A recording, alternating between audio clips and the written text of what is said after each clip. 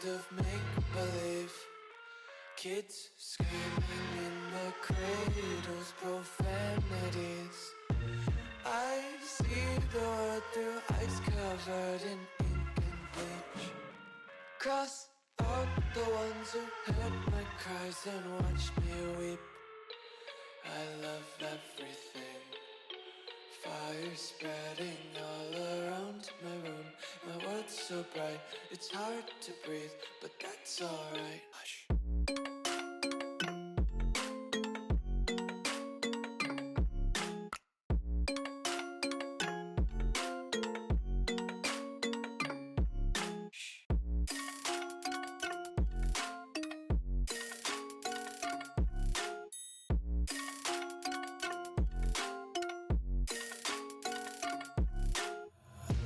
Take my eyes open to force reality. Why can't you just let me eat my weight in glee? I live inside my own world of make-believe. Kids screaming in their cradles, profanities. Some days I feel skinnier than all the other days. Sometimes I can't tell if my body belongs to me. I love everything. Fire spreading all around my room. My world's so bright, it's hard to breathe, but that's alright. Hush.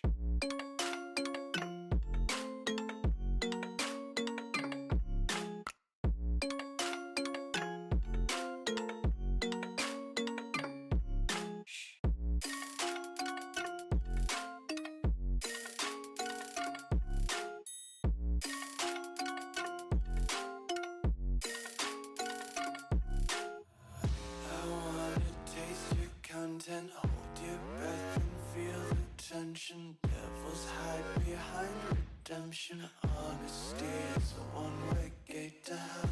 I wanna taste consumption. Breathe faster to waste oxygen. Hear the children sing aloud. It's music till the wick burns out.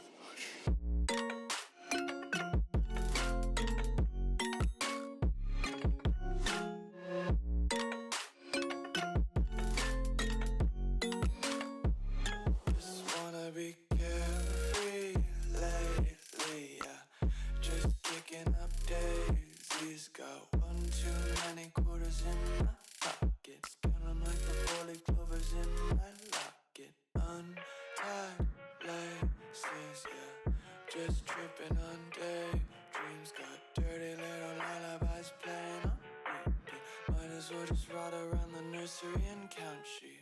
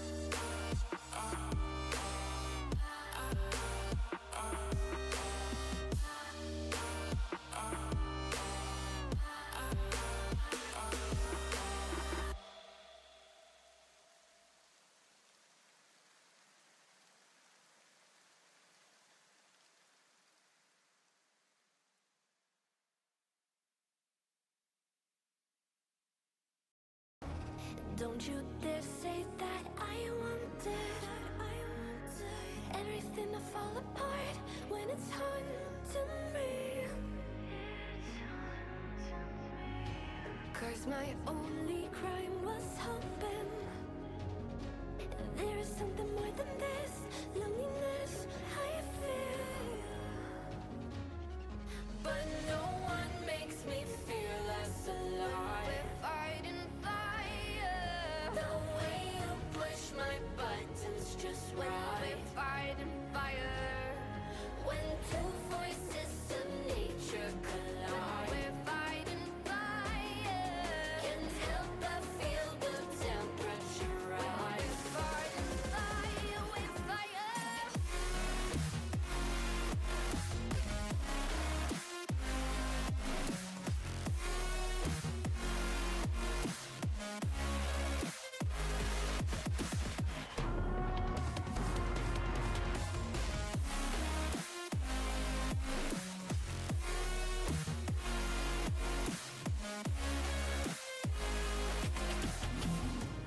Maybe if we took a moment long enough to realize how alike we are, that not everything is broken. 'Cause you know me better than anyone by far. But no one makes me feel less alive. We're fighting fire. The way you push my buttons just right. We're fighting fire. When two voices of nature collide. We're fighting fire. Can't help but feel the temperature rise. We're fighting fire. We're fire.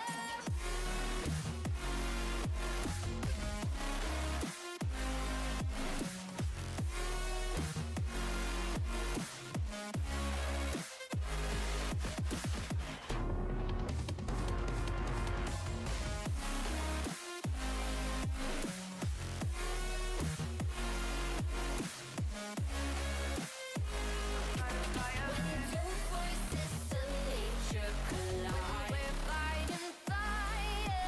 Can't help but feel the temperature rise. We're fighting fire. We're fire.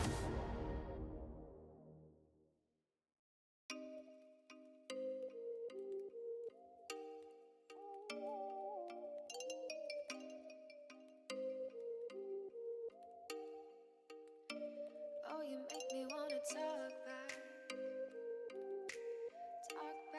to you. Say it like that. If I hate you, then find someone new. Baby, but you know I never will. No, so I choke you down just like a pill.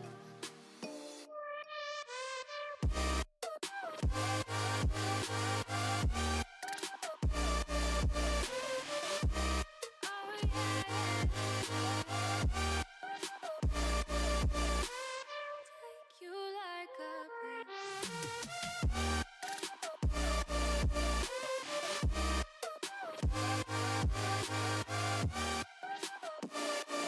Can I feel you like a pill to get my fill.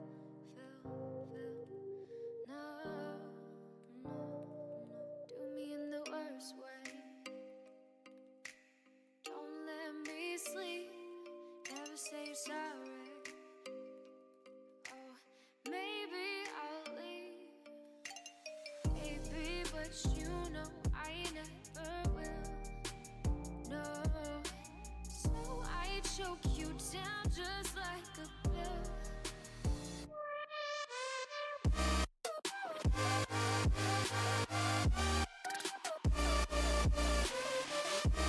Oh yeah.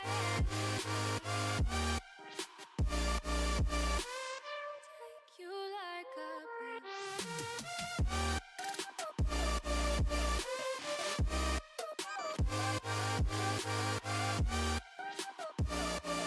Get my fill.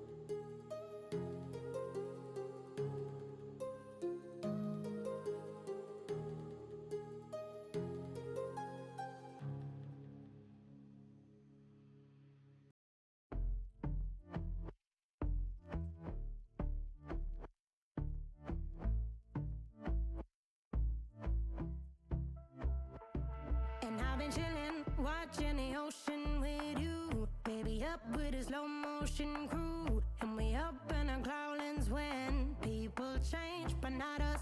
And we just chillin', kicking it, kissed by the sun. Could be soaked to the skin in the mall soon. I know she got the good vibes when seasons change, but we're the same. Even if I lost all my money, the zero runs deep, honey. And I don't need to speak a single word, 'cause you got me holding, holding. Even if my jokes aren't funny, my tongue tied up on it. And I don't need to speak a single word, 'cause you got me holding, holding.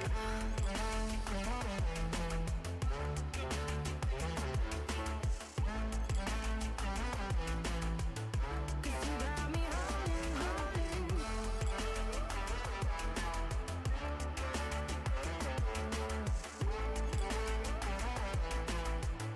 'Cause you got me holding.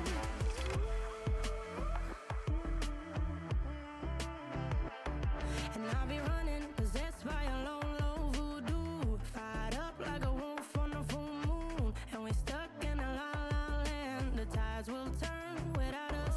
And I'll be killing time like I might be a cartoon. Take it in real life like haiku. I know we got the good vibes when pieces fall right into place. Even if I lost all my money, the zero runs deep, honey. And I don't need to speak a single word, 'cause you got me holding, holding. Even if my jokes aren't funny, my tongue tied up on it. And I don't need to speak a single word, 'cause you got me holding, holding.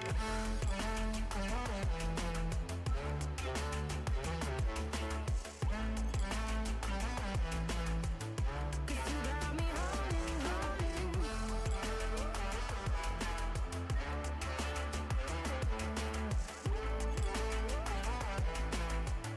'Cause you got me holding, play me like a bass guitar. Simmer down and mash me up. Tripping like I'm Jimmy at Woodstock. Drive me around in your red Ford. Shivers down my spinal cord. Oh, oh, oh, oh. 'Cause you got me holding, holding. Even if I lost all my money, the zero runs deep, honey.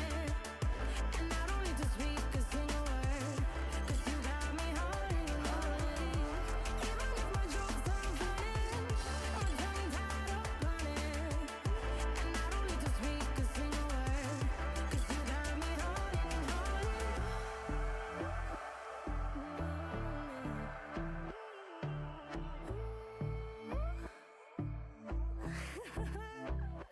Hold on.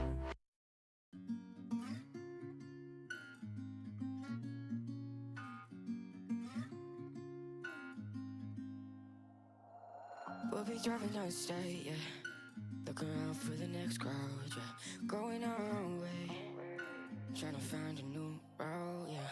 We'll be going in circles, trying to find a way, searching for the things we do, yeah. Drop top without a choice, yeah. Hair blown round to the window, singing stupid noise with you. I just wanna get to know ya. I wanna go far to the coast, yeah. I wanna drive fast to the ocean. I wanna know all of you. Growing old like a ghost, yeah. I wanna have kids of my own, yeah. Live a life till it's over. But until we do, it's sleeping soon.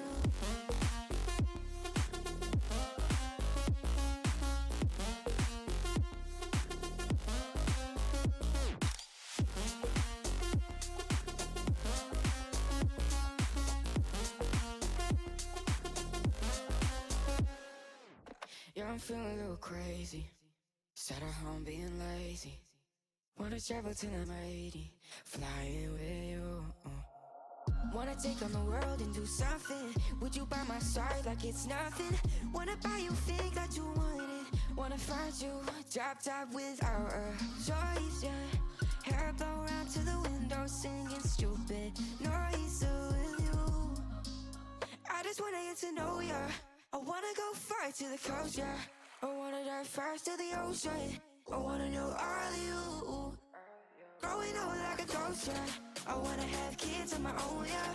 And live a life till it's over. But until we do, it's sleeping too long.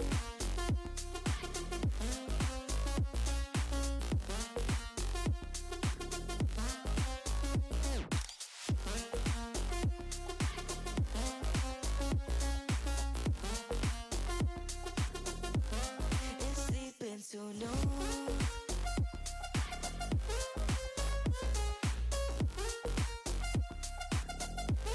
It's sleeping too long.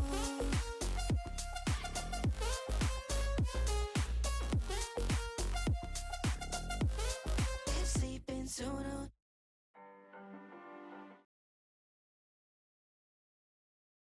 Alright, everybody, we are live once again with the Genshin grind. I took longer to do my little, like, startup stuff. It's not really startup stuff. Than I planned. Fuck. So, I was, gathering the local specialties for some of my characters that I'm doing it for. My brain's not working right now, I guess. Why is Windwheel Aster used for characters I have? Anyway, I was getting Windwheel Aster, and I've in the last stream. Oh shit! In the last stream, hold on.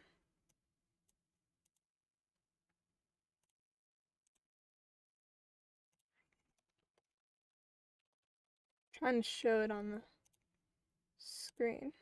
Here we go. In the last stream, I found this interactive map that has literally everything you can possibly imagine, and so I'm slowly trying to, like,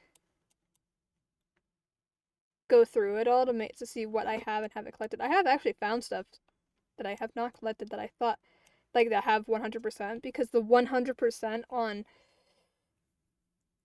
regions is not, like, actually 100%.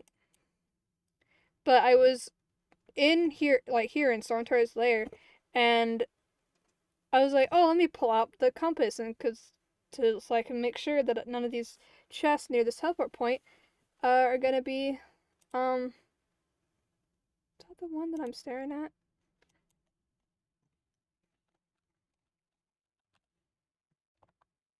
Is it?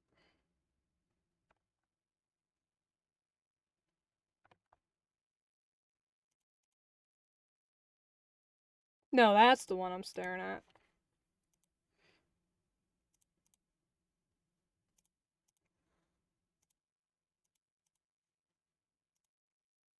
Anyway, that happened. So I found a chest in Stormtar's lair that wasn't there before. That's nice. Okay. Let's turn the sound back on.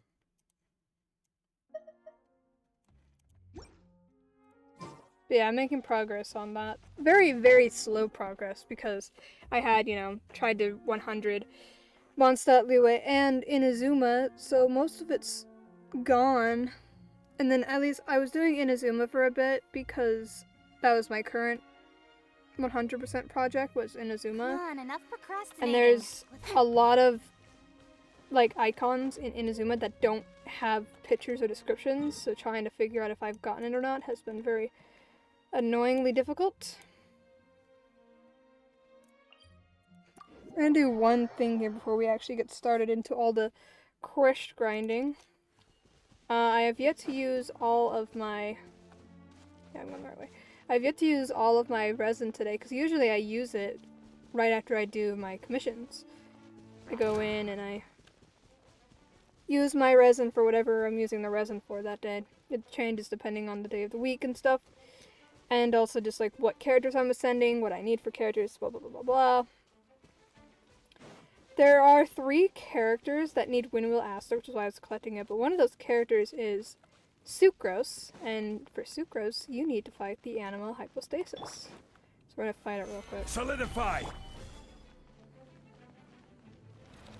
Speed of light. Hey! Motion to compel. Yeah, cut to the chase. Today was actually the first time I've ever fought the hypostasis with pitching instead of Beto. I don't really know if there's much of a difference in terms of Gather! speed. I wish I could kill it. Incinerate!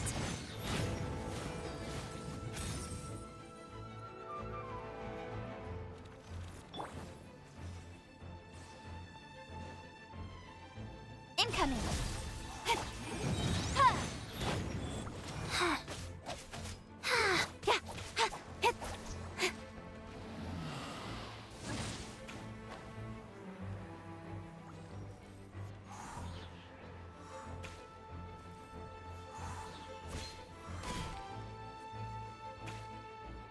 Ugh.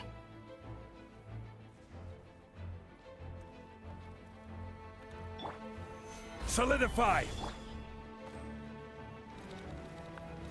Hey!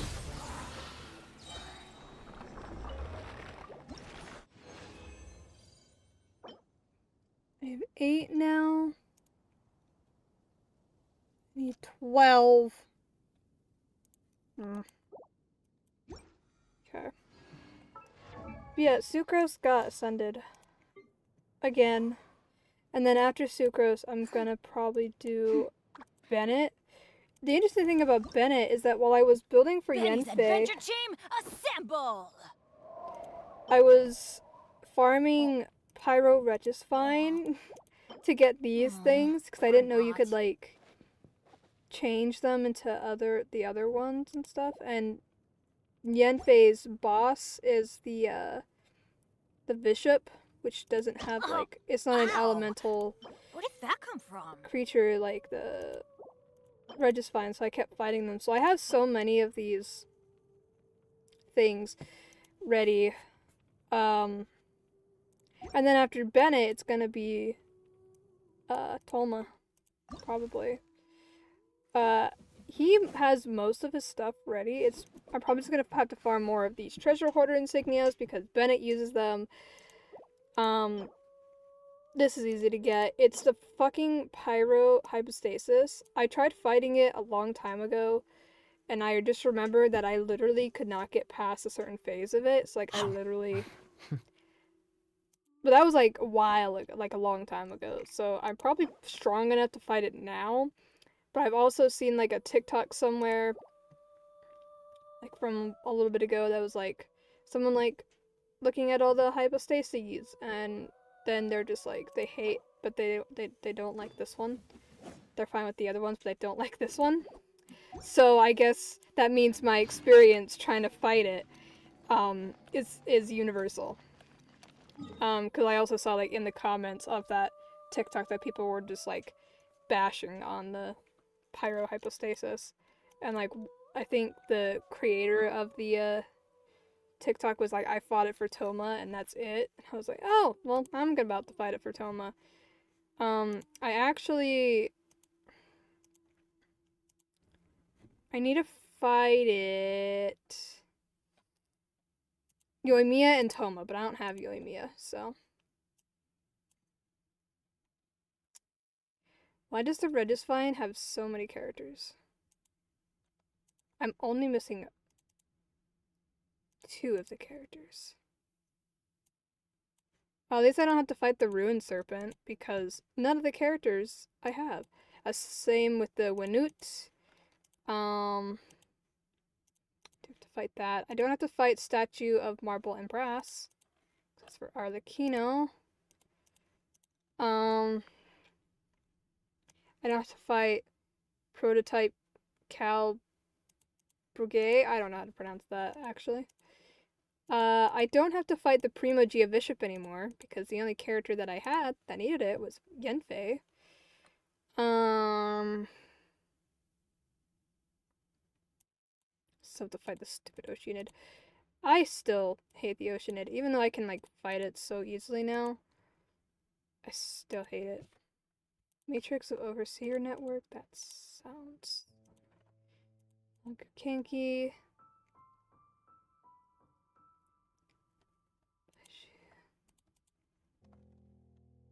Trying to see what other bosses I will never have to fight. I don't have to find the Hydro Tulpa, because I don't have either of those characters. Or the Hydro Hypostasis, because I don't have either of those characters either. Oh, I have to fight the Golden Wolf Lord for 2 characters. I have to fight the Geo Hypostasis. I have every character. Oh, no, I don't. I don't have Albedo. I was about to say, I have every character that needs the Geo Hypostasis. No, I don't. I lied. I do have to fight that, because I have Gaming. I don't have to find the Electro, which is fine. I still have to fight the Electro Hypostasis, but that's fine. Yanfei destroys it. Dendro Hypostasis. Cryo Red is fine. I don't have to fight the Cryo Hypostasis. I don't have to fight Coral Defenders. Well, after Sucrose, I don't have to fight the Animo Hypostasis anymore. Okay. It's the fucking Pyro Regisfine that I'm to fight so often. But I think Kuching would probably destroy it. I used to just beat the shit out of it with Beto and Chi-Chi. But at the time, my DPS was Yanfei, so trying to fight it with my DPS was like impossible, so I struggled. And I still hate the Pyro Regisfine. But anyway, we're gonna do like there's some stuff we got. Oh wait, there's something I should do first. I just remembered. There's some stuff in Inazuma. There's like hidden. Not that. This. There's like hidden quests all over to that you can do, and I've been trying to do some of them. At least a lot of the ones in Inazuma is like there's no markers. It's just stuff you gotta like figure out on your own. So I should look them all up if I really want to do all of them. But one of them is over here. Because I'm like using the interactive map and it's like you have to do this thing, but you have to do it like 3 separate times and I'm like, what? And I look it up and it's like, oh, this is a hidden quest. And I'm like, what? So I mark them. I'm hoping that I can get to the point where all of these markers are just going to be the hidden quests that I have to do, because it seems like a lot of them are in real life time sensitive. Like you have to come back multiple real life days to do something.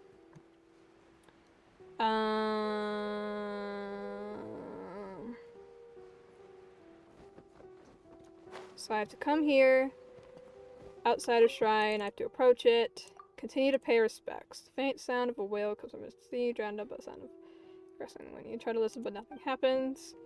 And then now it has 2. And then after, so I have to do it a 3rd time, and I think I have to come back the next day, and then I fight this guy. Worship, pray, listen, remember. Yeah, he doesn't talk much. There's another thing. That's a chest that I can't access yet. Oh, this. This is another one of those hidden quests over here. They take like when you have to like do it so many times. It's like the Tatarasuna quest where you had to like come back every day to like do the next part, but it's hidden. The whole point of the hidden quest. I like having those things set so I can get seeds, even though I have so many seeds already. Okay, so you come here. And it's one chest, I think. What? You give, you receive. Wait, I forgot. I forgot everything. I had it. I looked it up and then I'm lost. In the quest, human event, place in opponent. This can be done 3 times. Okay. Naku weeds. Okay, so that's why I had it set to 0. So I've collected 1 chest. And then there's another one. Where was it? Was it you? Oh wait, I think it was her. Or maybe it wasn't. I forgot. I can't remember because there was one of them where it's like it had to be like 24 hours, not resets. No, I can't remember. There's flower. There's a lot in Inazuma apparently. I had the flower girl marked, but I forgot about her. Cause I also like I don't go to regions I've theoretically finished. So that's what the point of the markers are for. I wish you could color the markers. That would be cool. You could color them. So you can mark like quests to grab, you can mark hidden quests, things like that. I don't know. I feel like they should be colored. It would help a lot.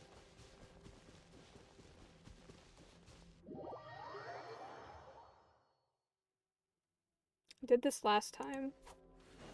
So there's like this girl over here that she's trying to plant flowers into Tarasuna now that like you can live here again. And you're supposed to come back to her every few days. But I don't know if it's because I had to sleep. I just wanted to pick flowers and so tired. Could you please help me pick some sweet flowers? Okay. Yeah, then I'm gonna take a breather. Some of the things, flowers, other dry flowers would be included in the letter. I do believe the rest. But I'm telling you, if you pick the flowers, please bring them to me. Yeah, so this is the other one. Then we go over here. See, yeah, like all these flowers were not here before.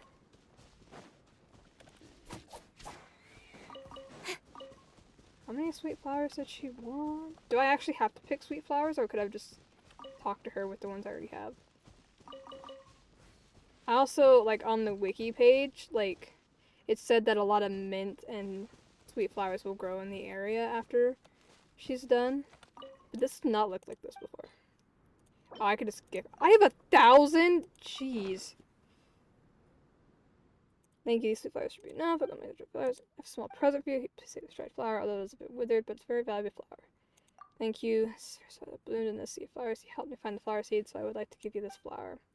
Thank you, very valuable still. Thank you very much. I'm sure everyone will return. So I need to plant more flowers so that when everyone comes back, they can see more flowers. Aha! Sun-dried sweet flower. Not bad, as far as treasure is concerned.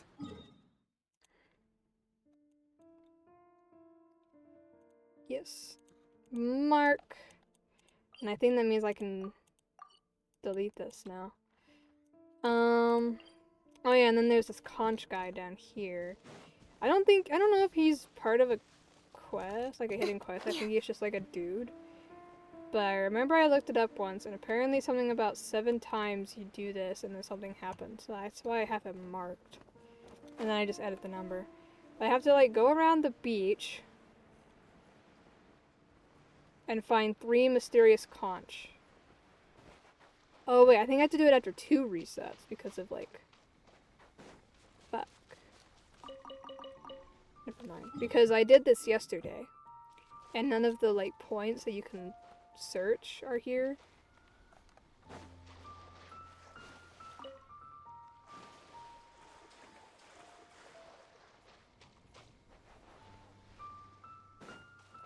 Fuck. Yeah, because they're like little points like this. But they're not on the beach anymore. So I guess I have to do it after 2 resets, which is why it's annoying. Okay. I think that's everything that was like hidden quests. That I still have to look into. That's something I'm still looking into.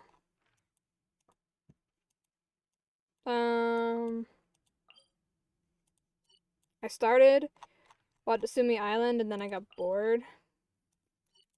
Need some boat trial. Need boat. What the fuck? Okay, yeah, but then I was working on... Then I switched to Mondstadt because I needed just a change of scenery. And I pretty much got this entire like area, like Starfell Valley. What's it called? Yeah, Starfell Valley pretty much done. I got all the way down to here. I had to do this area and then like go around. But all this is done. Like on my map, it's all like all the icons are grayed out and faded. But yeah, now that that's done, we can actually go and start quests. Should I go? Oh yeah, I forgot about this. Let's see if we can go and do this now, because I messed it up. So maybe it'll work now?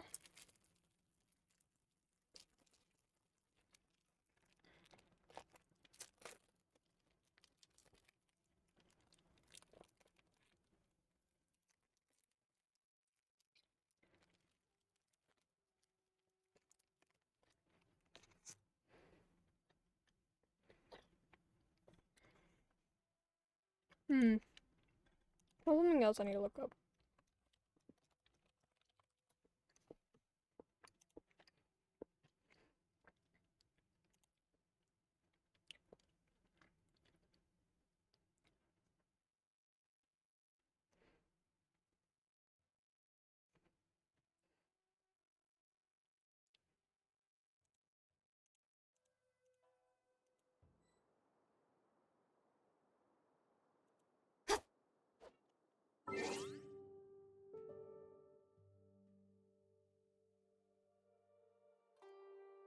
Oh, I have an achievement.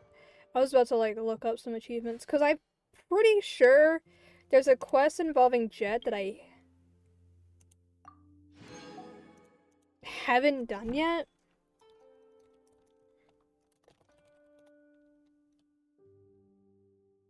I just don't know how to...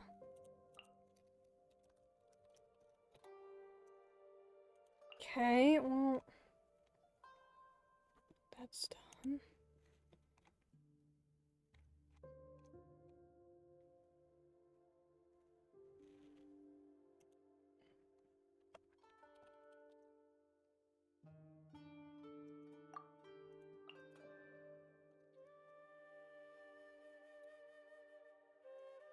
What?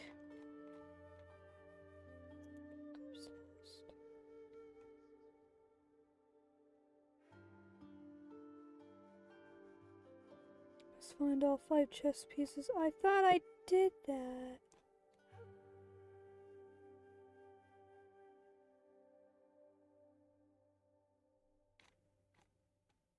Achievement, okay.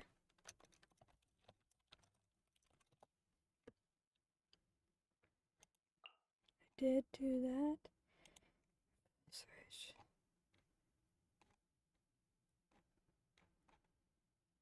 Oh, what?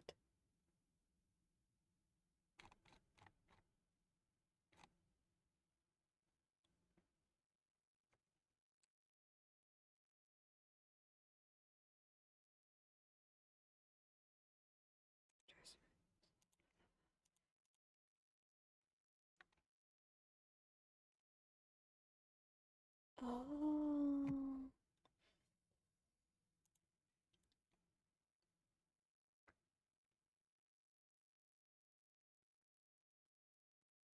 Who's Yufton?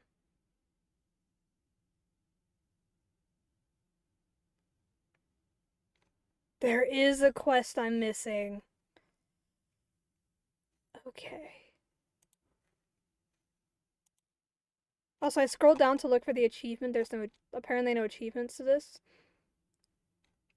And like one of the comments says, this quest finale goes hard. Jez gotta be the best NPC in Genshin by a pretty wide margin.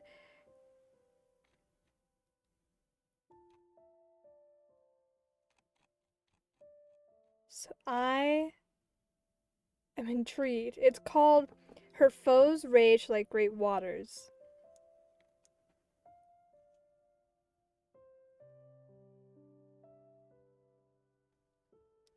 What?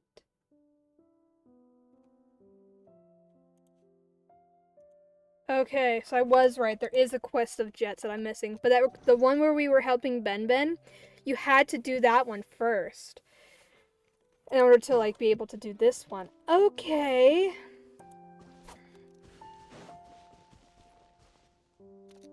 Why am I lagging all of a sudden? Is it because of the stupid wiki that's open? Wait, I should probably close that.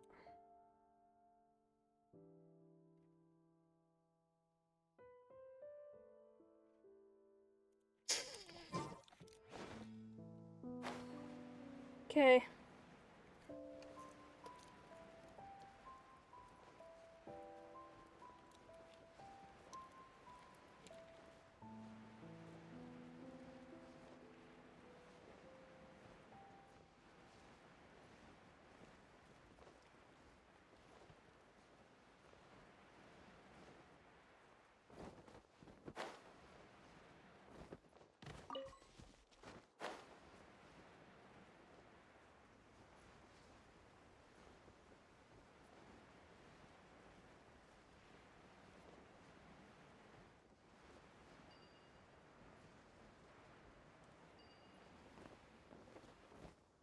The game is lagging a lot right now all of a sudden.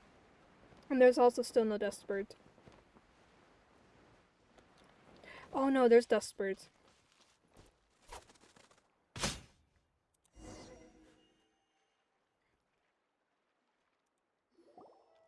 Oh, if it isn't Lumina Paimon, I'm sure you're here because you've heard about the dust bird colony resting here. This isn't an environment the dust birds usually favor, so why would they come here? Perhaps it's something worth studying. Stephcat. What is it? Oh, I'm sure you want to know if I'm still buying dust bird feathers, right? Of course I am. Their feathers are very precious. We know everything you've done. Why'd you say that? Do you suddenly feel proud of me for conducting such a hard research? Huh? What's going on? Why haven't the Eremites come? We had an agreement with Orhan. Lumi, maybe Paimon should give it a try. We know everything you've done. Paimon too?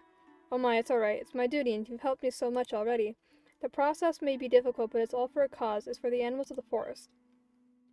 It isn't for the animals, it's all for yourself. We know everything you've done. Orhan rushes out of the forest just as you finish speaking. Yes, Stephcat, the Corps of 30 is officially placing you under arrest for the crimes of impersonating a forest ranger, instigating unknowing adventurers to carry out poaching, and colluding with treasure hoarders. Hey, Orhan, what took you so long? We almost lost our voices shouting the signal just now. We had a little accident. What's the Corps of 30 doing here? What signal? We know everything you've done, so that's what you meant. I even felt a little touch just now. Liar. Just surrender. I should have known you were with the Corps of 30. The news about a dust bird colony here was your doing too, right? Exactly. You've fallen into a trap, Stephcat. I bet a veteran con man like you never expected to get conned yourself. The Corps of 30 will treat you really, really well. I guess there's no point trying to deny it. I'm very fond of the animals in Smere, but sometimes just fondness is useless.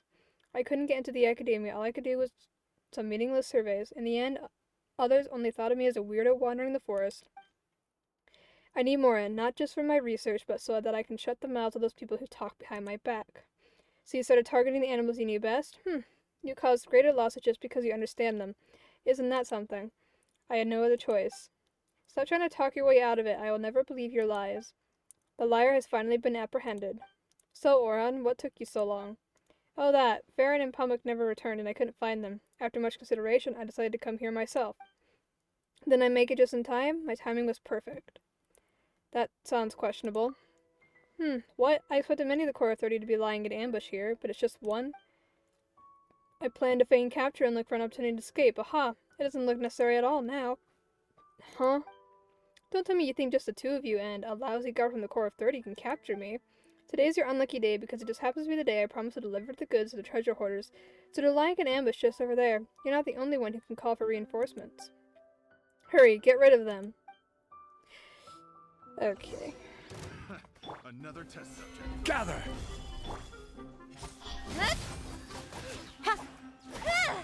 Let's actually get him. Let's do this.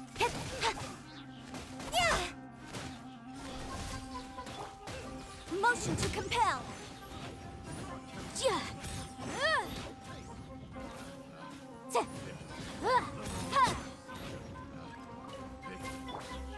Hey! Boom boom! Don't blink! Stabilize! Ha. Incoming.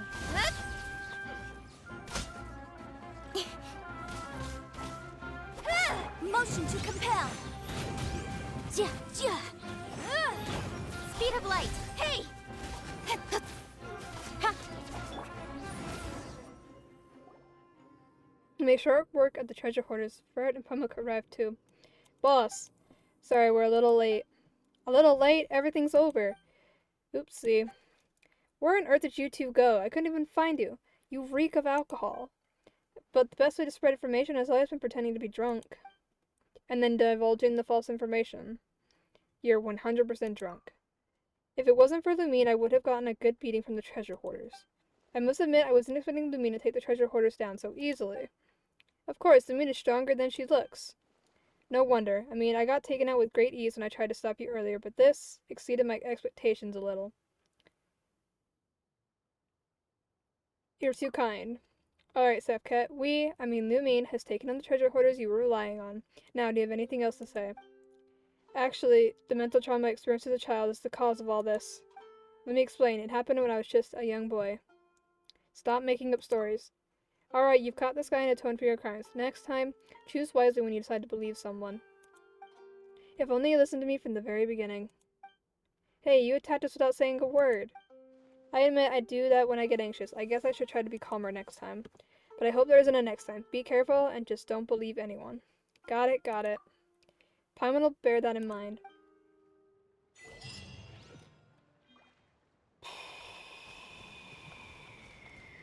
Sick. Okay. Well, that's done.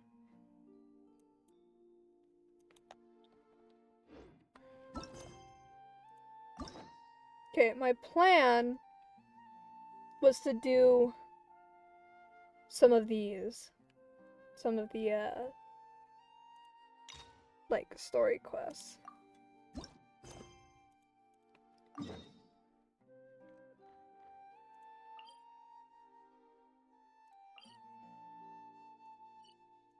She down in, like, the bazaar or something? But it's Nilou! I love Nilou.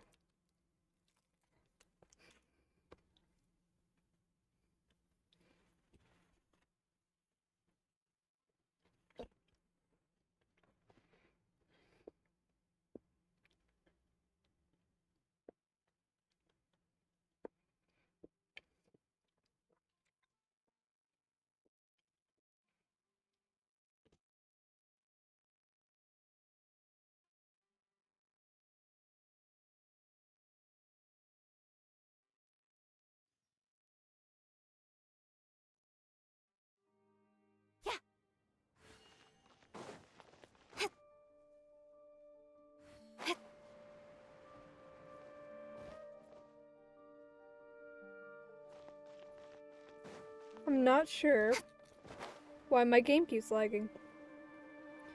I really hope it goes away soon because when I watch the cinematics, I don't want the cinematics to be laggy.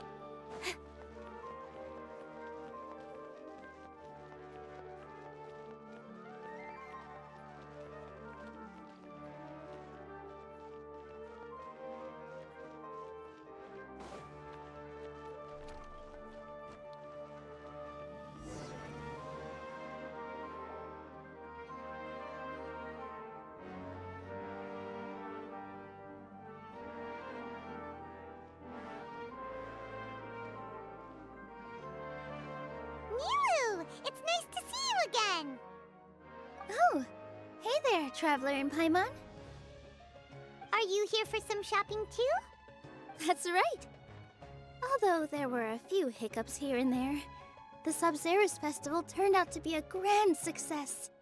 And so, the theater wants to host a celebration event. Do you two want to come? It'll be a really fun time. A celebration event? It's something like a tradition of ours. Whenever we wrap an important performance, we'll get together and unwind. Rehearsals are exhausting. If you keep your nose to the grindstone, you're going to wipe yourself out sooner or later. Mr. Zubair, our manager, always says that celebrations aren't just for fun, but that they should also be occasions for reflection and review. But no one remembers that once the celebration starts. It's not like he can't also have some fun himself. We've been to a lot of festivals during our adventures. Will your celebration also have lots of yummy food and drinks? Of course. We always do lots of eating, toasting, and gift exchanging. We try really hard to show our appreciation for everyone. Ah, so we'll need to bring a present. Don't tell me you were planning to freeload. No way! Treat others how you want to be treated, right? Paimon already has a great gift in mind. But maybe you could lend Paimon some more first? It's fine. No need to stress, Paimon. You can come, present or not. The gift exchange is just to make the celebration more entertaining. You two being there would be the best gift of all. It'll also be a good time to introduce you to the rest of the theater. Speaking of, since we last met her in her dream, many more things have happened. Is something up? Did you run into any trouble after your dance? You mean when I danced at the square right in front of the academia? Not a single person came after me. I left really easily. After that, no one came to the theater to scold me either. We actually gained many new customers, and they were all academia students. From what I can tell, in the past, if a student were to put off their studies to watch a show or dance, they'd be called foolish and irresponsible. But now, it seems like this attitude is changing. People are starting to believe that engaging with the arts can help them balance their moods, and through that, improve their research efficiency at work.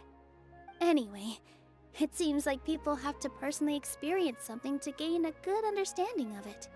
They should thank us for opening their eyes! Hopefully they'll appreciate the arts more. That'll probably take some time. They're still droning on and on about experimentation and proof. Will they really gain more appreciation for the arts if they continue to think of everything like that? Anyway, all that aside, are you thinking about coming to our event? Paimon thinks it'll be a great time! What do you think, Traveler? Sure, we have some time right now anyway. Alright, then let's head to the theater. Wait, I completely forgot about this pile of stuff! Whoa! Did you buy all of this, Nilu? Just one box. The rest were given to me. I really don't know how it came to this much. That's way too many freebies! Many vendors give out samples for free, but Paimon's never seen this much! All I know is that whenever I start chatting with people, my hands would get more and more full until I can't hold everything anymore. This seems to happen every time. I was planning on making a few trips to bring everything back before continuing on with my shopping, but I don't think I'll have the time. So this isn't even all of it?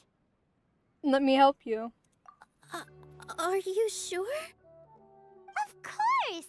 Carrying stuff is a piece of cake for her, right, Traveler? I'm so sorry to trouble you like this.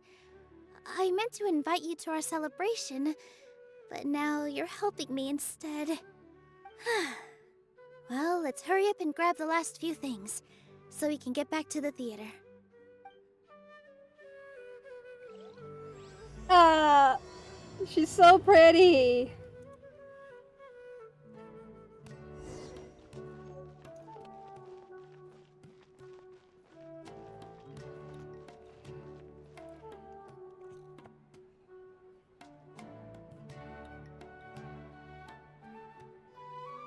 Oh, well if it isn't Nilu. Greetings, Mr. Jute. Do you still have any food that's ready to go? Of course I do. I've heard that Zubair Theater is hosting a celebration event, so I reserved some food for you in advance. Although, it looks like you're gonna need 2 more portions. Please allow me to introduce them. This is the Traveler, a very experienced adventurer. And this is Paimon, her super reliable guide and helper. No. Paimon is... hold on. She got it completely right. Look, Traveler! She introduced Paimon correctly! Truly a most rare occurrence. She just introduced you as you are, Paimon. Don't underestimate Nilu. She always remembers every last little detail about everyone, even if it sounds completely trivial. She's also very brave. Just a little while ago, she saved my precious spices from the jaws of a sumpter beast. Don't think anything of it. I just help out when I can because everyone else takes such good care of me. Anyway, sorry to get off topic. We're in a bit of a hurry. Mr. Jute, did you say you didn't reserve enough food? I was joking. Anyone who runs a business knows to keep some extra stock. After all, orders get changed all the time. Oh, that reminds me. It seems that these friends of yours aren't from here. Have they ever tried any delicious tachin? What's that? Ooh, what a fantastic idea! Mr. Jute, did you bake a batch recently? Tachin is a mixture of rice and meat that's baked into a cake-like shape. Mr. Jute adds special spices into his. Its aroma is just so wonderfully delicious. If you ever see kids crowding all around Mr. Jute's place, you know he's baking up a storm. But is it really just for the kids? Don't you often follow them in too? I just can't help myself. We're 2 peas in a pod! Who doesn't enjoy some good food? Wait here. I'll bring some over.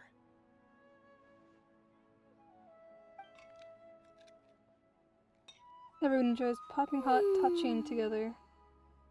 Whoa, what a dish!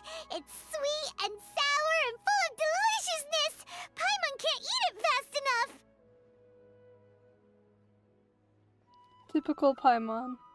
No matter how many times I eat it, it's still so delicious. I wouldn't have offered it as a treat if I wasn't confident in the taste.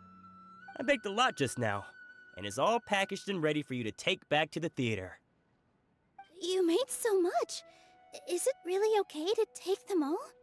It was nothing. Making 1 serving or 100 servings is all the same to me. If anything, I should be thanking you for helping me clear my inventory. We should pay you at least. Don't worry about it. What kind of person would I be if I made you pay for a treat? Make sure you got everything. Feel free to come back anytime.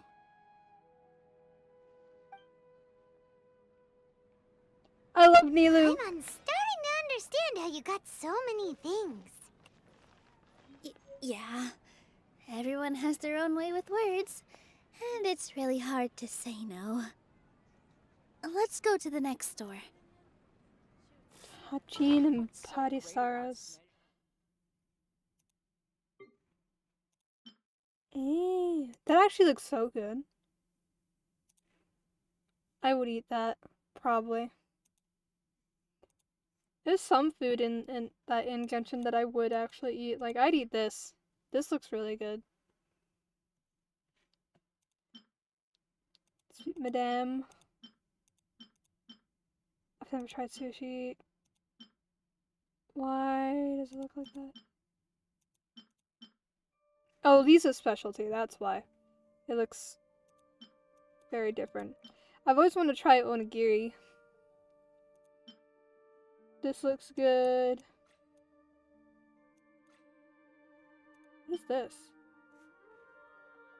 That looks... Oh, official specialty, that's why it has an interesting name.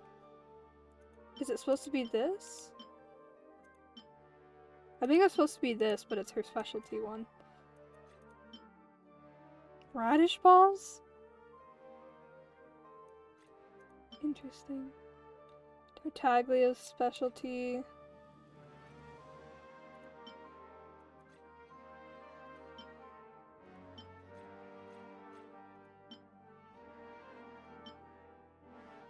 Seed and bird egg soup.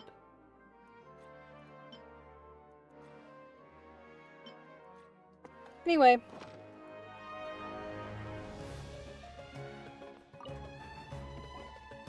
Nilu, good timing. I have the textiles you ordered. If you took any longer, the Sumpter beasts might have gobbled them up. You and your jokes. Sumpter beasts won't eat those kinds of things, Mr. Offsheen. Jude said that some Sumpter beasts ate his spices. Were they yours? Oh, yeah, really sorry about that. Nilu, if it weren't for you, I would have lost half of my profits that month. Trying to pull anything out of a Sumpter beast's mouth is like playing a game of tug-of-war. So they really do eat anything, huh? At least they work after eating. The one thing that Paimon has in common with Sumpter beasts. What's that supposed to mean? Come now. You know, Sumpter beasts sometimes eat not because they're hungry, but because they like gnawing on things.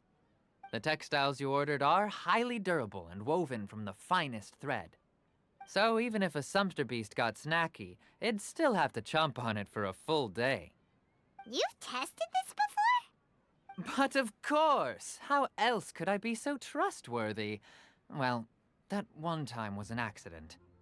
I wouldn't dare experiment with such a precious product. True. It does sound like some good fabric. Ho ho! Have I piqued your interest? If you want to buy some, now's a good time. Buy 2 bolts and get 20% off. Ooh, What? that's a pretty good discount. What do you think, Traveler? No thanks, Mr. Offsheen. You can't use that kind of tactic on her. Look, you've already sucked her in. Tactic? So you mean everything he just said to Paimon was a lie? I wouldn't go that far. It's just that Mr. Offsheen is really good at spinning stories. A word from him, and you'll find yourself buying things you don't actually need. Mr. Zubair gave me a huge lecture the last time I bought too many things. Vendors shouldn't use manipulative tactics. Come on, don't look at me like that. All she got was a talking to from Zubair, while I was nearly fed headfirst to the Sumpter beasts. My philosophy is that stories give value to merchandise. That's why my business started with such a boom. Our Nilu here is an extraordinarily good listener. Back then, she believed anything I said. After a while, I began to feel guilty selling things to her because of how happy she looked. Though she enjoyed the stories and I the Mora, I knew she didn't need to buy that much. Anyway, since then, I've come to realize 2 things. 1, that stories should just be a means instead of an end. And 2, that there's more to business than just selling goods. It's okay. We're all friends now. There's no need to dig up the past. That reminds me. Some of the goods from my latest shipment aren't in the best condition. They're fine for general use, but my customers have high standards, and I don't have the time or resources to find new buyers right now. Nilu, why don't you take them? Huh? No, I can't do that. Just think of it as a favor for me, all right? The theater can use them for props and whatnot. It costs me Mora to store or ship, so I'm just losing money every day continuing to hold on to them. Even so, let me buy them at market value. Nah, these goods are hard movers. Besides, if I let you pay, wouldn't it mean that I'm just using stories to sell my goods again? Just take them. If you really feel that bad about it, give me some theater tickets later. Oh, yeah, you should also take some while you're at it. Adventurers are always in need of materials, right? Wow, even we get a share of this? Hurry and take it. Just looking at it all is giving me a headache. Thanks for the huge favor. There's still one more store. Are you alright holding on to that much stuff? Yes. Paimon, why don't you lend a hand? She must be tired.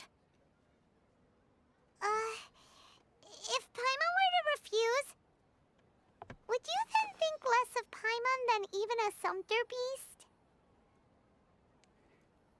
She didn't respond. About time, Nilu. Farhad here was snooping around your props. Please, I was only looking at them to get a better idea of what your new show may be about. Wouldn't spoiling yourself just ruin all the fun? Yeah, please wait for our official performance. These two look familiar. I think I've seen them before. Ah, weren't they at the Sub-Zerus festival? Yeah, and they're coming to today's celebration too. Oh, the more folks the merrier. I was actually just talking to Farhad about also stopping by tonight. Oh yes, please do. I'm sure Miss Raykar and Miss Nadja would also love to have a chat with the two of you. We even prepared a small gift. Let me show it to you. Ta-da! It's a flower wreath.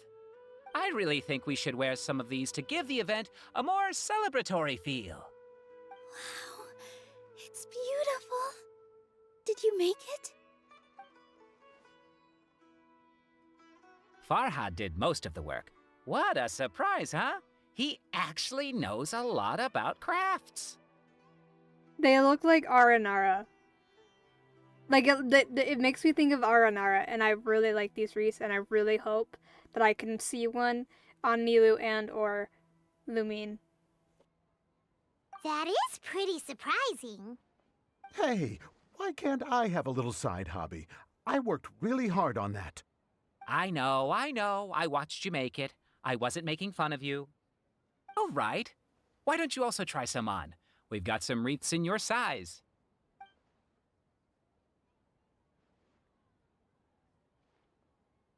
It fits perfectly.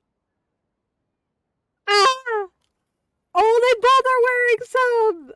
Oh my god! This is amazing. I love this. I absolutely love this.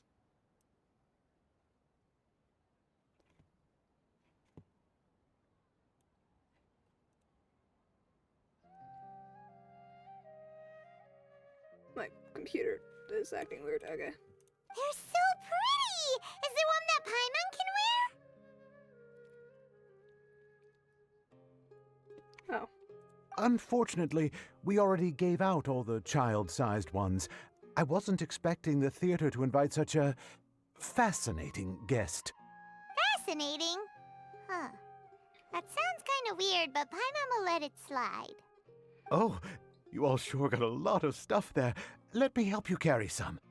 I'm a porter by trade, so this is what I'm best at. That'd be great! Please and thank you.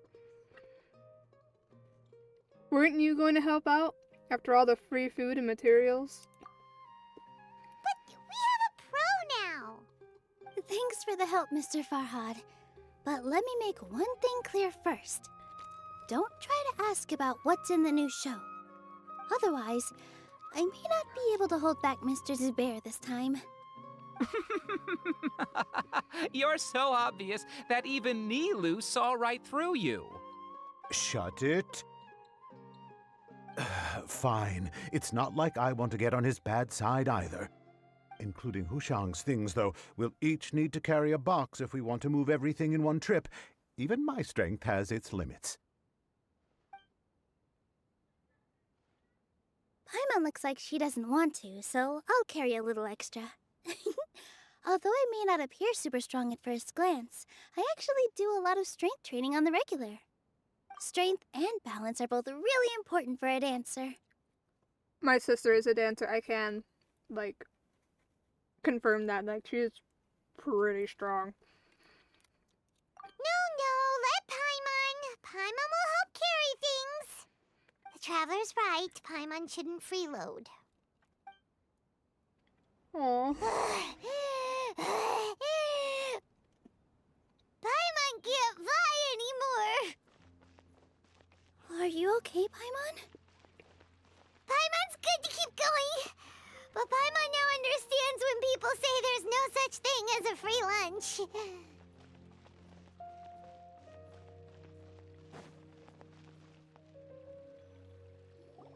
Oh, that sure was a lot of stuff. Oh, looking forward to the event later. Thank you, Mr. Farhad. Thank you, Sumter Man. Sumter Man? Thank you, Paimon. Paimon's definitely going to eat it all back later. All right, I'll leave you all to it.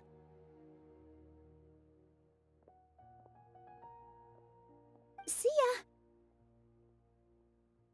Good thing we had Mr. Farhad with us, or else that would have taken way longer. The atmosphere here is so nice. Is everyone always this friendly? Of course. Because everyone's working here together. We're all like neighbors, so we're always helping each other out. It's easy to forget that everyone's running a business. With this many freebies being thrown at you, you probably don't need to work. I felt so guilty at first, like I always owed someone something. I was always thinking of ways to repay others. Later on, I realized that it's actually like what Mr. Afshin said. By taking the freebies, I was helping everyone out and saving them money. When you order the wrong item or make too much of something, sometimes the best way to maximize the value of those goods is to give them away. That's why there's no need to stress over the freebies. All of us repay others by helping them when they need it. Oh, that actually makes a lot of sense. This has become our norm, and no one keeps track of the back and forth anymore. So really, don't worry about it. Alright, I have to bring all this to Mr. Zubair and do a little bit of prep. Feel free to hang out here for a bit. It'd be nice if you could also get to know some other people at the theater. You sure you don't need any help? Nope. Mr. Zubair's really on top of everything. You two are our guests, so please, just relax and look forward to the celebration. Wow, the atmosphere here is so nice. Let's take a break and immerse ourselves in this warmth.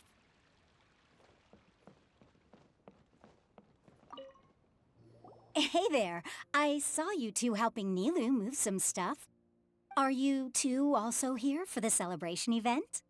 You got it! My name is Raykar. Nadia and I are this theater's prop engineers. I also help out with some other tasks like housekeeping. The little ones causing a ruckus are my children, Soreen and Abi. I hope they aren't bothering you. They always get really excited every time we hold a celebration event. They're adorable. Yes, they are. Everyone here takes great care of them. There's good work here, the pay's always on time, and Nilu and the others will often volunteer to play with the kids. I'm quite content with this current way of life. Do you mean your life wasn't nearly as good before?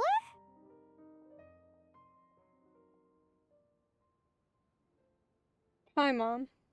It's all right. It's all water under the bridge now. My husband and I were both adventurers, but he passed away from an accident. Material struggles can always be overcome, but ever since then, I haven't been able to spend much of my energy on anything else. But I still consider myself lucky. Mr. Zubair has helped me a lot, and the atmosphere here is tolerant and kind. Sorry for bringing up such sad memories. Oh, it's all right. I don't mind. Once the event starts, you'll be able to see for yourself the kind of atmosphere I was talking about.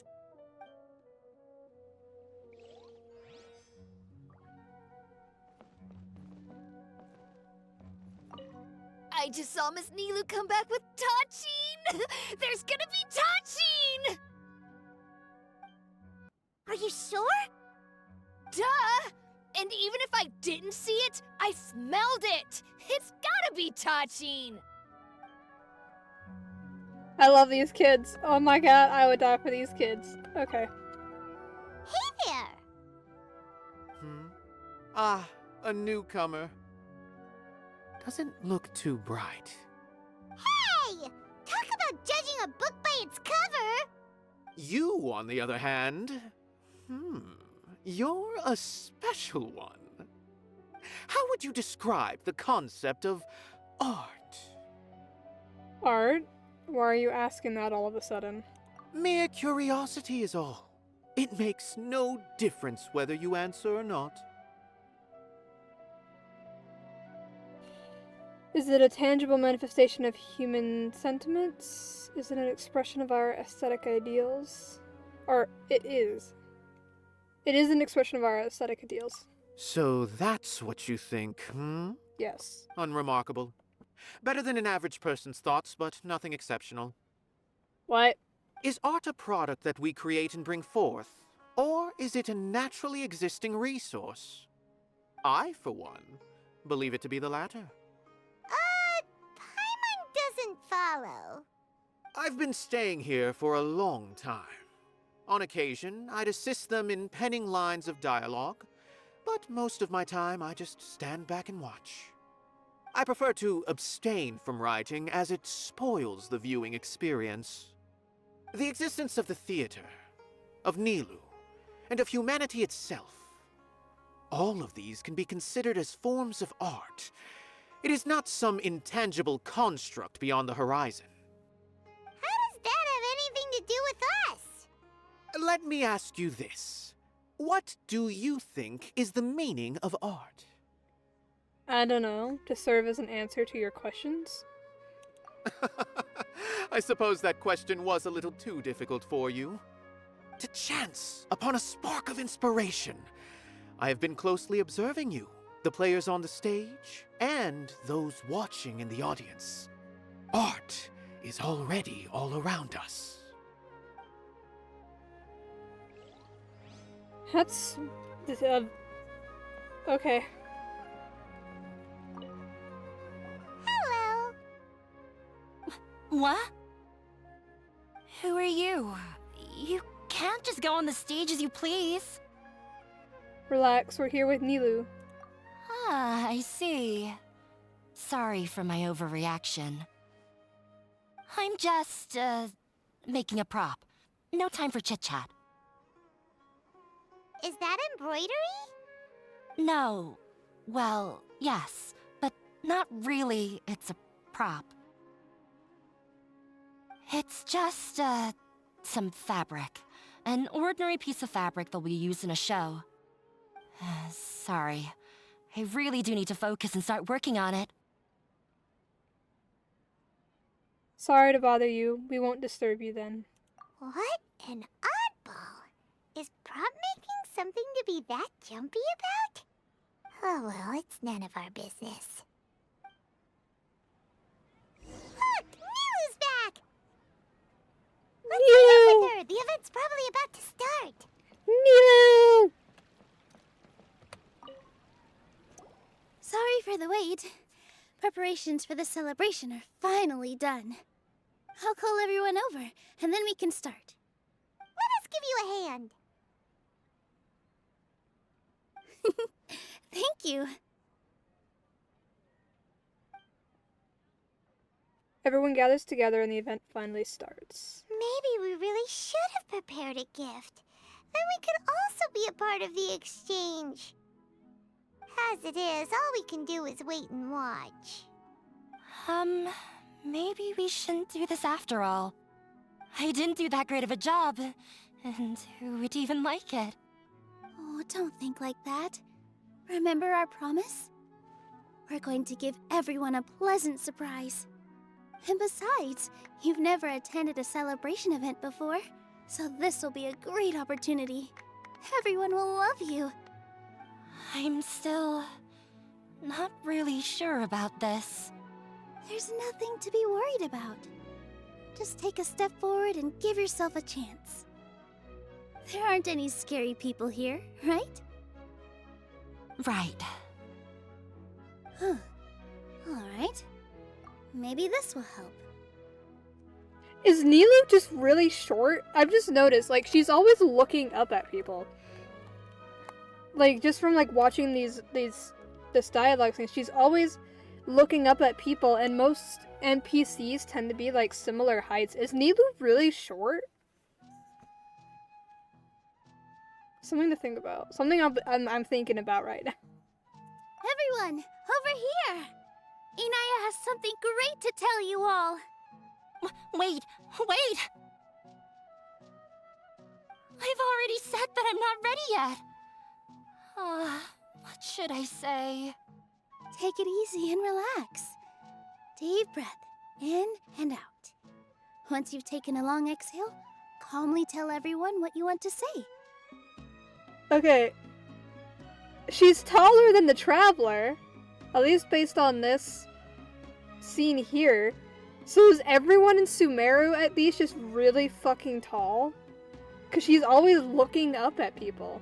Like, cause like she's short, not like... I mean, she look like, not like in the sense like looking up someone because they're cool, like looking up because she literally is shorter than them. Does that mean the Traveler is just really, really short?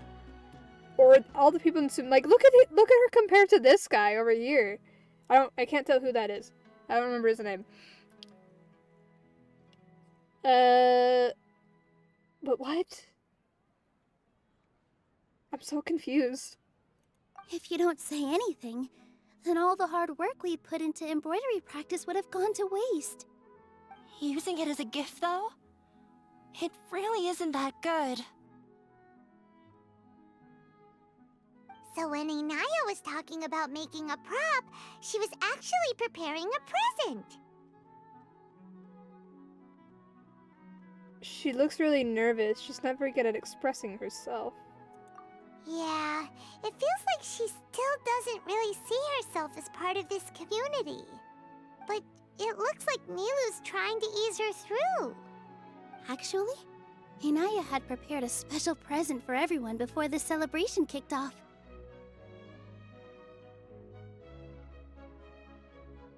Woohoo! We're gonna get our first present from Miss Inaya! I love these kids! Down! The louder you all are, the more nervous she'll become. You've worked on it for so long, so have some confidence. Don't be afraid. You've got this. I love those kids. I love Inaya. Is Mr. Zubair here? Sheikh Zubair, this is an urgent notice from the Academia. This celebration, or whatever it is, must stop at once. What was that, like, side-eye she just gave? Oh my god. Anyway. What a condescending guy. What's his deal? Follows space below theater. Since Zubair Theater has long violated the Academia's policies and orders, we have decided to demolish it. As its manager, you must halt all operations and dismiss all staff members within 30 days, after which you will report to the Academia for further punishment. Why? Why force us to do this all of a sudden? Little girl, this is not the first time you've been issued a warning. I didn't hear anything about demolition the I last hate time him. I asked. And now I suddenly only have 30 days? I hate him. I hate him so much. I hate this man. She is short! Look at her! Oh my god, she is short. She's like the same height as the Traveler. Like, compared to her, and then him. I mean, he's a little more forward. But she is short. Anyway, I hate this man. We have more shows planned, but it's impossible to do anything in just 30 days. How am I supposed to explain this to my customers and staff? That issue is of no concern to me, Mr. Zubair. You seem to understand the situation quite clearly. Perhaps you can reflect on the reasons why you have failed to prepare for the scenario in advance. Demolition? Why do they want to demolish this place? The Academia has never liked us, and they've never respected our work. To them, what we do is all a waste of time. This isn't the first time they've come by. They had asked us several times in the past to improve the quality of our performances by only putting on shows they consider to be sufficiently intellectual. But our audience isn't the Academia. It's the people of the Grand Bazaar. If our shows are too difficult to understand or too removed from everyday life, nobody would watch them anymore. Changing our content would not only mean turning our backs on our vision, it would also directly lead to the loss of our livelihoods. If the theater actually gets demolished, many people would become displaced. Yeah, the theater is very important to each and every one of us. The way they're doing things is so scummy. But I also don't know how we can stop them. I do not wish to explain everything again from the beginning. Time is of the essence, so you should act with haste instead of asking frivolous questions. But none of us plan to accept this. Such an abrupt notice is contrary to established policy. Ask whoever you will. The answer will remain the same. We have already given you sufficient notice. Enough! Does your audacity know no limits, Father? Huh? Father? Their family? Excuse me? That explained the death glare she gave him earlier. Holy hell. Okay, anyway. What academia? This is all because you don't like Zubair Theater. You're just using the academia's name to threaten us. Let me tell you, even if you manage to tear down this place, nothing is going to change. You've always been awful. But even I never thought my father would sink this low. This is strictly business. It has nothing to do with where you are, what you do, or what you think. I hope you all have not been irrevocably blinded by folly. I will not waste more time on pointless arguments. Wrap everything up, and make preparations to shut down at once.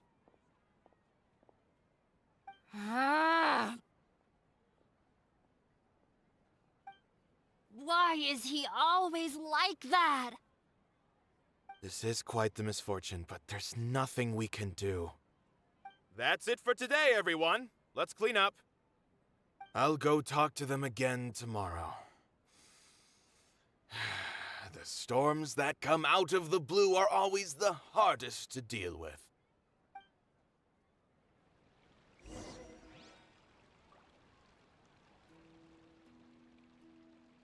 Can I fight him? I want to fight him. I don't like him at all. Is this place gonna get torn down? No! I don't want that to happen! Oh, shh, don't cry. That man was just trying to scare us. I love these kids. I don't want them to be sad. They get more and more unreasonable with each passing day. I have to think of something. I love the arts, for one. Like, me personally, like, I very much love the arts. I'm just annoyed far beyond reason. I don't know how to describe that, but yeah, this greatly annoys me. I love the arts. I love everything to do with the arts. I was in theater. I've been a stage tech in high school. I was in choir. I play piano. I have a guitar that I want to learn how to play. Love the arts. So this is like really frustrating. Sorry. My father is always like that.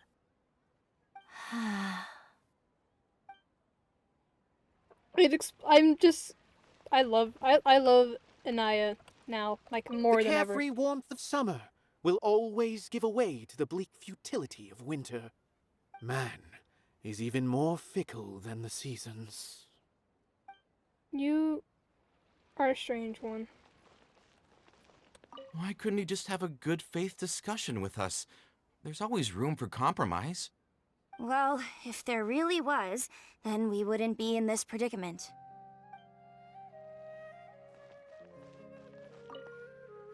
Sorry.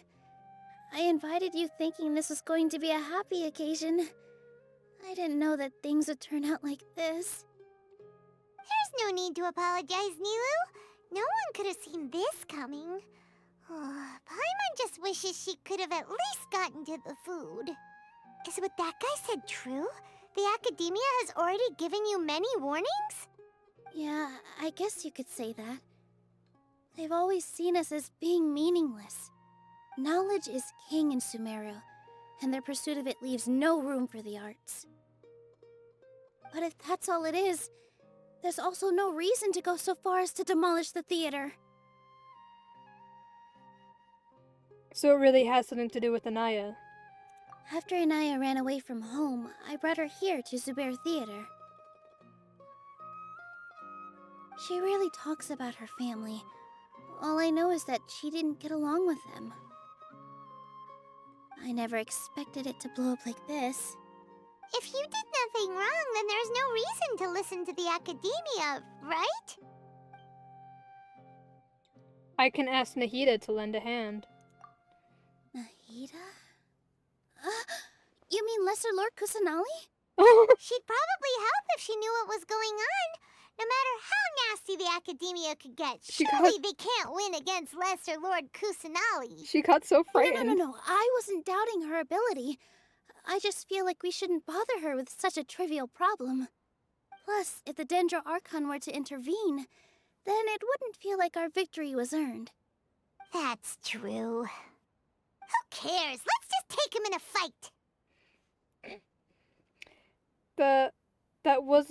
That won't solve the underlying problem. We won't always be here. That's true. I'll try to think of something. We can't just let everyone suffer in a perpetual state of fear and uncertainty. What to do? Can you pretend to shut down, but secretly continue to hold your shows somewhere else? Or we could go through a list of customers and try to see if anyone in there might be willing to help out. That also doesn't sound like it'll work. I think a scholar once told me differences can be settled through a debate. A debate? Huh. Well, scholars do love to use them to solve their problems, but how would that work in this case? We just need to prove that the theater's existence has value. Oh! If we can prove to Inaya's father that the Academia's position doesn't hold water, then they won't have a reason to demolish the theater! I see. Defeating him in a debate. It's a good idea, but which one of us could hope to win against a researcher?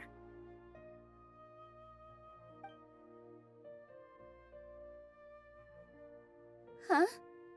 Me? No. I'm the literal worst at arguments. I can't debate. Debates aren't arguments. You debate to prove that you are right. Nilu, you are only so stressed out right now because you care so much about protecting the theater. This theater holds a special meaning in all of our hearts. It's irreplaceable. But I just don't know. Can I really take on such a huge responsibility? You'll be fine as long as you prepare. I'll do my best to help. Paimon will help too. You'll feel a lot more confident after doing some prep work. Believe in yourself. Thanks, you two. Alright, I've decided.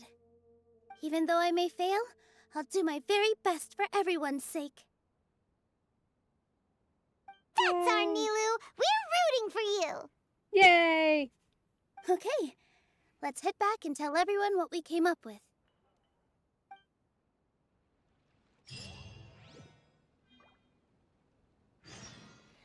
Haha! Gather everybody and get situations. What do? Do I have to go talk to everybody? Oh. Everyone gathers together after hearing Nilu's thoughts. Trying to best the Academia in a debate is attempting the impossible. If you really want to try, I won't stop you. It's not like our situation can get any worse.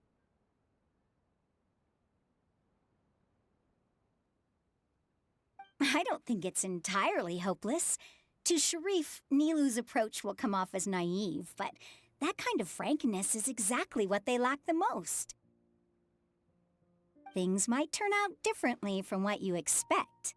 I am in favor of such a romantic feat. No playwright will turn down a compelling underdog story. Sure, in fiction, but I'm not sure how well that will translate to reality. I'm not saying that I don't support you, Nilu. If you need my help, just say the word.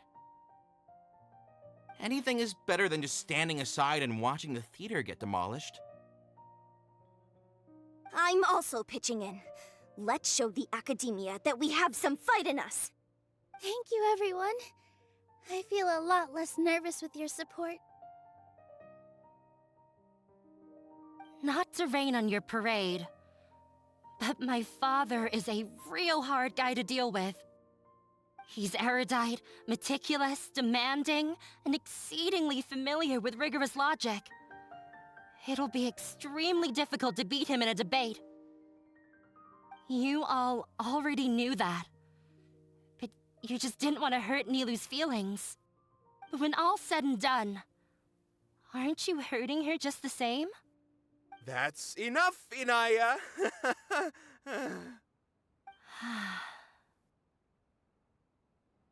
Sorry, I've ruined the mood. I just can't force myself to expect a positive outcome. Nilu shouldn't have to push herself for the sake of an impossible goal.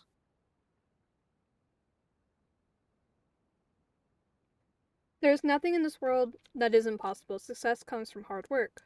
Yeah, it's way too early to give up. You're right, Inaya. We're up against the academia. Everyone knows that they're very powerful.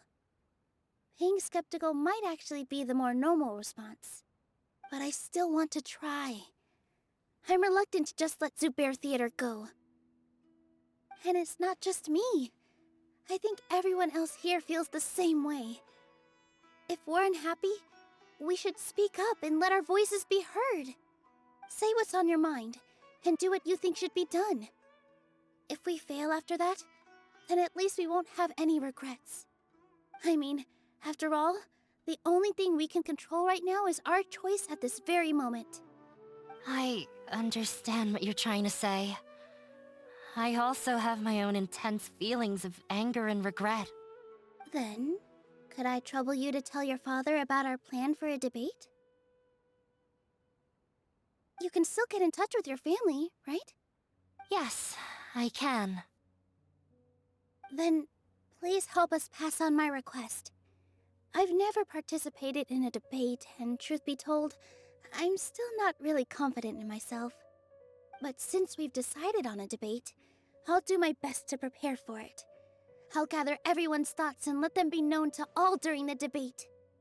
I, by myself, definitely don't have enough wisdom to beat your father, but what about the entire theater combined? Then we should have a chance, right? Right. That's right, Miss Nilu! Beat the bad guy! Justice will prevail! Make him eat dirt! I love these kids! You too. We aren't getting into a fight. But thank you for your encouraging words. I'll do my best.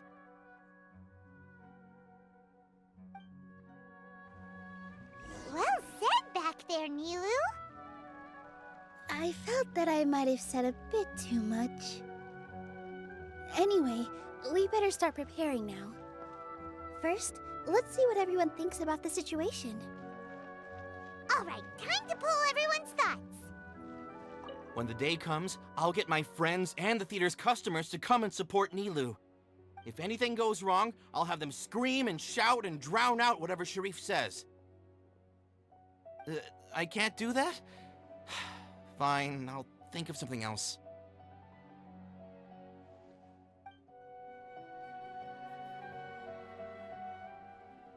I'm gonna... For the sake of immersion. There's still a long road ahead.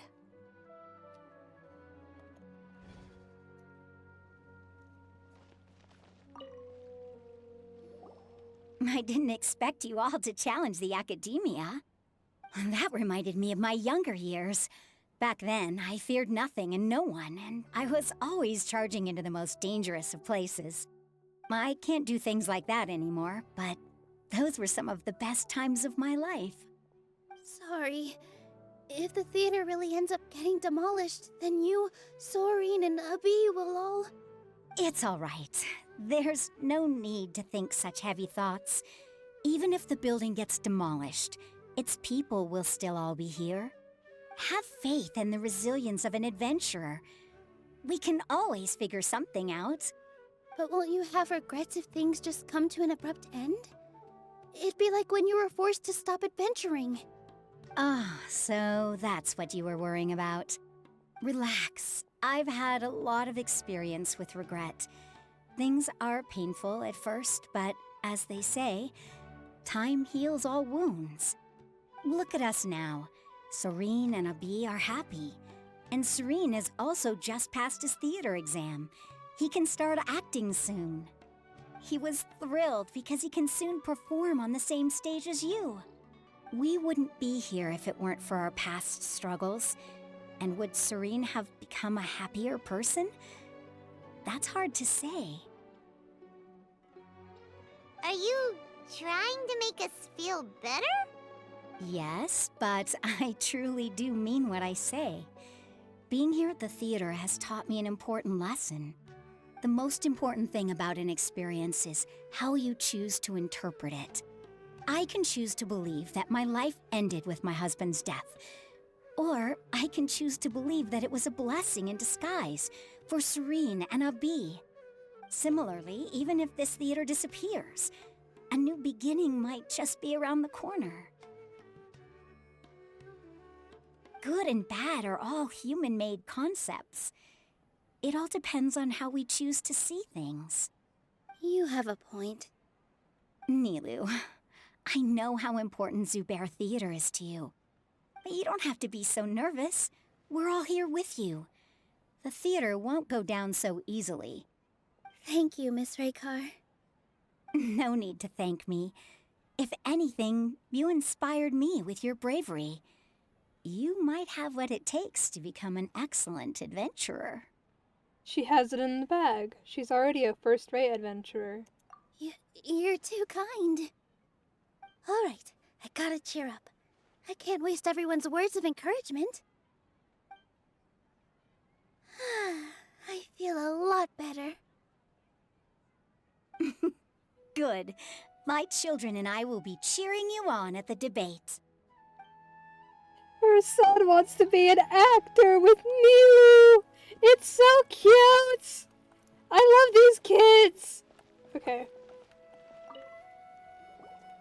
Paimon doesn't really want to talk to him. So, you've already developed some prejudices against me. And to think, I was just about to put forward a suggestion. Oh, Paimon will listen to that. Although, I know not if you have a new answer to my previous question. Now seems like an appropriate time to revisit it. What do you think is the meaning of art? Oh, this again? We probably do need to tackle this question if we want to prove the value of the arts. I don't know how to explain it, but all I know is that when my performance makes the audience happy, I also become very happy. Does that count as a meaning? You answered him so seriously. Careful, Nilou. This guy's ramblings never make any sense. No. Nilou's answer far surpasses yours, and it is close to my own. The meaning of art comes not from its creators, but from its audience. In other words, only art that can be appreciated by others will impart its essence and value upon the minds of its audience. This is something that the academia can never understand. You seem to have many stories of your own. I once pursued the mastery of art, much like how a researcher would chase wisdom and knowledge.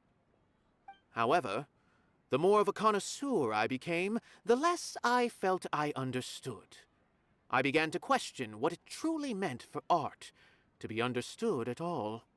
I knew that the most sophisticated works are often the least appreciated, and yet somehow that provided me with little solace.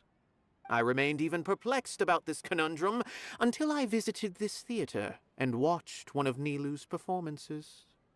It was that life-changing? Everyone here had a joyous part in the overall experience. The actors upon the stage basked in the love of their audience, while those in the house immersed themselves in the wondrous ambiance. In all honesty, from a purely critical point of view, the performances here are exceedingly average. Hey, don't say something like that. But Wow. what bewildered me was how, despite the performance's middling quality, they captivated their whole audience. They captivated even me. I realized then that I had walked the wrong road. The mastery of art was never what I truly wanted.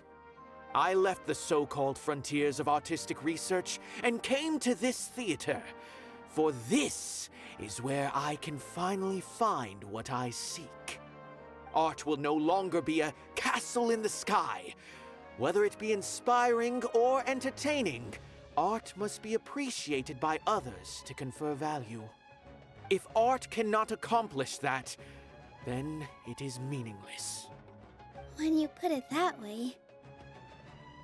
Mr. Zubair and I refused to follow the Academia's orders to change our shows for a similar reason. To put it simply, we were afraid that our shows would lose their meaning if people couldn't understand them. I once stood in the spotlight, but I relinquished fame and acclaim for the freedom I enjoy today. I care not for where my feet may take me next, but Nilu, you need to remember one thing. You already stand upon the finest stage there is, and that is a rare gift that should never be taken for granted. You cannot give it up, not even to the Academia. I understand. Thank you for your words of encouragement, Mr. Kasani. Dust the cobwebs away from the eyes of those scholars.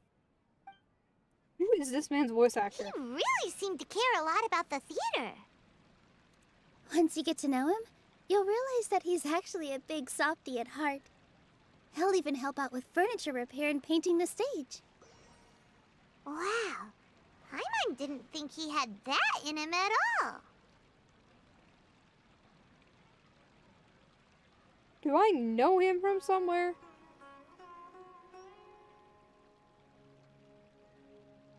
He's in Spy Family, apparently. I have not seen that yet. He's in Attack on Titan. But it says additional voices. My Hero. He's additional voices in My Hero.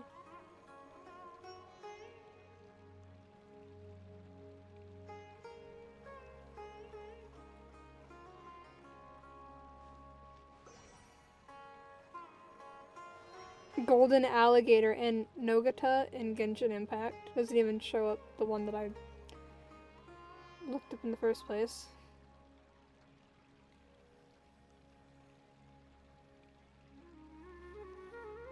Switch anime.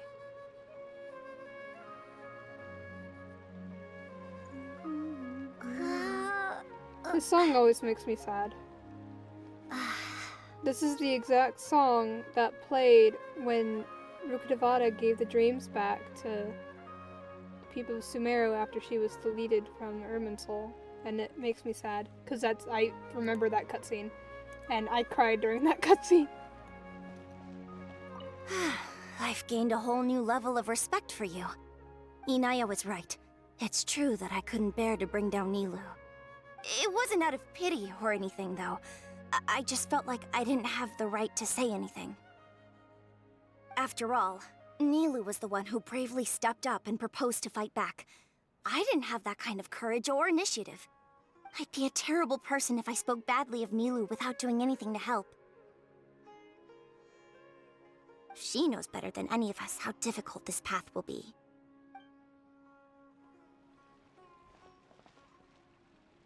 Where's that one girl? Anaya or whatever the fuck. Oh, you're the other person I'm supposed to talk to. Mr. Zubair, we're trying to put together a list of arguments that might be useful. Any ideas? It won't be difficult to explain our position. They're in the wrong, and they know it. I have meticulously managed this theater's affairs for years, and I have abided by every procedure and obtained every permit. I did all of that to protect ourselves if something like this were to occur. I didn't expect them to disregard the rules altogether. This might have something to do with Anaya. Yes, I know. But anyone who's staying at the theater is one of us. If I can't even protect the members of the theater from outside pressure, then I have failed in my duty as a manager. In summary, you need sufficient confidence and strict adherence to the rules. At least for now, they don't have the authority to demolish the theater. As long as you double down on that point and force them to concede it, you'll gain an advantage. All right, got it. I've seen many situations like this before. The academia sure likes to get its nose into everyone's business. While you prepare for the debate, I will also prepare the theater for the potential aftermath. It's best to prepare for the worst outcome.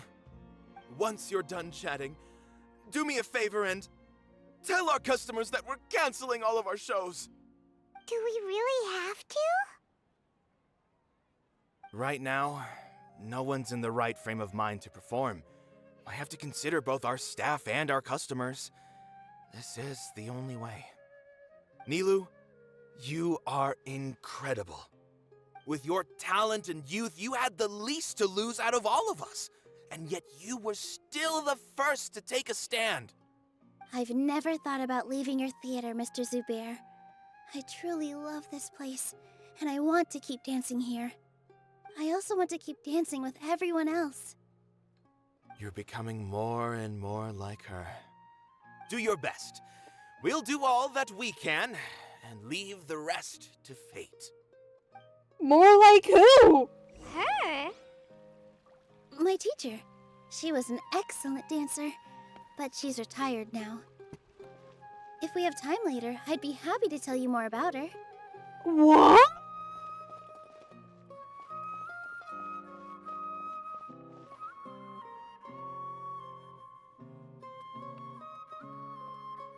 You're here. Is the theater actually closing? He's been worried sick for a while now. He wouldn't stop talking the whole way back. Hey, you two. What exactly happened? Did someone come down from the academia? Yes. He told us that we have to shut down the theater within 30 days, and that it's going to be demolished. What the heck? That came with no warning.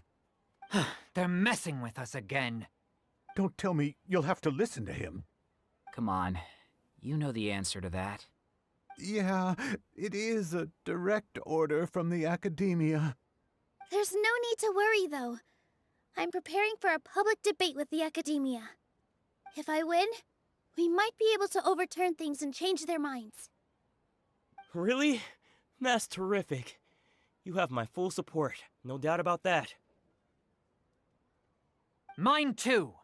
So what was their excuse anyway? They still not a fan of the theater's programs? Yeah, something like that. Good thing they have the power to make rash decisions about things they don't even understand, huh? Yeah, they need to touch more grass, not books. Exactly. They want to look down on us? Ha! We'll look down on them first. Don't worry. Everyone here has your back. The academia's recklessness won't get them any praise. Right. They might think that some forms of knowledge are more valuable than others, but everyone can equally appreciate art. If they don't believe that, send them my way. I got them beat on this subject. Maybe you can prepare some questions on the details of dance performance to make things harder for them at the debate. Sounds like a good idea. Maybe that's something I should do. Ignore him. He's joking. Just do things your way. No matter what, we will always support you. Thank you all so much. Your understanding and support make me feel a lot better. There are always more solutions than problems. If you need help during the debate, just shout and the entire Grand Bazaar will be at your beck and call. gotta show them who has the people's support.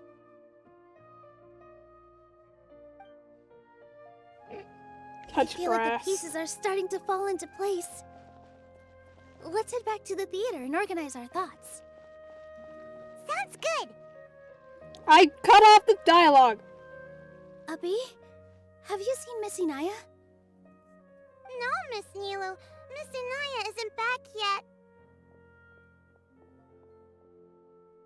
Wasn't she just passing on a message? Does she really need this much time? Could she have started arguing with her father again? Oh no. Traveler, Paimon, I think I've messed up big time. What if Inaya never planned to come back? What? What? Calm down. Please explain. It's just a gut feeling, but knowing her, she probably feels like she's completely responsible for what happened. She probably thinks that all of this happened because she was staying here. Oh, right. As soon as her father showed up, she said that her father was targeting her. So she's felt like that this whole time. She has a long-standing conflict with her father. That's why she ran away from home. She doesn't think that we can win the debate, and she doesn't want to implicate us, so she thought leaving was the best thing to do. So even after we decided to go for the debate, she still couldn't bring herself to support it. Ah! And then she just quietly left afterward. She's too harsh on herself. No one should bear all the blame. Exactly. She's being too pessimistic. How will you know if you don't try? Anyway, first things first. We have to get her back. But where should we start? Sumeru is huge! I think I might know. Let's start by looking outside the city. Before I brought her to Zubair Theater, she was staying at a remote campsite. She got a fever from drinking unclean water, so I carried her back. If she has nowhere else to go after leaving the theater, she might go back and strike out on her own again. Then let's go take a look. Yes, let's hurry. Nah!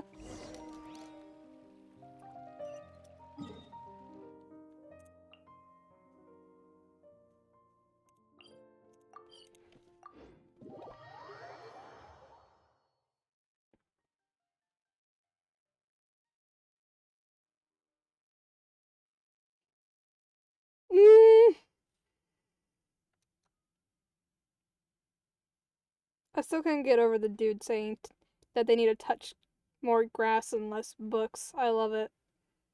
Absolutely love it. Caught me so off guard. Is that like an actual saying and that didn't come from people playing shooter games like COD and Valorant and Fortnite? Because that's where I first heard the phrase. Touch grass.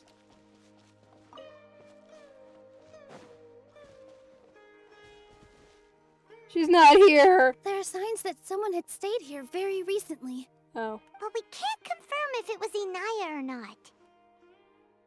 Let's take a look around first.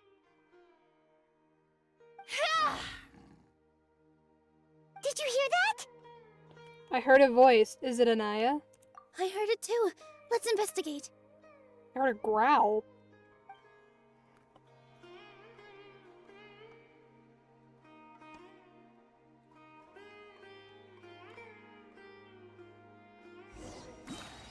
Oh, I can play as Nilu.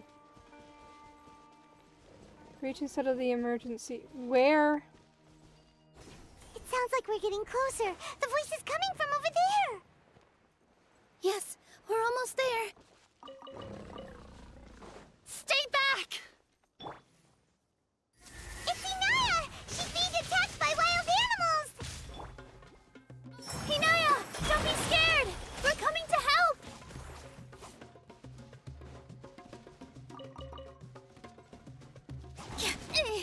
Positions.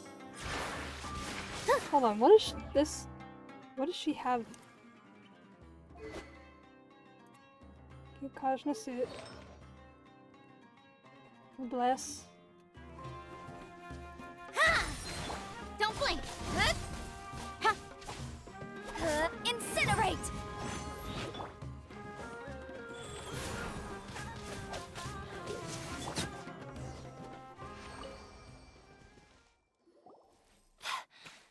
Thank you. It's daytime all of a There sudden. weren't so many big animals in this area before. They chased after me for a long time. Sorry. I'm causing trouble for you again. Why did you leave by yourself? You really don't think we have a chance at winning the debate? No.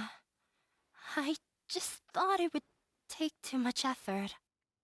Everything happened because of me. If I'm gone, then the situation will resolve itself. But everyone else is trying so hard. Yeah, everyone's working together towards a happier ending. No one should be singled out for blame. It's all right if it's me. As long as the theater won't get demolished. You guys are the kindest people I've ever met. You shouldn't suffer so much because of me. Listen to me, Inaya. Even if you were the reason that all of this happened, no one would blame you. Mr. Zubair said that you're one of us, so that means we will protect you. No matter what happens, we'll stand as one. Nilou, there will always be a victim, whether it's me or the theater. You can't eat your cake and have it too. You can't win a debate against the academia. Especially since your opponent will be my father. Why are you so sure of this? My father is an extremely demanding man. He's always wanted me to become an exceptional researcher and his academic successor. I tried my best to meet his expectations and did everything I could. But he still wasn't satisfied. Or rather, he had just never been satisfied with me. I'm no genius. But whenever he berated me, it was always as if he was asking me, "Why aren't you a genius?"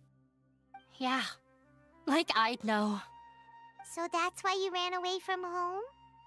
At first, I thought the father would slowly come to terms with reality. But he just wouldn't stop berating me. For one exam, I earned the 3rd highest score. I thought that all my hard work had finally paid off, and that I could finally make Father feel some modicum of joy. I even used the embroidery skills I learned at school to make a commemorative gift for him. I thought, even this daughter can make her father happy sometimes. Right? I see. When we were embroidering your gift before, I didn't feel like you were new at it. Yeah. Sorry for not bringing it up. These are not pleasant memories for me. I was tired of him yelling at me every day. All I wanted was to see him smile at me. But he was more angry than ever before once I'd given him my embroidery and told him my score. He flung my present to the side. You think you should be proud of 3rd place? Reflect on why you weren't 1st. I forgot how long I'd cried for. I only remember my parents arguing. My mother also thought he went overboard.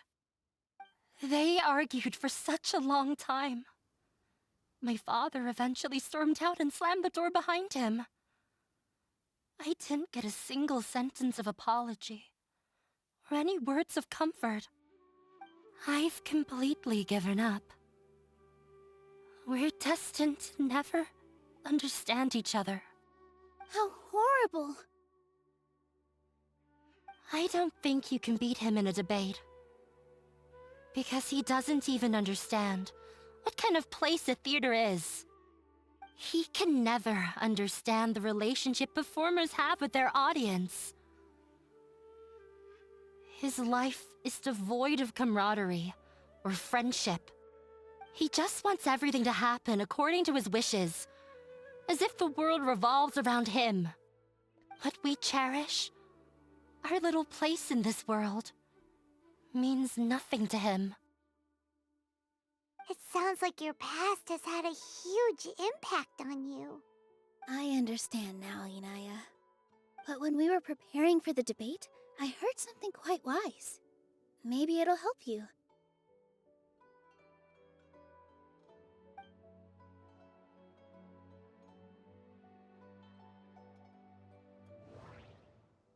Huh?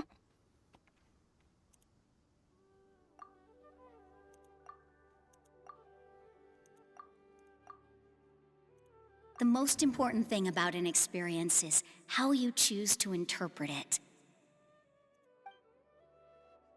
That one.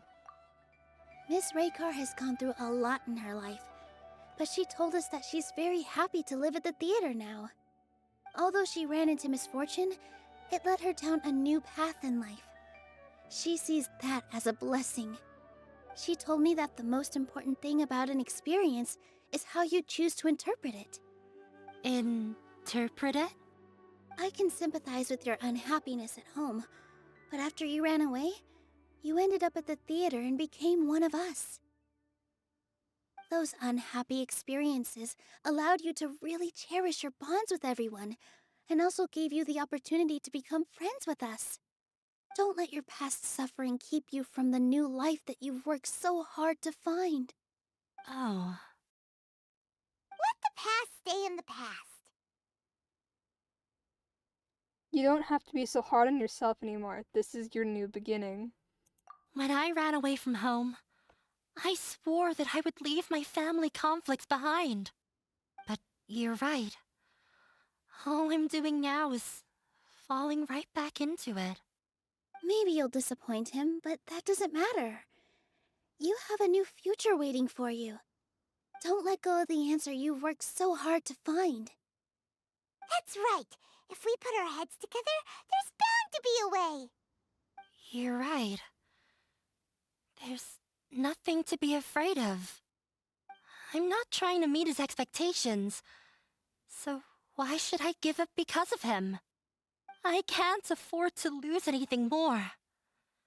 We have to win. The debate will not only protect Zubair Theater, but also allow me to settle things with Father. That's right. That's the spirit! Let's go. I'll tell my father about the debate. I know him very well. Even if he looks down on us, I know how to make him accept. All right, let's go.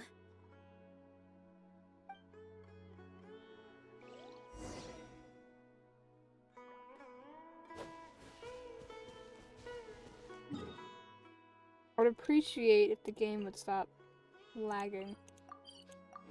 Might have to like, what's it called? Verify my files or something. Getting frustrating. Well, I'm off to meet with him. Please wait here for me. Okay, looking forward to your good news. That should be everything. The only thing left to do now is to wait until the debate. I'm not sure why, but I'm getting nervous again. You were great, Nilou! Your words won over Inaya! Talk like that during the debate, and you'll get an easy win! Thanks for that, Paimon. But I still feel like it'll be an uphill battle. I need to be calmer, cooler, and more collected. We haven't broken any rules. Lots of people are rooting for us. Yeah. I'm acting as everyone's representative, so I'll need to act brave, even if I won't feel like it. There's still one problem left unsolved. Huh? What's left? The theater's existence. Is it only for art and performance? Huh? What a strange question. Isn't a theater just a theater? Why would it need to be anything else? Wait. You're not asking what the theater does, but what it is. Let me think. How can I put this?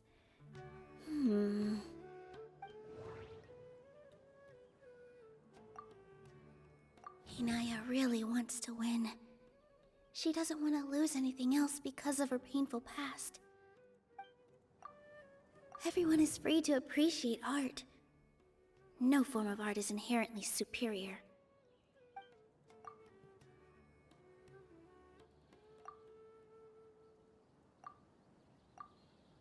Mr. Zubair has been meticulously managing the theater. Everything checks out. Art must first be appreciated by others to confer value.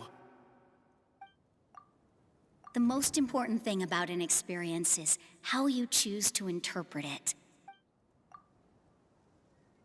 Not quite right, but it's close. I almost have it. Mr. Zubair has been meticulously... Everyone is free to appreciate... Not quite right. Bruh. Ah! Got it! When we were trying to find a way to save the theater, we heard many stories not of the theater, but of the people whose lives have been touched by it. Zubair Theater is our reason for coming together. It connects us all in unique ways. In other words, it's like a bond. A bond? The theater provides money for Miss Raykar and her children, inspiration for Mr. Kasani, and enjoyment for the people of the Great Bazaar. It also gives Inaya shelter from her family. It has brought us together after taking care of every single one of us. And its story won't end here. In the future, many more people will come to the theater and receive its blessing. And we'll all be there for them. Our warm, welcoming community will show them the same kindness we were shown in the past. Aside from the delivery of performances, isn't this another reason for Zubair Theater's continued existence? Yeah, that makes sense. We definitely felt that warmth during the preparations for the event. But Paimon doesn't see how this will help in the debate. Inaya said that her father doesn't care for interpersonal relationships. This may be his weak point. Oh, gotcha! No matter how strong an opponent is, they'll have to go on the defensive if pressed on a weak point. I feel like that's another prong in our attack. Thank you so much. Paimon also feels a lot more relieved. Let's show him what we got! Sorry for the wait. I'm back. Things went a lot more smoothly than I expected. It didn't take long for him to accept the debate. It is set for 2 days from now. Why are you all smiling so much? Did something good happen? We realized that your dad might not be as scary as we had thought. We just finished our prep. Rest easy. It will all turn out well. We have to win. No, we will win, Inaya. Fingers crossed. Ah!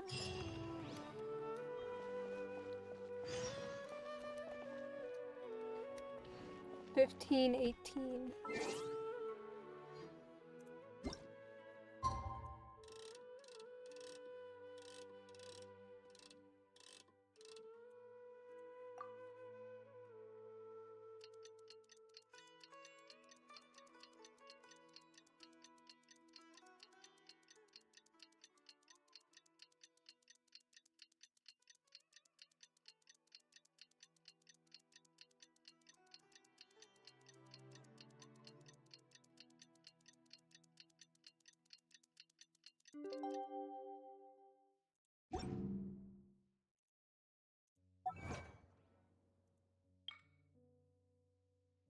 In the blink of an eye, it's already debate time! We did a lot of preparations with Nilou. Hopefully they were helpful.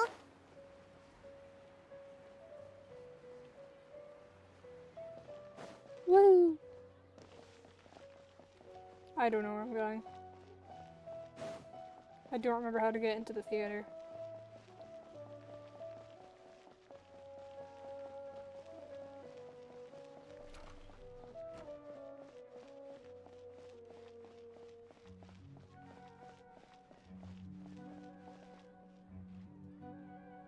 Hello and welcome, everyone.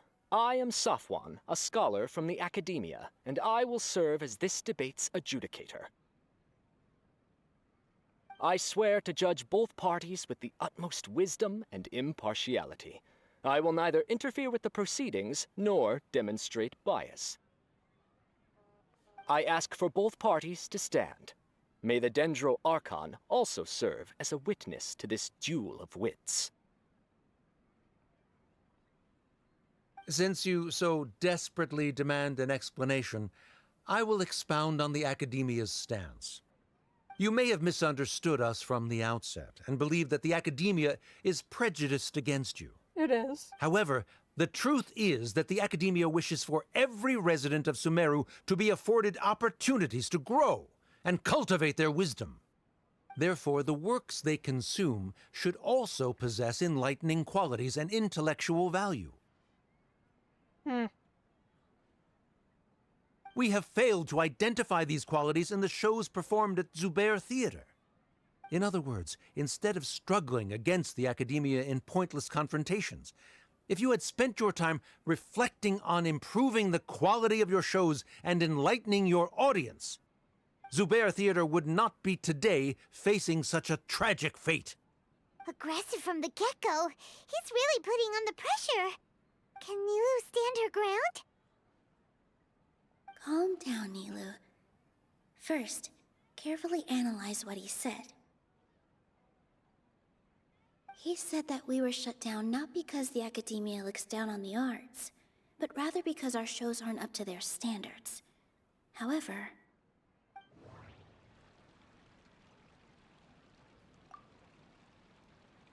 the theater carries everyone's feelings and serves as the bond that connects us all. Don't think that would make for a good rebuttal. Inaya really wants to win. She doesn't want to lose anything else because of her painful past. Everyone is free to appreciate art. No form of art is inherently superior. This one?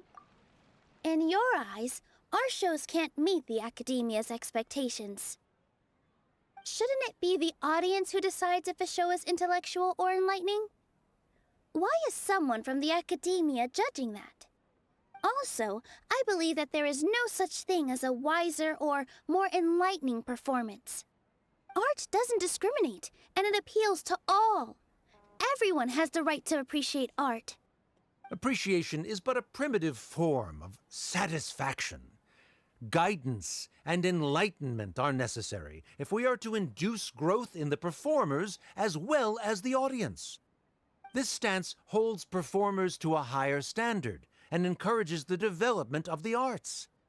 If all performances are simple-minded, require little effort to comprehend, and lack any impetus for the betterment of society, then the people will not be able to develop a greater level of artistic understanding. Nurturing the populace's understanding requires a long and arduous process, and guiding this process is the Academia's true goal. He changed the topic without batting an eye. Good thing I'm prepared. If I remember correctly, what I should say here is... This dude's opinion.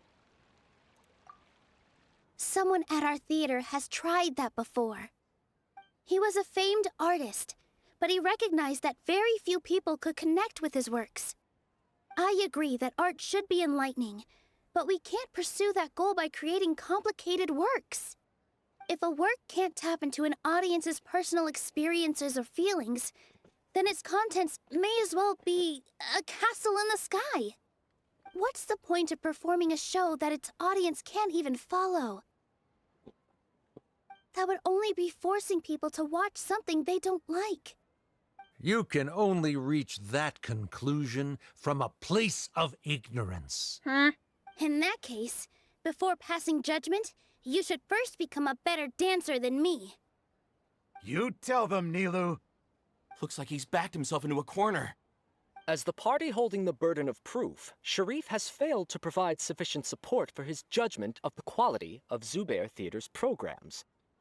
Likewise, the definition that Nilu put forth is but her personal opinion, Neither party is the victor for this particular point of contention. Additionally, I must request that both parties exercise greater control on their emotions. Keep it up, Nilu! You're doing great! In that case, I shall speak of more concrete matters. The essence of this issue is that you have violated the law, so you must now pay the price for your transgression. This course of action is also completely procedurally sound. We have already contacted Zubair Theater multiple times regarding the theater's repertoire. However, you have consciously ignored our warnings, or perhaps your compliance was purely superficial. Regardless, that failure has indirectly led to the present day's proceedings. That is indeed so, according to the laws decreed by the Academia. He started talking about procedural stuff, so I need to focus on... Mr. Zubair has been meticulously managing the theater. Everything checks out. Mr. Zubair has already provided signed copies of all documentation related to our operations. Everything is perfectly filled out and valid. Although the theater's performances don't align with the Academia's requests, the law doesn't say that Zubair Theater can be demolished only because of that reason. Demolition notices need to be provided in writing and made available to the public. Otherwise, the theater can continue to operate as long as its license is valid. Failing to follow these rules makes your stance procedurally unsound. Yeah! That's right! There are different ways to apply the rules. There is precedent for this. So long as this matter is discussed within the Academia, this course of action will come to pass. Looking at the past 27 cases of similar nature, 90% of them support Sharif's claim and position. However, the demolition process in those cases was only started after discussion at the Academia. In other words, premature notice of demolition is indeed a rash act. That's more than enough. We've proven that the order is unreasonable as it currently stands. Cease your futile resistance. Nilu's definitely won this point, right? She still can't let her guard down. He'll bite back. You're right. Stay focused, Nilu. Even if permission for demolition has yet to be obtained, it is a fact that your performances violated the Academia's policies on numerous occasions. What Based policy? on that fact, we can permanently revoke your right to perform in Sumeru. Under the current system, it is indeed possible to immediately revoke Zubair Theater's performing rights. That's a thing? I figured that's his backup plan. Rather than protecting Zubair Theater, I surmise that your true intention is to maintain your hold over your audience and their patronage as your source of income. Without them, Zubair Theater is nothing more than an empty building. And without its performances, the theater has nothing else of value. What you said isn't true at all. Keep it cool, Nilu! Don't get riled up. He's intentionally provoking you. Right. I need to keep calm, but he... Just a little more. Zubair Theater isn't just a performance venue to us. It's a family! The theater carries everyone's feelings and serves as the bond that connects us all. Zubair Theater isn't simply a performance venue to us. It means more than that. It's been our home for a long time. Miss Raykar can't go on adventures anymore, but she has found a stable career and a new life at the theater. Her son, Sorin, has already passed his theater exam, and he'll soon be our newest member. Mr. Kasani found a new way to look at art.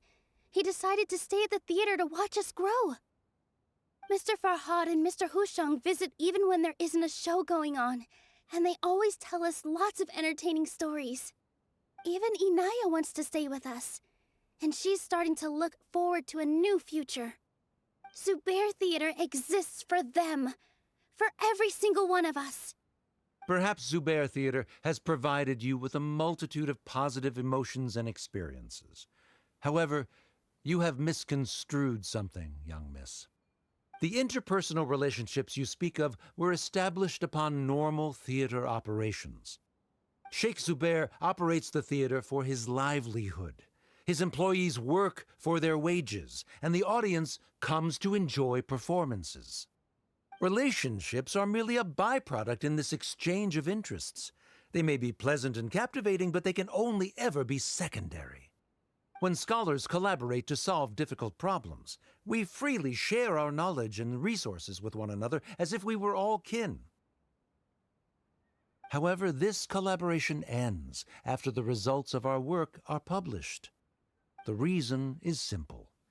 We are scholars, and there are new projects that await our attention. He really doesn't think much of relationships. Paimon also thinks he did a lot of prep. He's been solid as a rock. Sharif's argument is currently the more persuasive of the two for this point of contention. The continuance of the interpersonal relationships Nilou spoke of remains hypothetical before the theater's demolition, whereas the situation that Sharif described has been well documented at the Academia. The Academia has made significant academic contributions, in no small part due to its researchers' efficiency and ability to compartmentalize. Oh no, what should we do? Things are going in the opposite direction. Patience, Paimon. Nilou might be setting him up. A setup? So Nilou's got him? Good. He said what he said. The next argument could decide this debate. But is this really the best thing to do? It might be too cruel to Inaya. Inaya really wants to win. She doesn't want to lose anything else because of her painful past. She already agreed to this. She wants to win, no matter what. Me too. Mr. Sharif believes that interpersonal relationships are a byproduct of working towards a goal. Once that goal is achieved or abandoned, those relationships would have no more reason to continue. Then, if someone has failed to live up to his expectations... If someone has failed to live up to your expectations and ran away from home, then she shouldn't be your daughter anymore. Right? Inaya... Sorry, Nilou. As expected, I should be the one to say it. You don't need to shoulder this responsibility for me. If in your eyes, the purpose of my existence is to become your academic successor, then that goal has ended in complete failure. By your logic, that means there is no more reason to sustain our relationship as father and daughter. Members of the audience who do not belong to either debate party, please speak with caution. Let her speak. What she does not say, Nilou will. No matter how many disagreements we've had, the truth is that you are still my father. You're so immersed in your own world, you can't understand why we come together for the sake of relationships. Yeah, don't look down on us. You can watch a dance anywhere, but there's only one Zubair Theater. I'm almost starting to feel sorry for this guy, what with the idiotic things he said. Order! Order! Members of the audience, do not interrupt debate proceedings. I confess that this is the final argument we had prepared. Disown me, and you will win the debate. But before that, Father, I have some final words to say. I've been doing some soul-searching. Not about whether I should have run away from home, but whether there was any point to my personal rebellion against you. I kept trying to earn your approval, but I only disappointed you over and over. The truth is, I ran away from home as a means to vent my recurring frustrations. That is to say, I was exerting pressure on you, and hoping you'd give up on your lofty expectations. But by doing that, wasn't I just doing the same thing as you?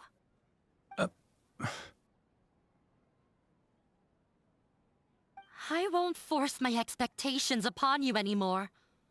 At Zubair Theater, I have found the life I've always wanted. I will move on from my family troubles and strive towards my new goal. But if you dare to harm this place, then I will stand with my friends here and fight against you. This is not the time to space out, Sharif. The debate is still underway. You already consider them to be your friends. You should be asking us that question! Of course we are! Miss Inaya is a really good friend. It was a bit of a process, but we won her over. Make no mistake. All those who come to Zubair Theater become one of us. We will always be with her. Such puerile simplicity. However,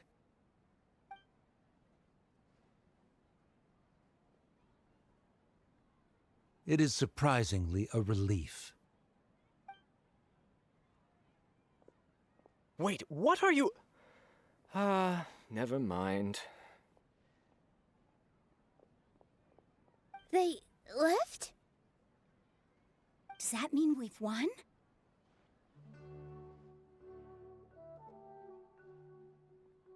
We won?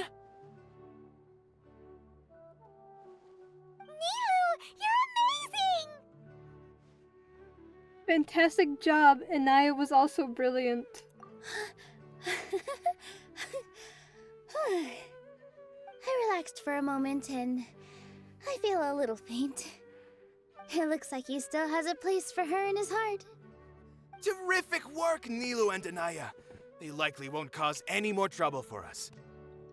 Didn't know you could get so fierce. I have a lot of newfound respect for you two. Why is my game lagging? I think my computer is just lagging. This really took a lot out of me, though. I don't ever want to do this again. Both Miss Nilu and Miss Inaya were so cool! Should we throw a second round of celebrations? Yes. The curtain finally falls in the debate amidst a euphony of cheers. Ah!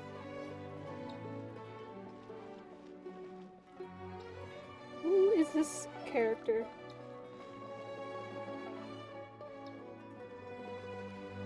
Whatever dance this is, it's really cool. Like the dance in Sumeru that they do, with the style. I like it.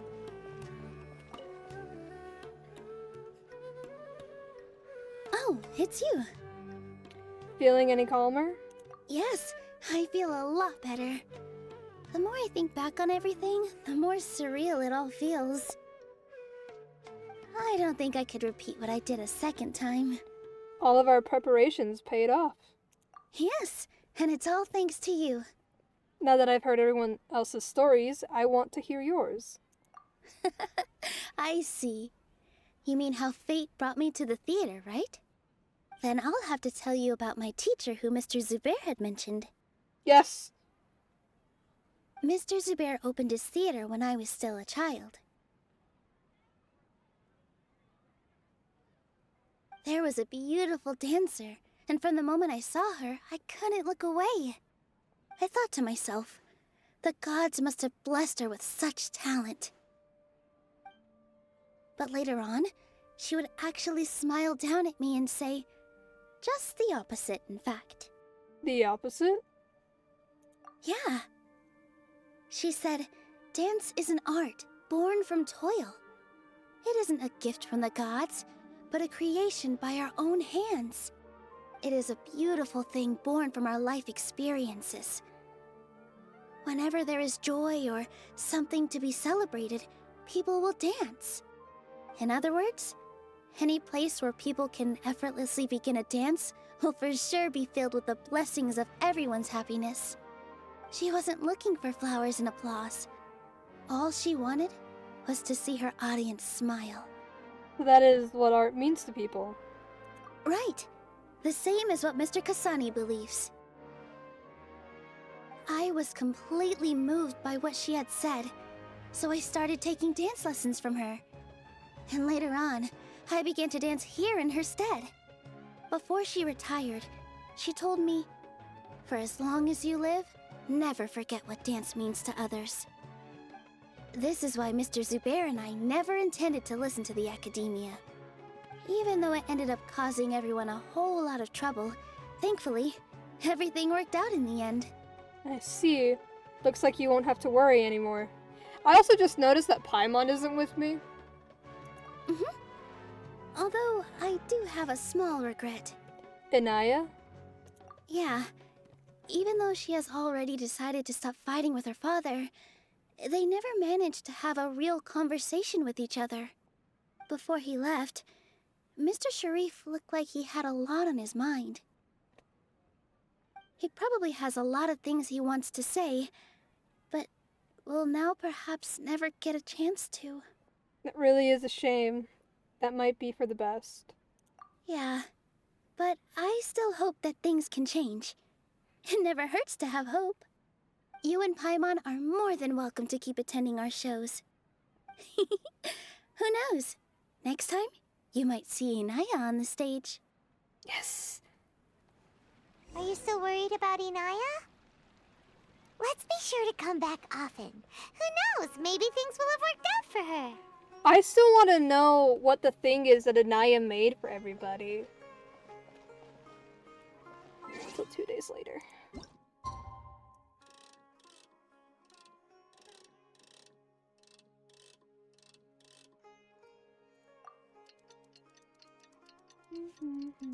That kid is still dancing even though everyone else is frozen.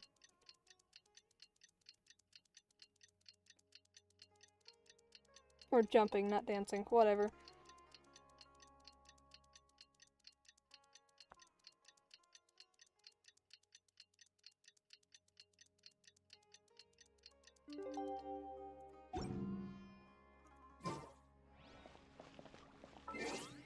Okay.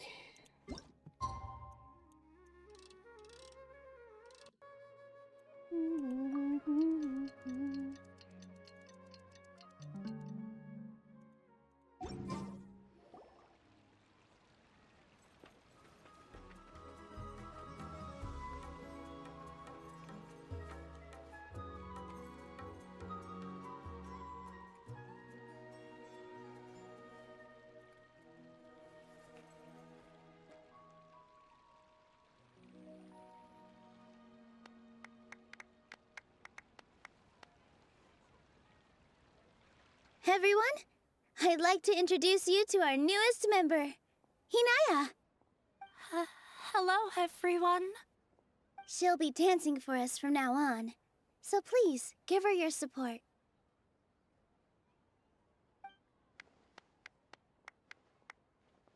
Inaya's taken her place on the stage! Oh, Paimon wonders how she'll look when she starts dancing. When you stop and think about it, happy endings like this sure aren't easy to come by. A lot of things came together to make it happen. Nilou's efforts, everyone's wisdom, Inaya's determination. And Sharif's mercy. Huh? What do you mean by that? I think he intentionally gave us a chance. He didn't have to agree to the debate. You do have a point there. The whole demolition thing was going overboard, but he really could have banned Nilou and the others from dancing. If he really wanted to be ruthless, he could have done some real damage, even without winning the debate. Oh well, it's not like we can understand how people like him think. Let's focus on watching the performance. Agreed. Enough of him for now. Huh? Wait, look who the cat dragged in! Isn't that Inaya's father? Let's go greet him.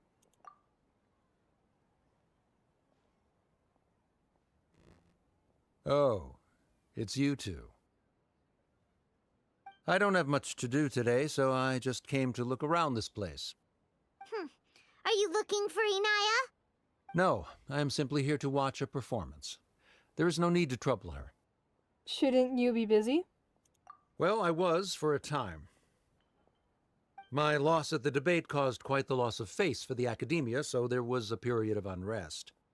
I used this opportunity to suggest that my superiors temporarily suspend me from duty. Otherwise, the rumors would probably persist for even longer. Suspended from duty? Yes, I am temporarily unemployed. However, I now have an abundance of time, so I can afford to come here and watch a show. I admit that I do not understand the magic that this theater possesses, but my curiosity has been piqued. I still cannot forget that young lady's perseverance. Inaya would almost certainly mature in the presence of such a person. So you're still concerned about your daughter? There are no parents who do not worry about their children. I suppose she managed to hit a weak spot of mine. Never mind. I do not have the right to say that. You're already here, so you might as well go see her. No, that is not necessary. I will take my leave after the show concludes. Do not tell her that I was here.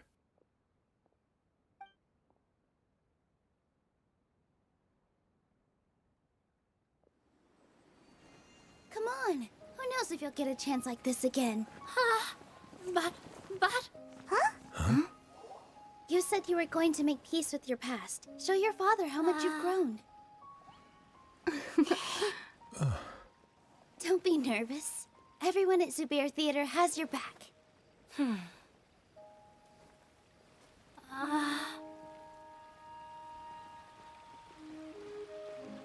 Hey, let's go somewhere else. We should give them some space. You sure they'll be okay? I don't know, but I think we should have faith in them.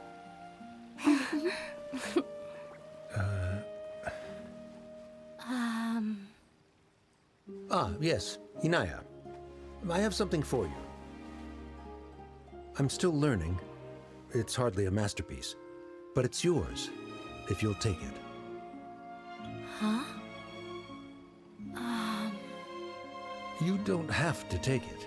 It's fine. Never mind.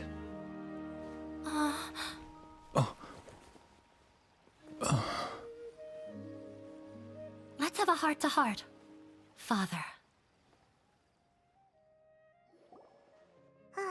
Like father, like daughter. They're both so awkward with their feelings. Yeah, she probably would have snuck away as well if I didn't drag her back. Do you think they'll be able to reconcile? I'm not sure. A complete reconciliation may also not be the best thing for them right now. All those years of arguments and misunderstandings can't be settled overnight. It might be best if they continue to keep some distance for now. But no matter where their hearts and bodies may be, they will always be family. All I wish for them is to be able to one day tap into the warmth of that bond. Oh, by the way, everyone's really thankful to you for helping out with the debate.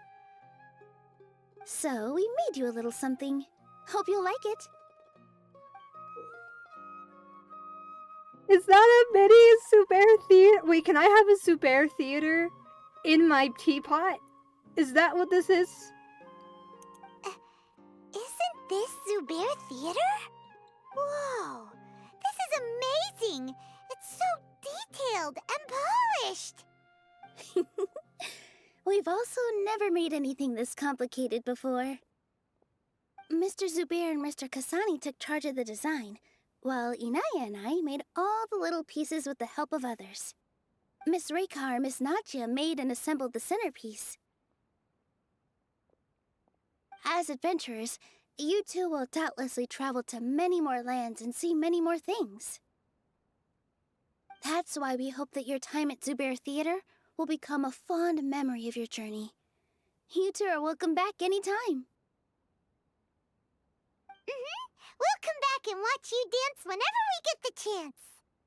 Thank you all for being so considerate. According to custom, I should out the formalities and just accept it, right? You're welcome. And there's no need to be so polite. You learned fast. Come on, take it. This is the story of you and me. It's a tale that I'll never, ever forget.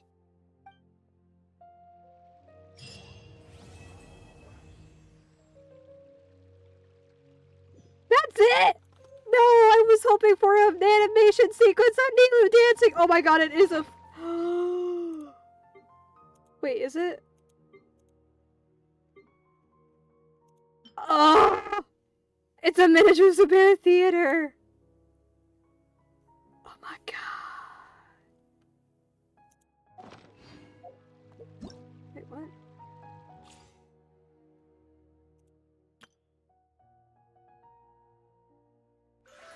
Oh, no, it's still going on. Oh my god, I love Nilou so much.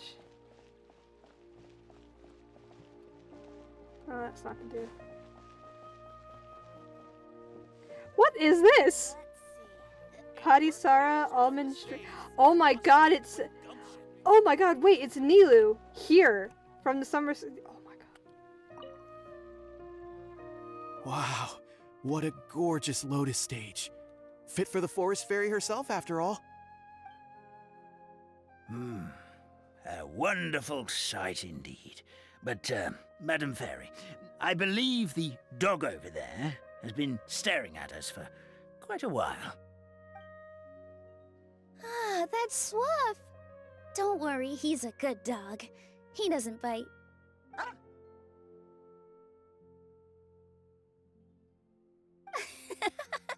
That's a good boy. I haven't seen you in ages, Swuff. No eating the frogs and hamsters here, okay? No eating. Little potty Sarah. Ah, what a well-behaved doggy. You see, Stream, I told you, didn't I? The outside world isn't nearly as dangerous as we feared. You were right. But with that said, Grandpa Almond, why are you hiding behind me?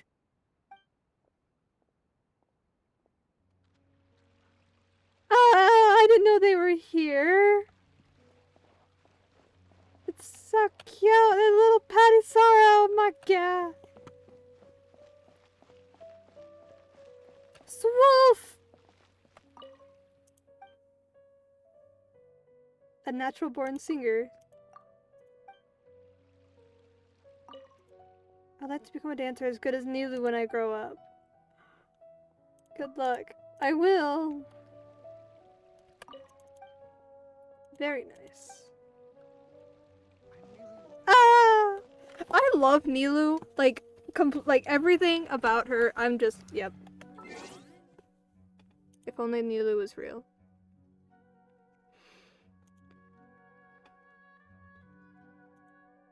Why?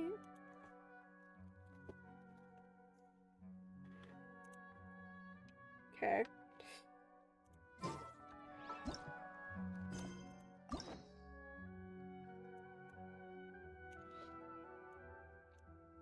god, there's so many! Could do a Nahida one. I think what I want to do is I'll probably just keep doing Sumeru quests, like Sumeru ones, like Nahida, both Nahida ones, I'll hate them, and then Dia. And then I'll look into that Jet quest.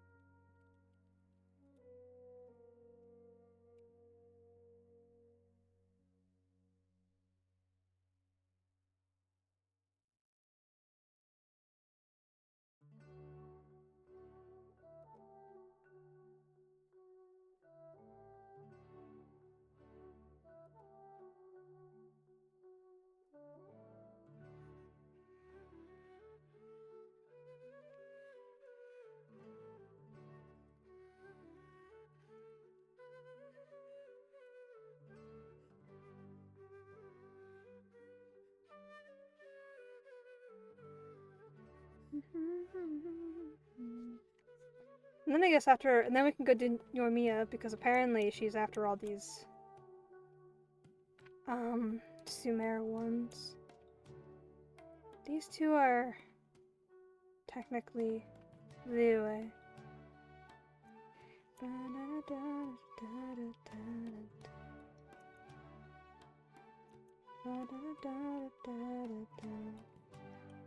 I do Nahida, or should we do Jet? How long is this Jet one? Do I still have it pulled up? I do. There's 3 parts to it. Oh, it doesn't seem that long, actually.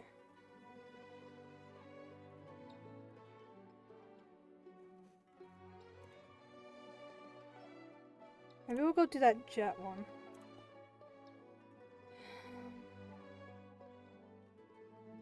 But that's even if we can do it. Yuftin. Who's Yuftin? I have to go talk to him. Oh, he's one of the Tanit. He's a Tanit farmer. Okay.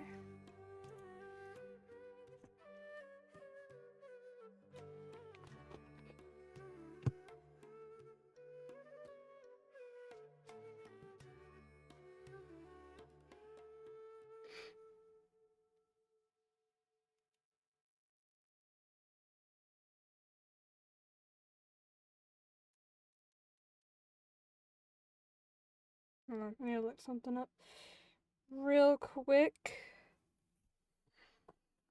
I mean, there's also this one too, the bedtime story, but I don't want to do that yet. I want to get like caught up in the lore and stuff, and then I'll probably do it like either because I have to, or after I've caught up in a lot of the like Fontaine world quests and the story quests. That's what I plan on doing. So then, cause like it came after all that stuff, so.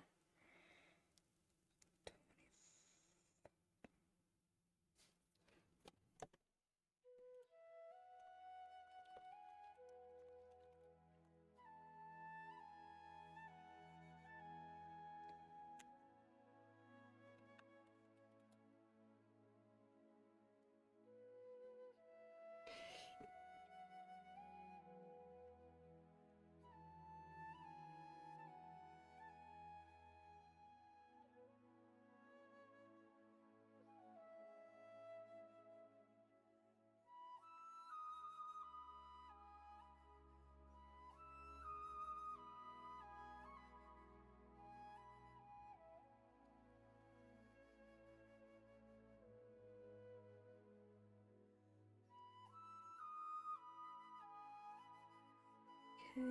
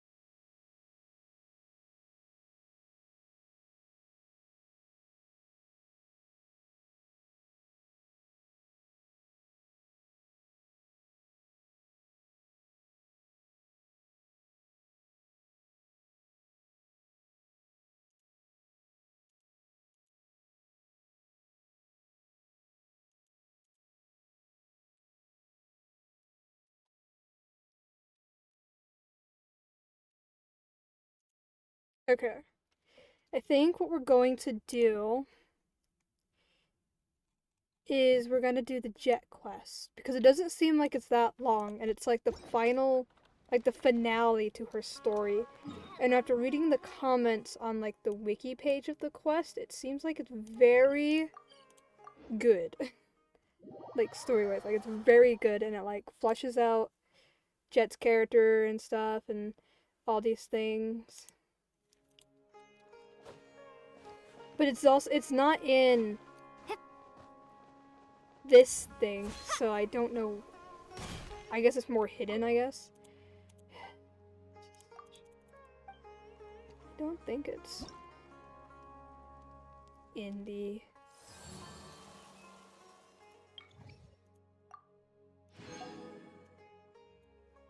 Yeah, it's not in here. I guess maybe one day I'll have to go and like look up every single quest in the entire game. Like I'll go region by region, but a lot of quests usually have achievements attached to them. So I can look up the achievements to see if I've done them or not. Sad song. I don't even know what this song is called. It just makes me sad.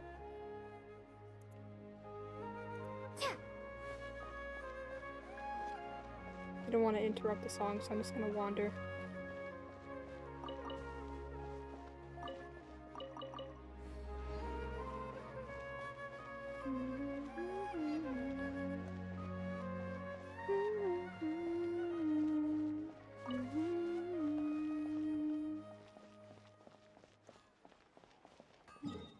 Okay. Okay, before we do that, we're gonna go fight the animal hypostasis again. Why is there a random, just, like, thing here? Also, when we get Snezhnaya eventually, it says it's from the north. So is it gonna connect to Fontaine, or is it gonna connect to Mondstadt? Because I hear people talk about all the time, like, online, when in regards to Venti and Mondstadt, like Mondstadt's like sequence of quests was considered the prologue, I think is that what it's called? Like the beginning, like the intro. It wasn't actually called chapter 1. Chapter 1 was in Liyue. So there's like the theory, I guess, or the expectation that we're gonna go back to Mondstadt because we don't know anything about like Venti and stuff apparently. I mean, I don't know much about lore in general because I've been playing this game for years and I took a year-long break at one point and then just kind of forgot most of what happened before Sumeru. But I don't know, where is Snezhnaya? Do we know where it actually is? Because I'm pretty sure Notlin is... I actually have no confirmation of this. I thought Notlin was going to be over here. Like next to the desert. Or something. Or like here. Like connecting to the desert somehow. Or Sumeru. That's what I thought. Also, apparently this is just sea. Because they can like cross the sea to get to Port Ormos from... Yeah. Anyway. Not that. This. I am intrigued by Snezhnaya. I should catch myself up on the lore. I could just go through all my VODs. I do eventually want to go through all my VODs.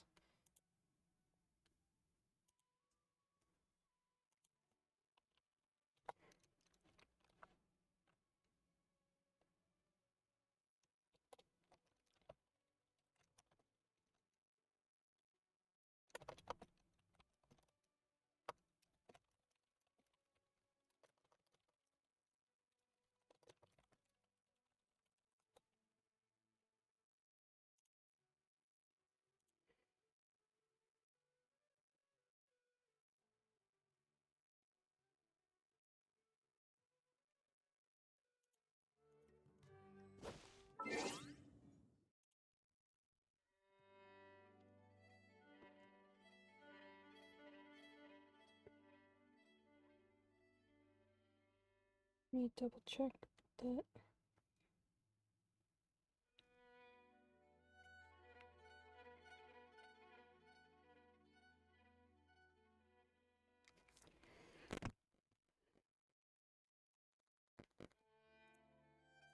Okay. Because also, like, when I do these region quests, I like Lumine to be whatever element of the region. So if I can do all these, like, Sure. Sumeru things, like all the character story quests and, like, these big, major, like,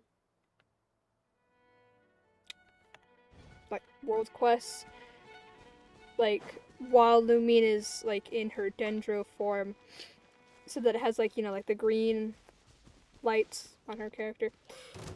Leave me alone. I prefer it to do that way. And then when I go to Fontaine, we'll have blue. And that also means that I'll have to have blue when I do the bedtime story.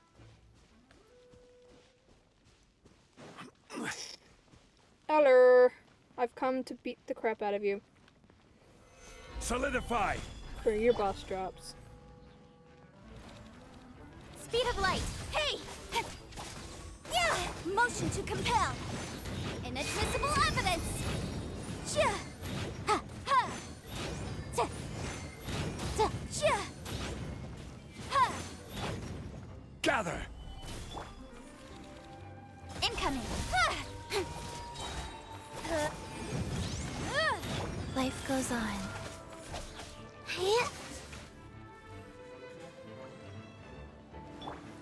Don't blink.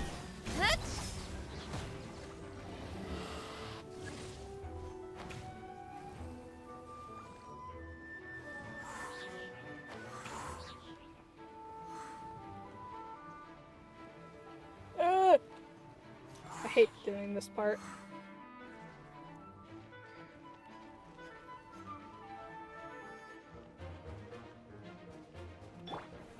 Stabilize! Cut to the chase.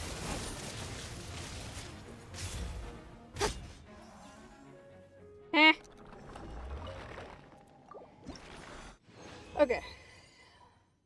Hurricane seeds, that's what they're called. I need hurricane seeds. But so many of these things. Okay. Anyway.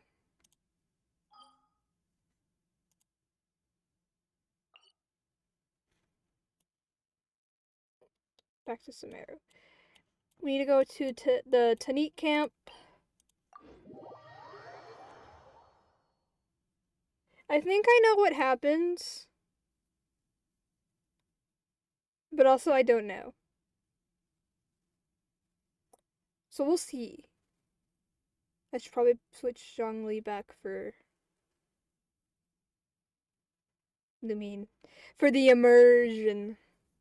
For the immersion. It's all for the immersion. It's partly why I want to build Lumine's, like, separate elements, which is gonna be annoying. But I want to build the separate elements so that when I do this immersion stuff, it's not as annoying. I probably would only go as far as, like, Sumeru. I probably will just skip Inazuma and Liyue and Monster. Or I might just switch the element, but I'm not build them. I don't know. Lumine's Animo version is the most built because I mained that for so long. This world That I actually used it. I do use Lumine's Dendro, and I would actually use her Hydro if I could just get the resources to level them up. I don't know. Oh wait, no, we were supposed to talk to the farmer guy. This guy, I think. Yeah! That should be Lumine. Ah, Master of the Jinni, you're here. I just so happen to have a task for you, an urgent one. I forgot he has a stutter. Slow down, I'm listening. What do you need my help with? Take it slowly now, you don't need to hurry. A shipment of goods has gone missing. You lost 3 shipment of goods? I'm not gonna try to recreate his stutter. No, just one shipment. I contracted an outside party to ship us some Anahitian blessing, but a long time has passed and it's still not here. It might be the doing of those northerners, might be retaliation because Babel is always searching them for traitors. Ever since Adurfi and Azarik left, the northerners have been much more active. Alright, I am done with dallying. The caravan delivering the Anahitian blessings, last known location, is in this region according to our scouts. I hope you can help me find the goods, or at least find any clues as to what happened to the caravan. Sure, I'll give you a hand. A caravan can't just disappear on its own, right? Sounds like they got robbed by some bandits. Thank you. 1,000 thanks. Please, accept this me as gratitude for your service. Oh, thanks. You're too kind.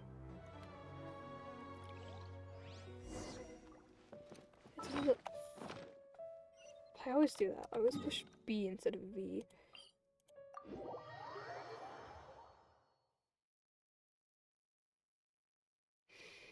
I wanna see Jet. I love Jet. Every time I fight Hydro Eremites, I wanna cry because they are Jet. Jet is a retextured or recolored version of the Hydro Eremites and has a story. Like, there's not much of a difference other than the fact that Jet is like an actual like character, not just an enemy. What about the mark? This must be the right place. Let's have a look around. Is that a jar? Let's go take a look. I broke the jar. Oh, I'm not in the spot anymore. Oh, this jar. Propagate! Speed of light! Ha! Yeah! Boom boom! Nothing? Okay. I broke the jar. A cracked empty jar lay there, but not yet swallowed by the sands. Looks like it was thrown aside not long ago. Look, that jar's still poking out from the sand. The goods lay scattered along the trail. Let's see what we can find along this trail. Yeah, they might have left some other stuff behind. Let's keep going. The jar is broken. What is... Don't blink! Hey! It didn't reach him. Look, what's over there? That just blinded me. Okay. Motion to compel!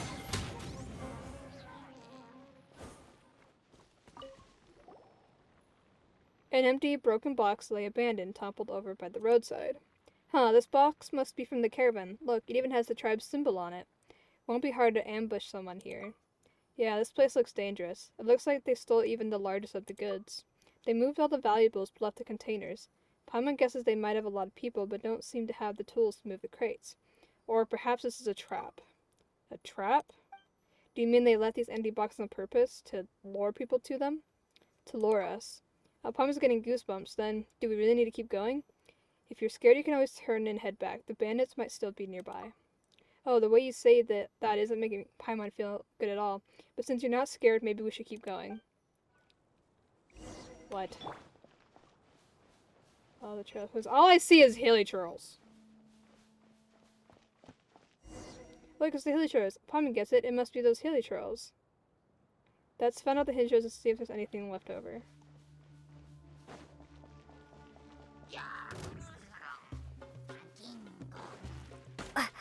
Bruh. Incoming!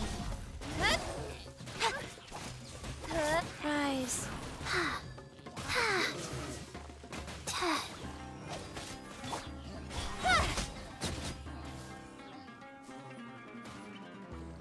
Are you all that's left? Bruh. Don't blink! They got away. Let's see what they have left behind. There's something noteworthy over here. There are no supplies from the caravan.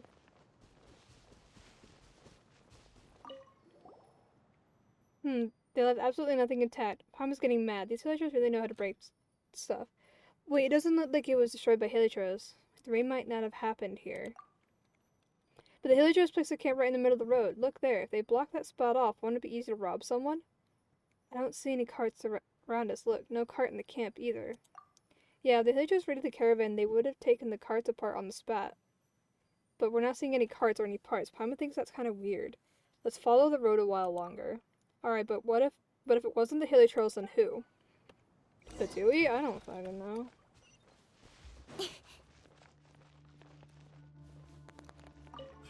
I'm curious. I also smell trap.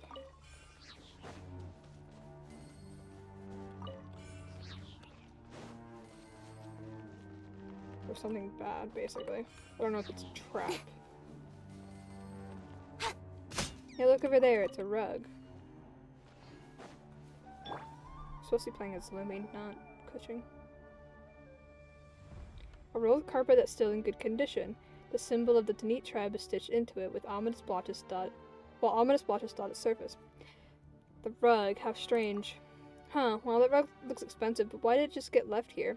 Maybe there's a struggle or fight over it. Yeah, Paimon thinks she can see that happening.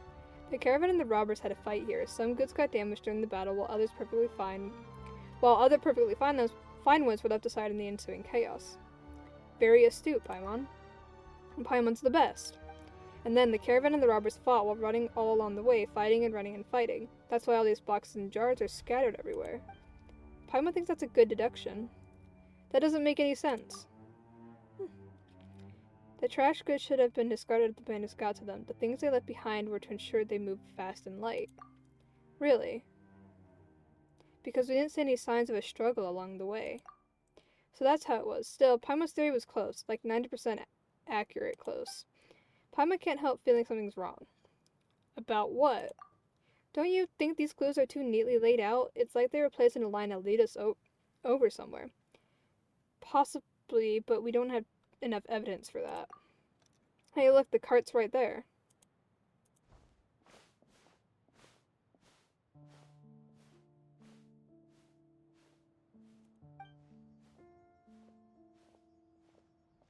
Paimon can barely recognize it, though the Tanit's marking's there.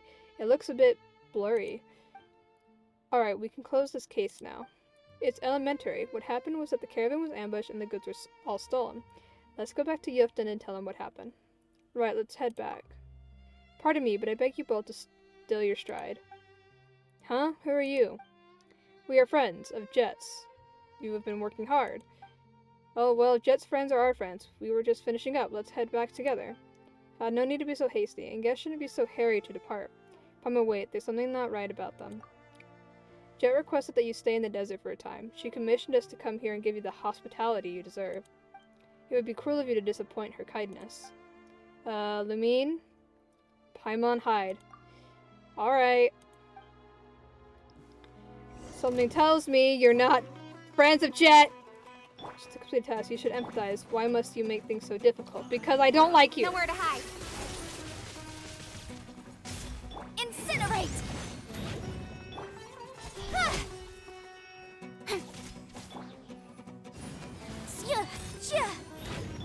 Incoming! Hey!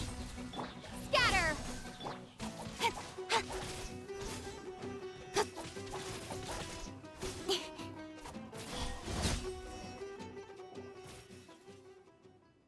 Wow, that was close. Luckily we're good at fighting. Took them down in no time flat.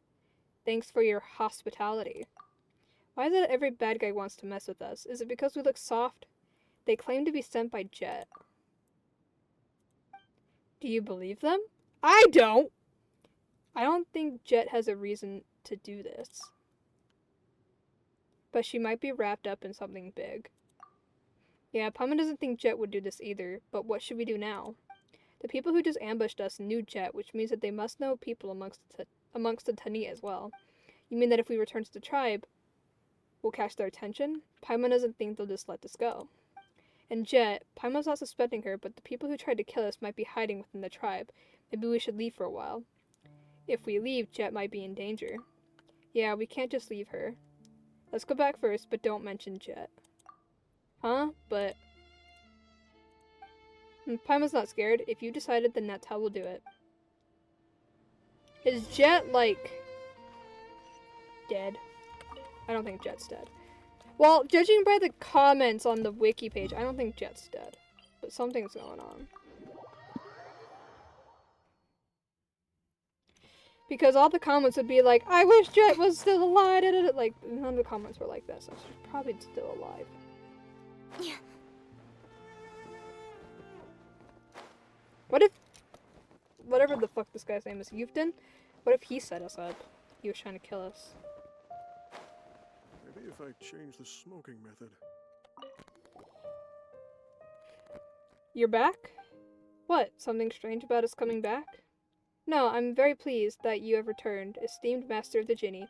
Right, about the caravan, how did your investigation go? The caravan got ambushed, the goods have been taken. Curses, it's those traitors again. I just know it. Traitors. Those traitors, those northerner colluding dogs. Aside from this, what else have you uncovered? We were ambushed by the Eremites. Yeah, just as we finished investigating what happened to the caravan, the Eremites showed up to ambush us. They also said that they knew us. Right, that too. If that's the case, then they might be onto you as well. Here is your payment. Please go see Matriarch Babel about this matter as soon as possible. Right. Farewell, esteemed master of the Jinni. I think he set us up or something. And that's why he was surprised that we were back. Because we were supposed to die.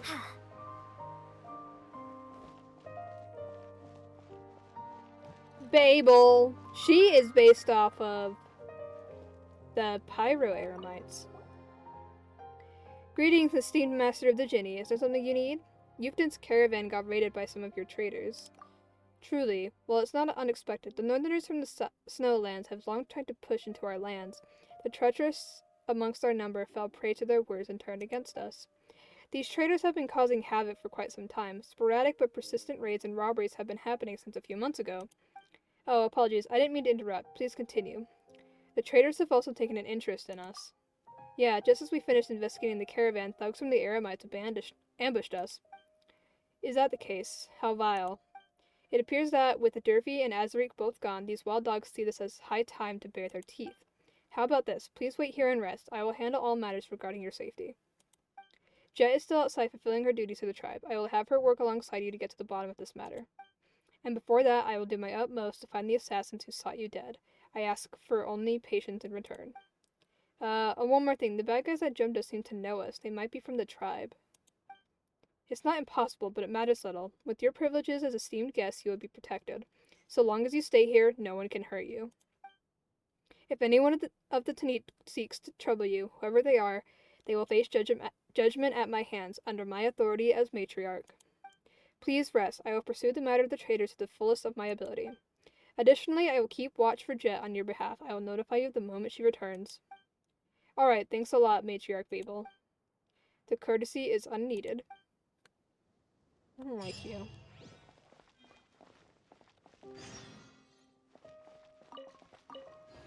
She weirds me out. What? Academia emblem marked contract. The name of Jesus Warriors.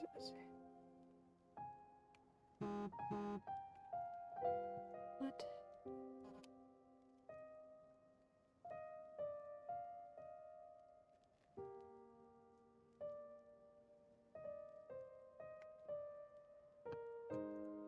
Okay, I don't understand. That's like lore stuff that I definitely don't understand.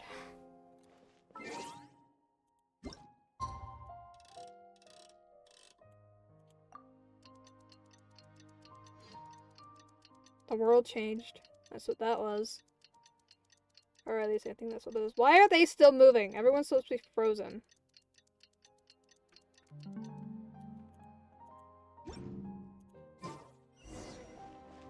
Talk to Babel. Esteemed Master of the Jinni, this is an urgent matter that I need to inform you of. I was so shocked when I first heard about it. Oh, where should I begin? Huh? What is it? Jet, she's... I hate to say it, but she could very well be a traitor to the tribe. Huh? Do you have any proof? Sometime earlier, we caught a northerner who knew Jet. He told us that Jet had revealed to them the location of all our outposts. If all our outposts are exposed, the actions of the entire Tanit tribe in the desert will be utterly restrained. What's more, according to him, Jet has already sent out several batches of assassins, her very target being you, who possesses the Jinni. Huh? Isn't that... If his confession's true, Jet should be active in their camp. And according to our recent reports, the Northerners are indeed closing in on our tribe. They have bypassed our sentries and set up camps at a dangerously close distance. Those are signs, not proof. In the desert, no one should take any ominous sign lightly. The excessive speculation of Jet as a traitor is just the worst inference I have made based on the existing signs. Plus, she hasn't been back for a long time. I'm really worried about her. Please forgive me for making such a speculation, but I genuinely think of her as my own daughter. No matter what she might have become, it is the consequence of my own mistake. Therefore, esteemed Master of the Jinni, I beg you, regardless of the path she has chosen, bring her back to me. Whether she lives to prove her innocence or has paid for her missteps. What?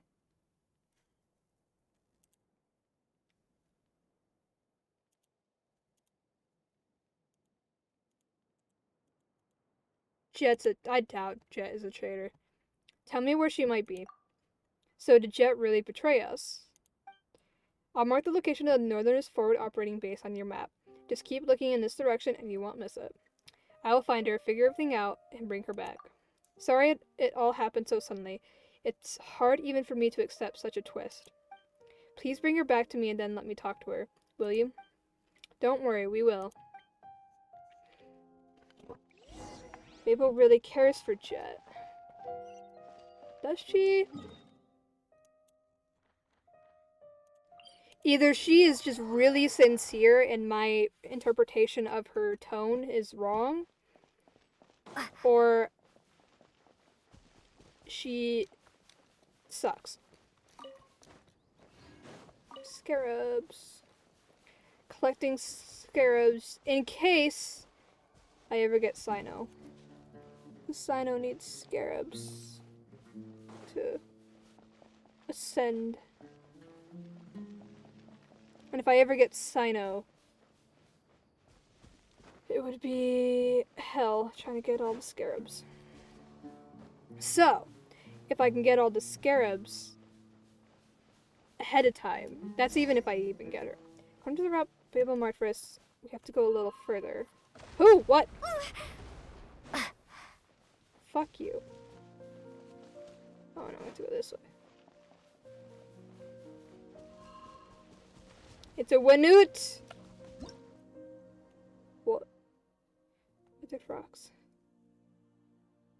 When Wanoot attack them. Stupid Wanoot. I don't want to attack the Eremites. Hey, Pomix to the camp now. It's right ahead. Go away. Stop attacking me.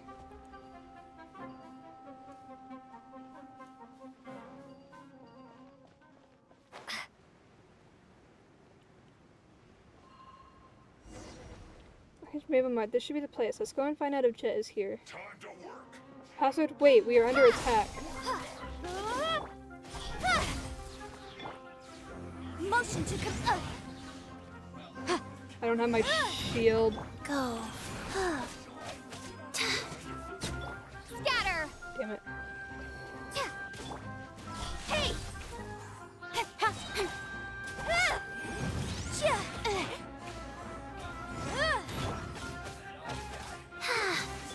Speed of light. Look for clues as to Jet's whereabouts. The negotiations with the Tanit tribespeople have been completed. We have made some gains, especially with regards to the tribespeople of the desert encampment who are willing to hand a young woman over to us for experimentation. Wait, who? This alone might be considered sufficient progress. Our other objective, however, cannot be achieved through dealings with this tribe, so we shall cease negotiations at this time and perform several internal personal transfers. Secrecy must be maintained at all times. We cannot risk raising any unnecessary commotion.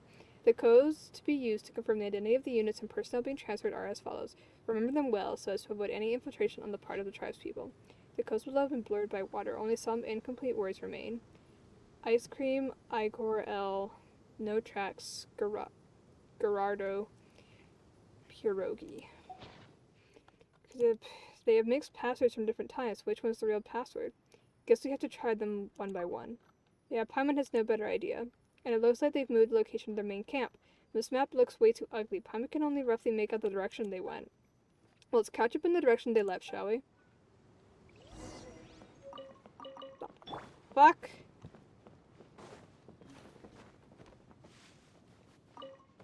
This is strange indeed. The boxes, they haven't buried his sin. They must belong to someone who's recently passed by. I investigate! Oh my god. An empty wooden box which has not been buried by the sands yet. Obviously, it was just recently abandoned and the owner should not have gone far.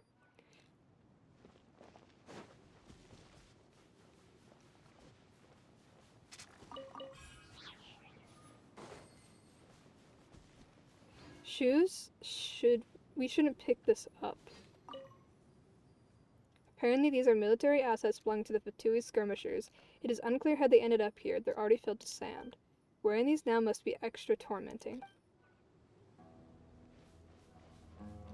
There's a Winute.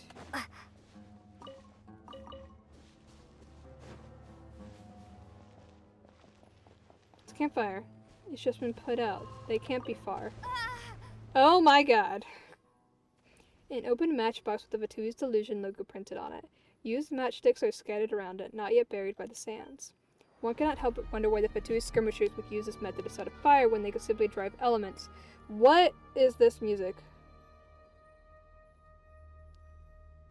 Can I make a note of the Winute stabbing me? So I can go back and clip that? This music is very intense.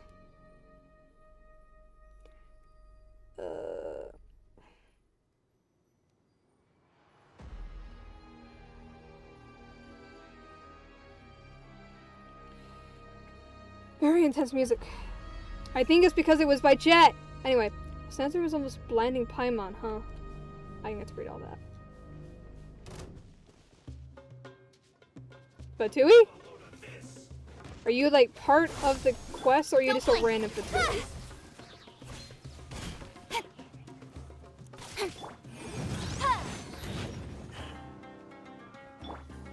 Hey! Yeah. Yeah. Okay, you're just a random Fatui. Do I have to go this way?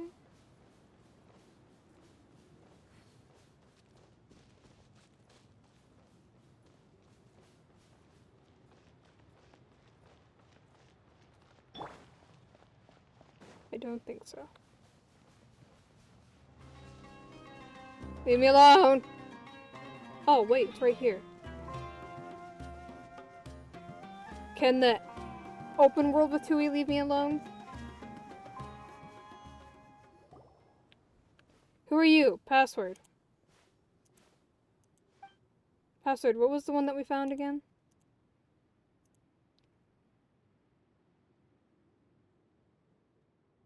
What? Wiki? Can the wiki help me?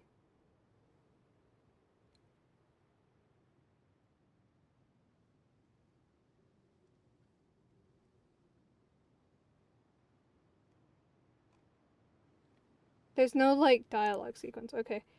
Gerardo. Huh? Gerardo, what is that? Sounds like some air freshener brand. Hey, Ilias, Gerardo, does that ring a bell? I've never heard of it. Gerardo? Nah, is that the brand of that baby powder you use? Do I look like someone who uses off-brand baby powder? The Mr. Charming Yevgraf using Gerardo? Am I a joke to you? Come on, I was just asking. Why are you so worked up? How dare you humiliate me and ask me to calm down? I am someone with such bad taste. Or am I someone with such bad taste? Do I look like someone who uses Gerardo? Alright, sorry, I apologize. Come on, stop fighting over some baby powder. Anyway, what did you just ask? Hold on a sec. Yes, you asked about the password. I have a vague impression. Let me check the password list real quick. This is the attitude that my colleagues should have. Hey, you there. Do I look like someone who uses Gerardo? Eh? No. See, I told you. I only use Fontaine brands. And listen, if you're looking to buy any skincare or hair products, my advice is all you're gonna need. Don't get yourself fooled by that stupid Gerardo. These brands always like to come up with names like that, but they can't even tell you why. They'll just throw fancy words around and pair them with fancy packaging. And boom, they toss their products onto the shelf and make big money. Money from us honest and simple folks. Hey, Eve Grish, I found it. The Professor Gerardo was selected by Captain Zoya. It's, her favorite puppy. Oh, I see. I've never used Gerardo, actually. I know, I'll keep it a secret. Thanks, man. What? But, well, this password has expired now that we just changed it. Now it's a little embarrassing. It's that little thing.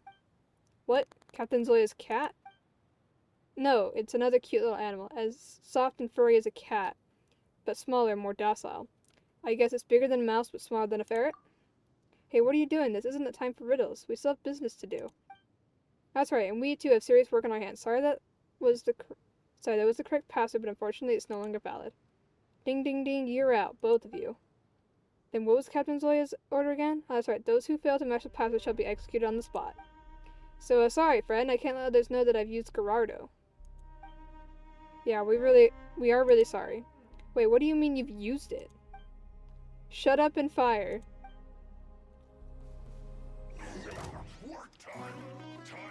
Propagate! Germinate! With sword comes shadow. Rise. Speed of light. Ha. Hit. Hit.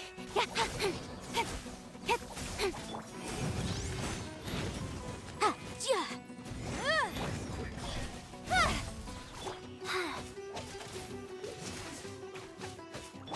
Don't blink. Hey. Ja. Ja. Ha. Ja. Ja. Ja. Ha. Ja. Ha. Ja. Ha. Incoming. Ha. Incinerate. Ja. So the Tui team ahead. There should be more ahead of them ahead. Who are you? Password? Protect the goods. Scatter. Speed You. of light. Hey, nowhere to hide. Opening box of Adepti Tricks. Wheel of Life. Ha! Don't blink. Huh? I'll be fine.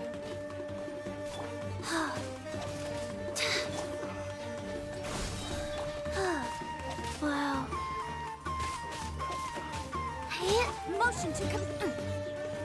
God, I hate not having a shield! Speed of light. He broke my thing! Yeah, incoming.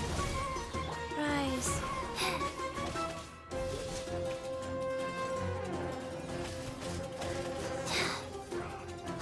You were...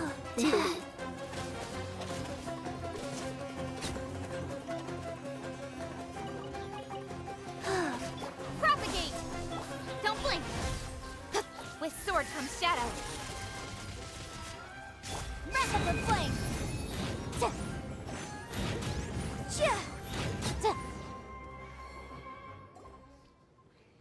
Stop. Please stop hitting me. I'll give you whatever you want. These are all daily supplies for camping. Looks like they were taken from a nearby tribe. Paimon sees no other clue. Let me in, let's ask this guy. Wait, what do you want to know? I'm not telling you anything. I don't know anything.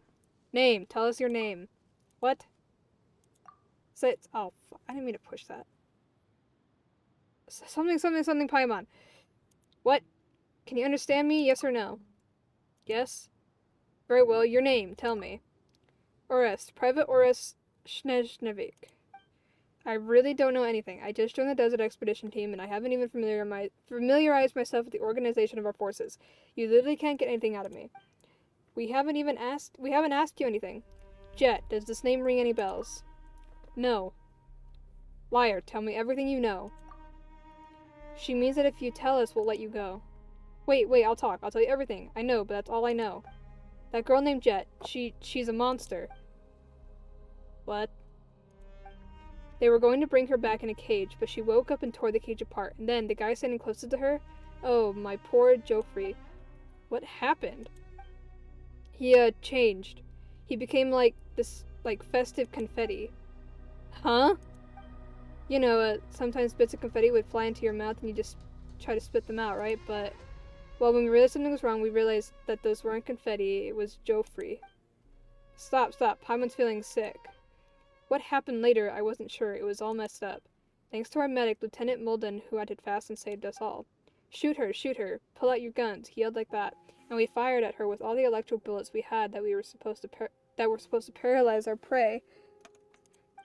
What? With guns and bullets? She could die. Someone already died. One of our people. Anyway, long story short, she's alive and asleep. She fell into a deep slumber this time. But the thought of her waking up and going to a rage again, I couldn't help but... Is Jet really that scary?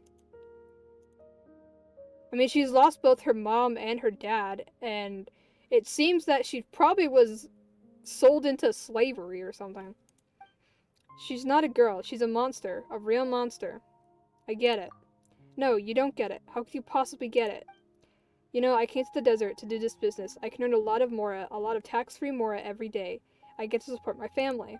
I mean, I can afford to send my sister to school, an esteemed one, so that she won't be sent to the House of the Hearth like me. Well, I'm not saying that the House of the Hearth is terrible or anything, but I want her to have a brighter future, you know? She's an orphan too, just like me. She wanted to learn the violin or something. I don't really get that rich people stuff. Anyway, I was ignorant and naive back then. All I knew was that when I grew up and joined the Fatui, I'd be able to make her wish come true. Sorry, my apologies. I must have talked too much. I wasn't trying to win your sympathy or anything. I just wanted to say that I did not join the Fatui just to suffer like this. Wow, is Jet so scary when she gets angry? Tell me where she is and you can go home. Thanks. I'll mark the location on your map. See this camp? It's the transfer station where we transported her. Even if she's not there, you should be able to find the next location. If possible, when you arrive at this camp, can you warn my colleagues and officers for me? Just let them get rid of that nightmare as soon as possible. Our mission has already failed, and there can be no results. What about you? Aren't you going back? No, as long as they insist on capturing her alive, I dare not to go back. We are better at beating people than passing on messages. Thanks. If that's all, I'll be leaving now. You can go now. Don't go back to the camp or we will beat you again. Artist limped away and his lonely figure quickly faded into the desert. Alright, we should leave as well. The next camp isn't too far away. The fuck is going on? So she like completely shredded a dude, is basically what the guy said. Like completely shredded a guy into confetti-sized pieces. Because she was that angry. I love it!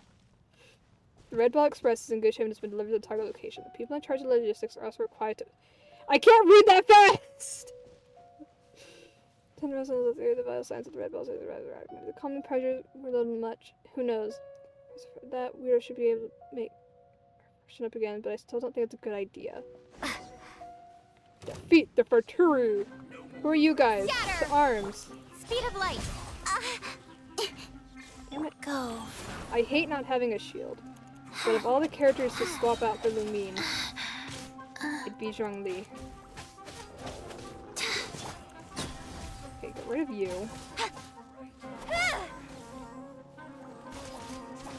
Boom boom! Propagate! Incoming!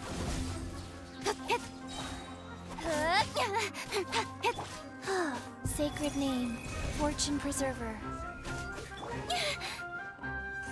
Hey! Motion to compel! Ha! Life goes on. Faster. Hey!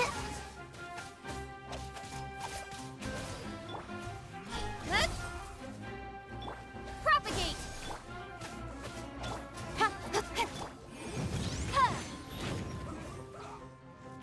Yeah. Yeah.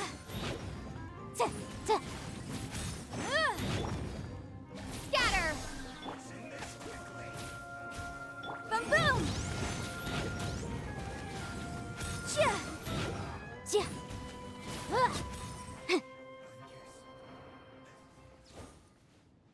Who else? This guy? Don't blink. Ha. Ha.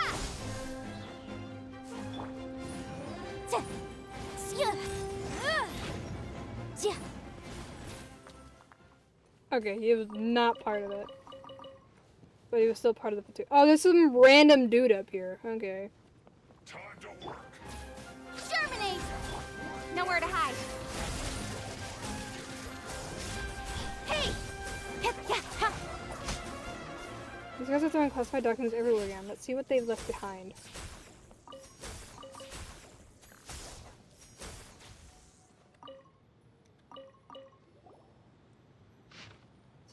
Make arrangements for our Sumter Beach train according to orders. Transport the town as we finished organizing the previous day in the desert, the research materials and other items and waste to Southern Harbor and hand them over to our contact within 15 days. This information must not be leaked. Go make a comfy little nest in my Gerardo in the highest priority Sumter Beach train without delay. Make sure you're also prep some canned food and water. Anyway, Rusia, I applied for the high water privileges for you, so don't let me catch you stinking when you come and find me again. Fatui Desert Expedition Investigation Team, Security Overseer, Captain Zoya Shnezhiva. There's nothing about Jet. Let's keep looking and see if there's any other files at the camp. Oh my god, there's so many. I am not reading all of these. Oh, Miss Webby. Summary, though the Tanit tribe is willing to negotiate with us and will lure a traitor to the tribe into a prearranged ambush such that we may capture her. Excuse me? I recommend that we perform careful examinations of any experimental subjects we may obtain, just in case they try to pull some dirty tricks. Captain Zoya is very displeased with this deal. She knows that not only have we been constrained at every turn by that dastardly desert woman, but we have now been regulated to the role of servants, helping the desert folk to clean up their internal messes, even at cost to ourselves. And such, I must say that this does indeed impinge upon our honor as Fatui. The above is enclosed for your reference, such that you may have the firmest grasp possible of the situation. Enclosed below is a table of records that show a multi-factor physical inspection of a Tanit tribeswoman named Jet. It seems that the examiner evaluates her physical state rather highly. Most excellent. To be honest, previous experience had me worried that these desert folk might just give us some infirm wrench from their number and call it generosity. But no, the subject's held us well beyond expectations and does indeed have a fair amount of value. I urge you to consider, Captain Zoya, that if we are able to complete this research work in the desert, perhaps our entire expeditionary force may receive the favor of our great harbinger. This line has been crossed out using red pen, and a line in red has been added. How about you consider military regulations, or perhaps you would like to consider how long you have left to live? We must complete our transfer to an exfiltration point and close the deal post-haste. Wait for the arrival of the transfer notification to be advised on follow-up actions.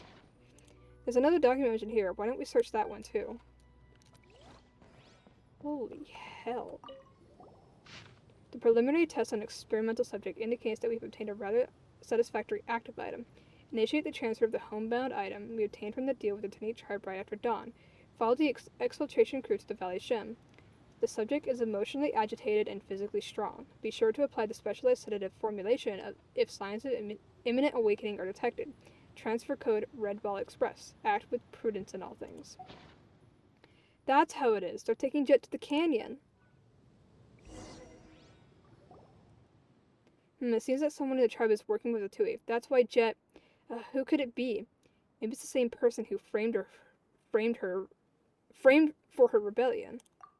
Then we'd better find Jet first and fast. She's still in great danger, and now the Tanit tribe is no longer a safe place either. Let's hurry. Fuck!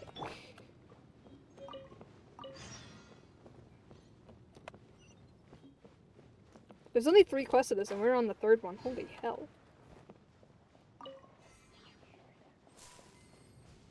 This is intense. Why is this not in the required ones for the reputation? Because otherwise you're not gonna know about this. What? Unless you look it up. I just hear everyone like compliment Jet so much, so I was like, oh, let me like do the quest, and I'm like, oh my god, I love her so much, and then you like do more and you're like, oh my god, she's been through so much, why doesn't she have a vision? Fuck. Propagate! Incoming! Go.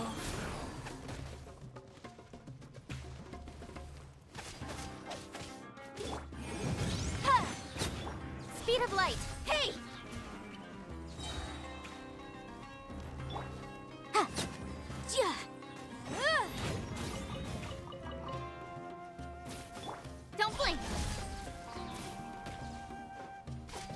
feel like she would get a cryo vision. Maybe. Incoming. Or hydro, because she's based off the Wheel of life. off the hydro aramites. Or Electro because of her hair. I feel like Electro. What is like the like requirements for a hydro vision?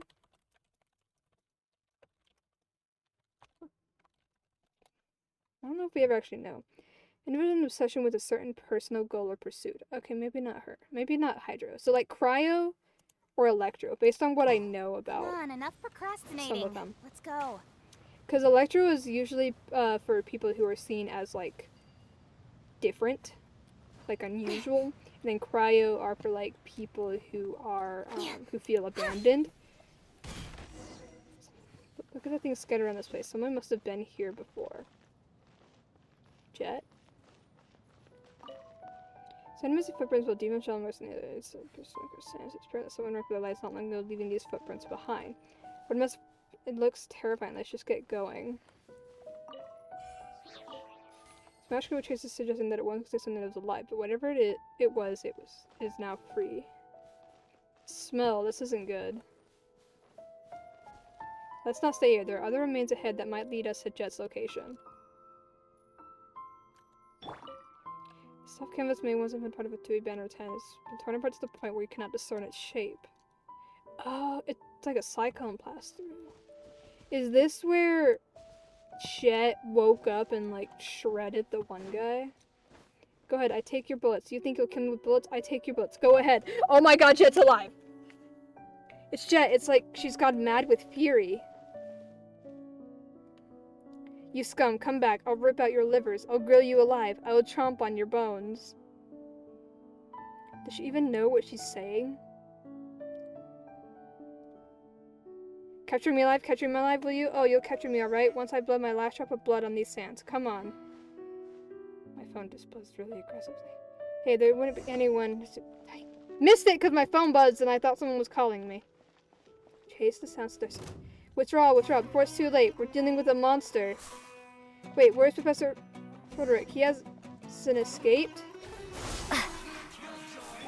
Don't blink. In the cave, it's everywhere, This was eating and turning, and then it was just another night, and now it's you guys. What other surprises have you? I can't read that fast, game!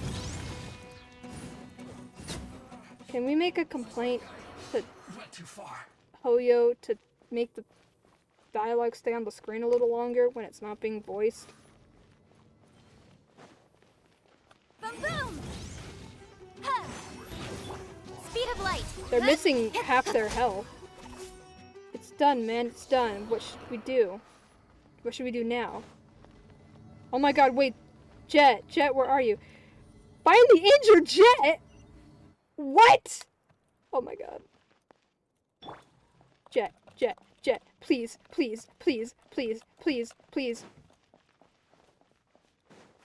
Look, Jet, look. Is that Jet over there? Oh my god. Oh my god, she's alive. My character fumbled down the cliff and I'm just up there. Anyway.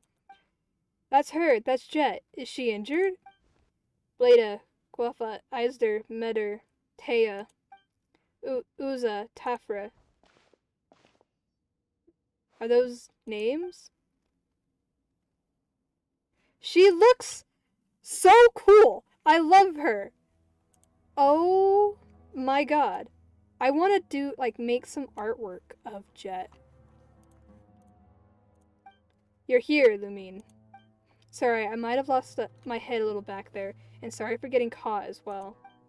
That's not important. Are you hurt? Is it serious? Come here, I've got something to tell you too. I'm scared. Please don't hurt me.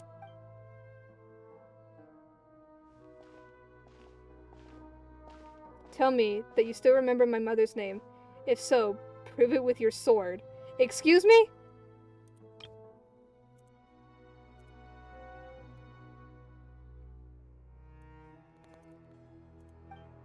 What are you talking about? Tell me straight to my face that you aren't despicable traitors, and then prove it. I'm not a traitor. What happened to you? If you're not a traitor, you'll prove it with your sword. How does that prove it? Oh my god, please don't make me fight Jet. Oh my god! It wasn't you who told them about the Eternal Oasis. Why are you targeting Why are they targeting Tanit? What are you talking about? We don't know anything. Matriarch Babel told me everything. She asked me to track you down because Yupton saw your deal with the Northerners in Masaraya. What? Lumina, it was Babel all along. She fooled us all. Silence. I shall make this quick. Jet, please calm down. It was Babel. Babel told us to look for you. Lies. It's true. She also told us...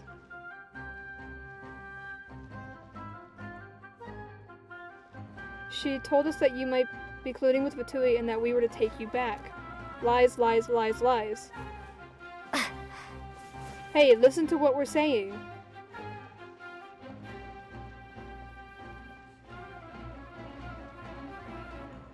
Rage born of betrayal.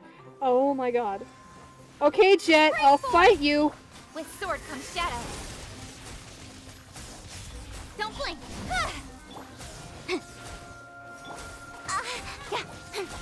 I don't want to, but I will.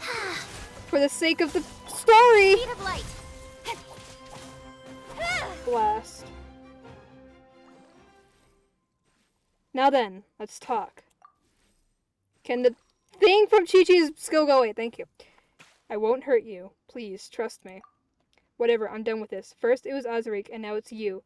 Calm down. We were all deceived. She's right. You said that the matriarch asked you to hunt us down because we betrayed the tribe. But you know what? That's the exact same mission she gave us. We didn't believe you to betray us, so we were trying to find you and figure things out. I didn't betray the tribe, nor do I have any reason to do so. These are my reference photos.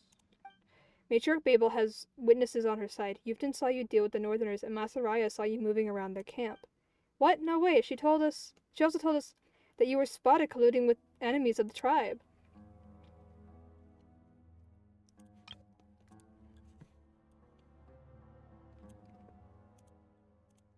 So why did they say you betrayed us? What's going on? Paimon wishes we knew. Anyway, calm down and let's explain. If it's Babel's design to pit us against each other, will they defend us or the matriarch?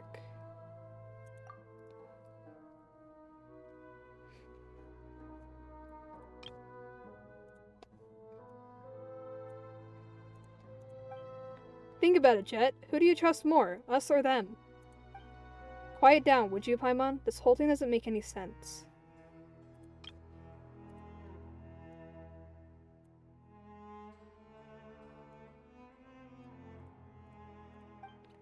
You finally put your weapons down. Let's not draw him again, shall we? You gave Paimon quite a fright. Don't be so optimistic yet, little one. She could still use her blades. Who the fuck are you? Nayram, Rezki, why are you here? I can handle things alone here. There's no need for you to pitch in. I can tell you're doing pretty well, Jet. That's why Rezki and I both needed to deal with the two of you. And there's also this little Ginny. Oh, the little Ginny. I'm quite fond of her. Let's spare her. What? Alright. Wait, have you also betrayed the Tanit? No, on the contrary, we're here to deal with the traitors. I see.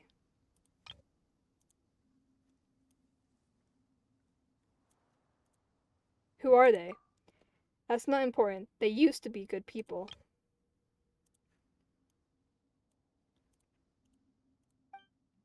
Nayram, Rezki, it was a pleasure being your family. Now, forgive me.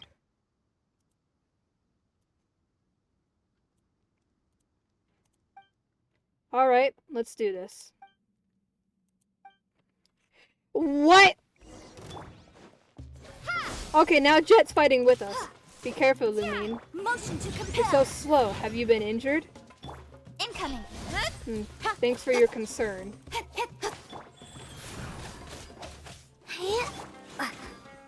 Scatter. Oh, we're not fighting the other guy yet? Incinerate. Narium, you. Just give up. Why are you even bothering? Because you suck! She sent you, which means she's not expecting me to return alive. Whoa, wait. Nowhere to hide. What do you even mean? Don't blink. Boom boom. Life goes on. I kind of want to get it down low so that she can get Speed the of final light. blow. Because I feel like that'd be good.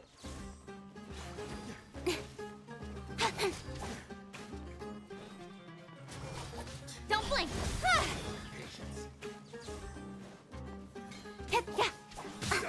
Ow. I'll be fine. Speed of light. Ah, I got the talent. Curses, I really shouldn't have taken this job. Okay, guess we can properly talk now, yeah? Jet!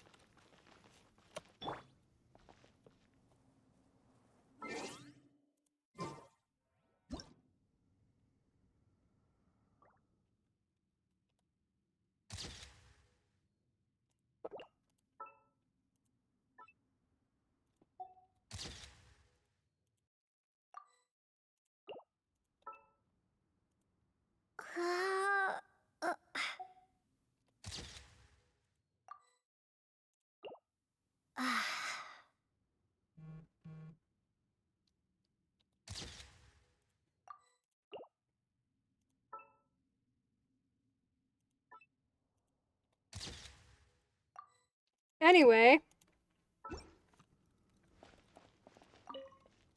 Matriarch Babel sent them.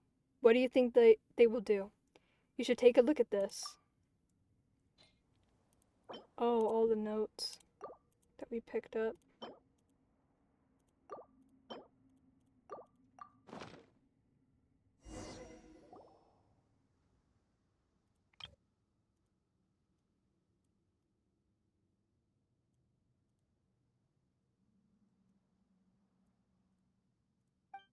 So, she set the trap up long ago and was just waiting for us to walk right into it? Wait, why didn't you show me this earlier?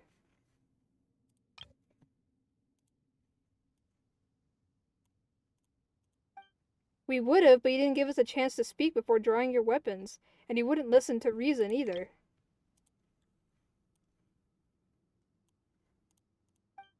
I'm sorry. Thank goodness you're alright.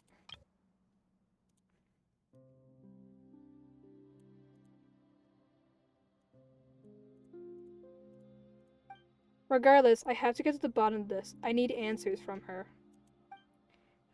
Ow. We still have time. You should rest.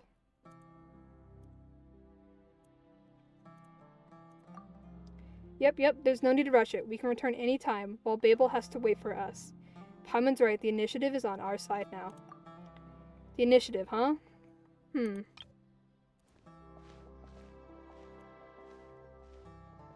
I love the way they walk.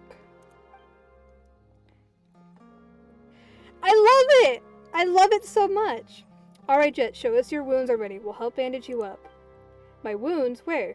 That's right, they're everywhere. Seriously though, I can keep going. Don't try to downplay it. Let us have a look.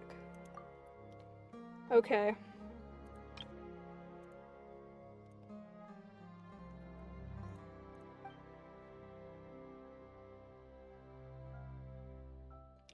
After carefully tending to Jet's wounds, you get some rest together with her by the campfire. Jet sleeps peacefully by your side. The mixed odors of blood, sweat, and burning poplar branches cannot fully mask the scent of spices she carries. Light snoring and raving nonsense intertwine in her dreams. She must truly be tired. Even without speaking to one another, you both know what must happen once she awakes.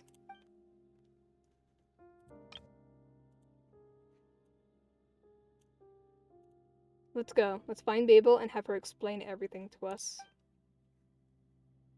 You and Jet arrive at the entrance of the canyon, where Matriarch Babel happens to be waiting for her subordinates. Oh, fuck you.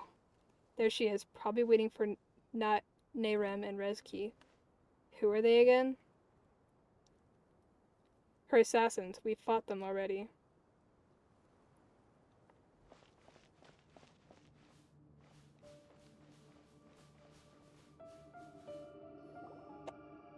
It's you, Jet, you're back.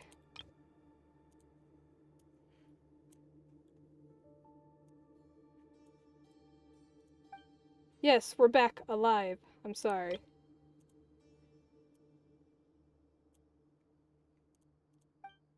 It does my heart good to see you return safely. You must be in need of some rest. Come, let me see what I can do.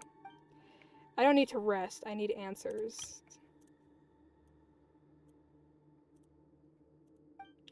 Why did you lure me to the Northerners' trap? Why did you send other members of the tribe to kill me? Why do you want me dead?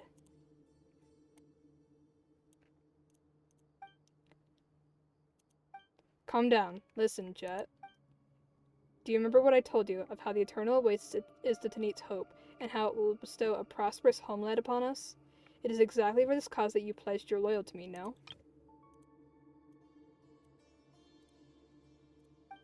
Now that the door to the Oasis is open to Tanit, we must keep it a secret from outsiders. We must ensure that the Tanit are and will remain the most beloved children of the Queen of all Oases. Only thus can we guide the other wandering desert tribes to gather by the Oasis.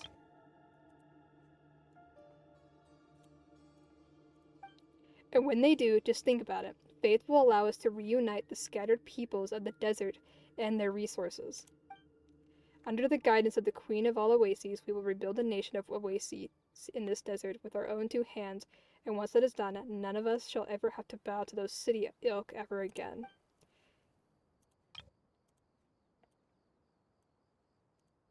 We will be able to build our own palaces, develop an academic system unique to us. We shall even challenge that god who's not but a mere caged bird. Of all those things that I told you, have you not listened to a single word?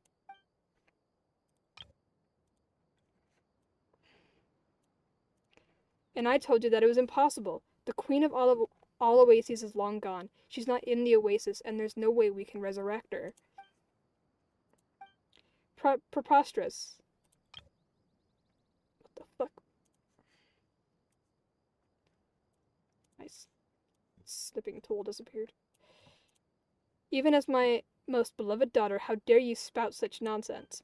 Whether she is alive or dead, whether she can or cannot be resurrected, as long as the Eternal Oasis is under my control, all things will be mine to decide. I shall be the sole prophetess of the slumbering goddess. The Tanit's law shall be divine edict, and the prosperity of the Tanit shall be the preordinance of her divine oracles.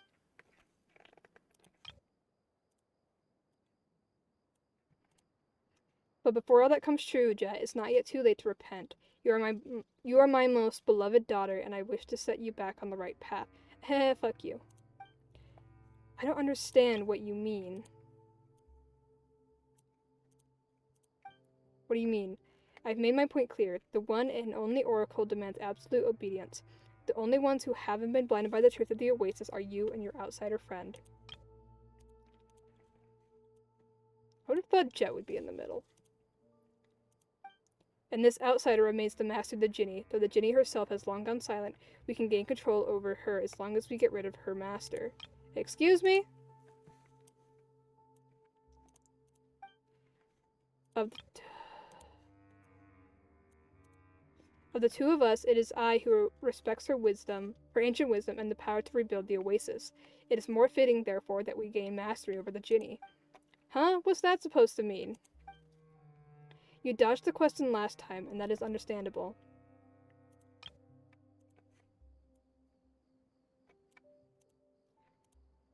But today you must make a choice. Tanit, your home, or this outsider, this friend of yours.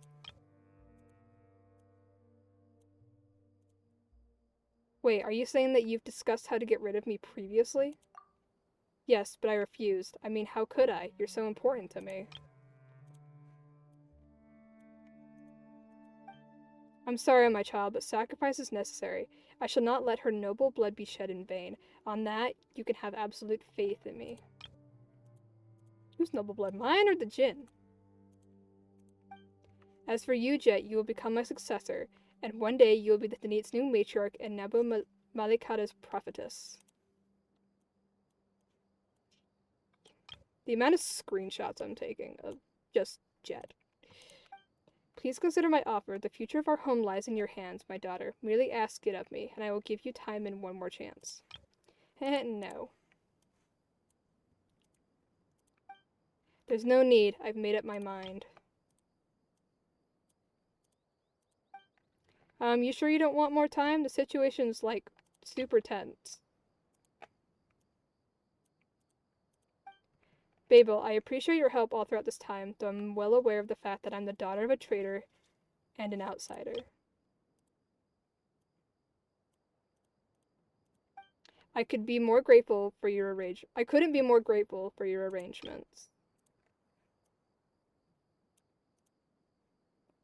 Why do that? The things that I've done for you, the voices I've silenced for you, the elders who disappeared. Elder Bleda, the one who liked crocodiles. Surely you remember him. He treated you like his daughter, and he doted on me as well. That's why I could plunge a poisoned dagger into his chest. Elder Guafa was such an eyesore to you, and you were that to him too. And sadly, it was me in the end with the Sumpter Beast jawbone, again and again and again and again.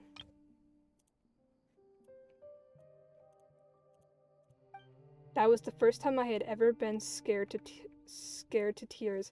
I was so afraid of myself. I still remember how you wiped my tears away. Hold on, are you saying... How could that be?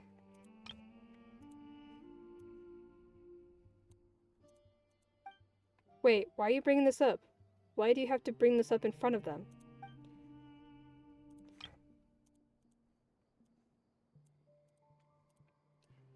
And there was also Elder Taya. She was young and beautiful, and she was the head of the hunting party, a more capable competitor than you. She thought I adored her, but I was loyal to you, for I believed that you alone were my true family. I believed that you could wipe my tears away once more and give me a home. So I made her disappear in the desert. I hate when the thing does this.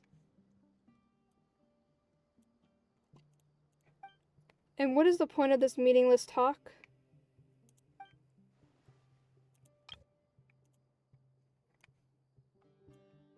You are the sole oracle of the goddess, and my mother. Why should there be any secrets between us?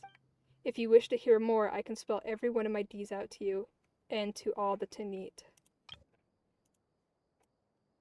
Did Babel order her to do all this, or did she do it herself?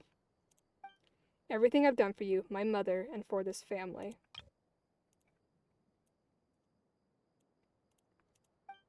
I've done enough, and I'm fed up with it. I won't betray Lumine.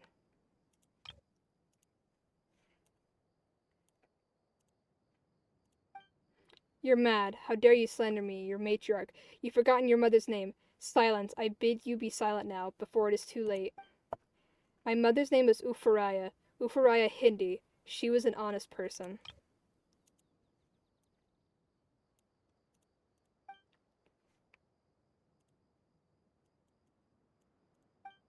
Ah, so it was true then. The traitor's daughter could never be anything but a half-grown mongrel, just like her father.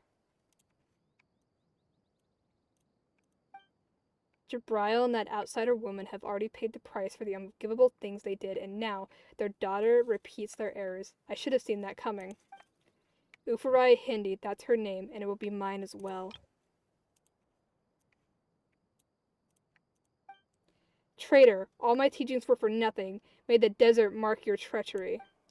Enough, my kin. You know what to do. She has angered and saddened me. Huh? Hold on. Don't get so worked up. Didn't you just say that you see Jet as your daughter? Besides, Lumin has helped you so many times. Anyway, there's still gotta be a way to come to an understanding, right? Lumin's like, no. We're here to fight.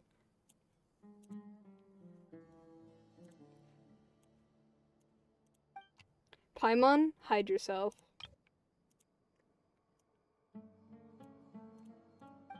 Keep your eyes closed and don't dirty your white clothes. Damn! I love Jet. Okay. Defeat Babel and her underlings. You lying cur, Tanit will never stop pursuing you and the outsiders who collude with you. Game is lagging! I'd shut up if I were you, Babel. Save your energy for your last words. I'll take care of the underlings. You can have fun tearing Babel apart. Incoming. Scatter. Don't blink. My God!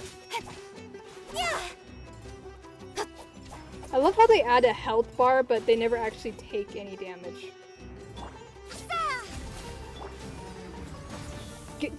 You! Oh my God. Protect me. You're going against all that's neat. Do you think we'll ever forgive you? She got away. Let's chase her down.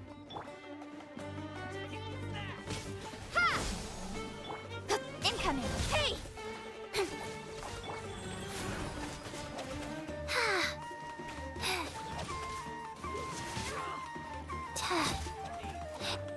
Come out, Babel. Motion to compel.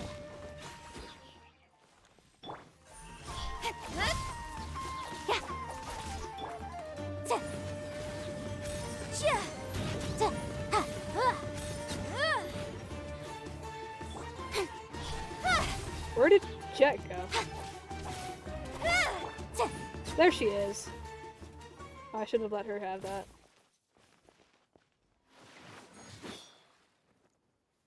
I love you, Jet. Oh my God.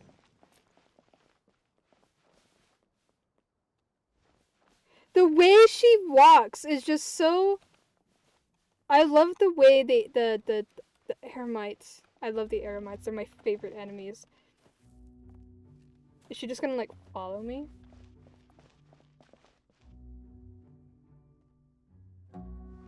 I absolutely love her. Anyway, are we supposed to be going down here? Oh, there's enemies down here.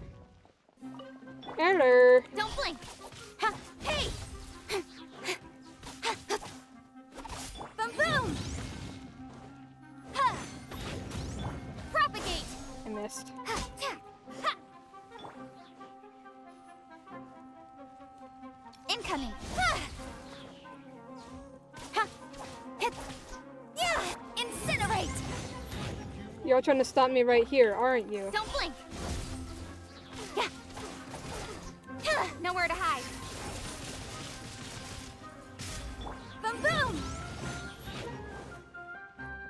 They fell.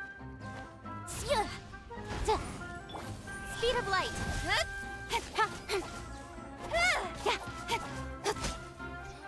Sniveling, insufferable dog. Is there a dude down here? There is.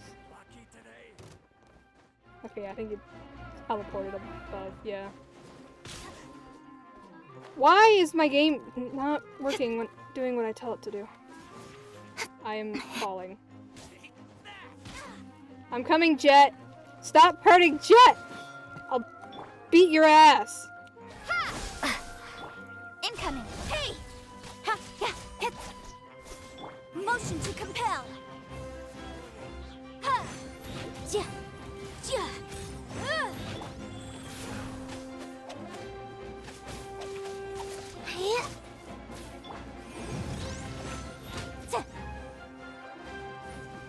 Yeah!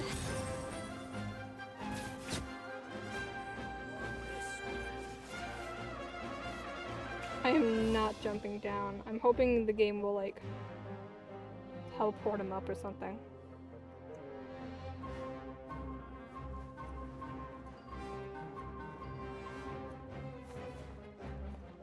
Girl, you are going the wrong way. Okay, she's trying to get to him.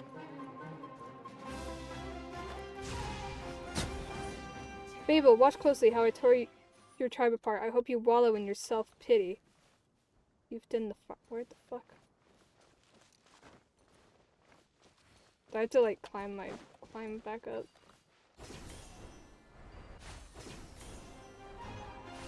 You, stop there.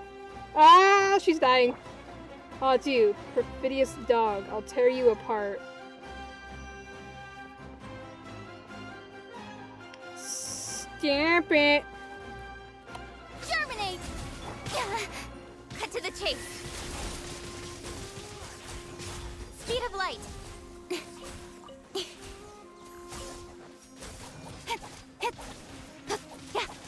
Incoming!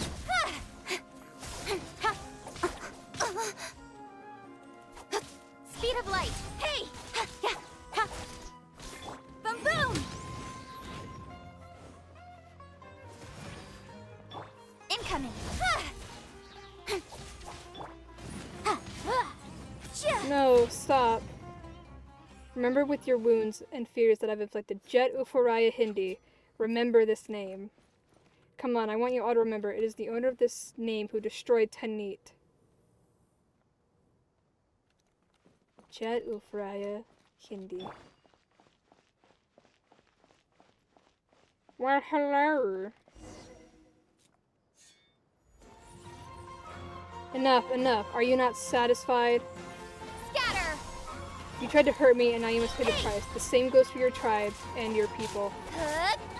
Me, my tribe, my people, Go. and you. Stop it, Jet. What good will any of this do? I don't know, nor do I care. This music is really loud. You've got me cornered. Can't you see what I've done? Save it for the jury and face me. Don't. I'm trying to let you kill Babel. Motion to compel. Yikes! I'll take care of these guys. Opening You go do box your of thing. Adepti tricks. Don't blink!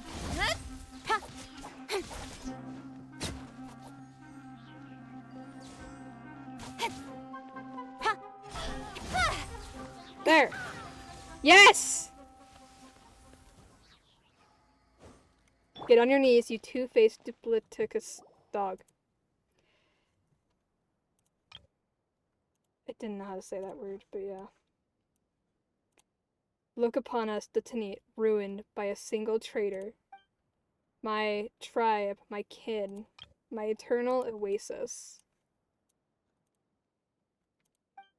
Say goodbye to them while you still have time for some final words.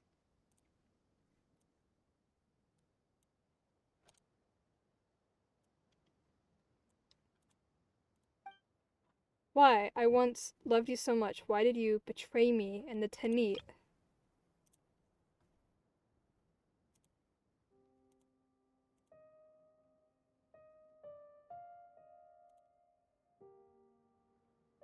Oh, what the fuck? Hold on.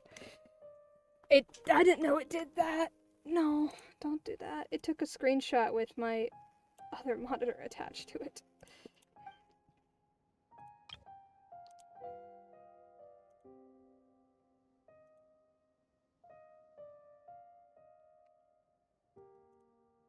Oh, that's so much easier. Why? Because you're evil and I'm not? Oh, why? Because I'm evil and you're not. I see no reason why I must explain myself to you. Alright, Babel, let me tell you.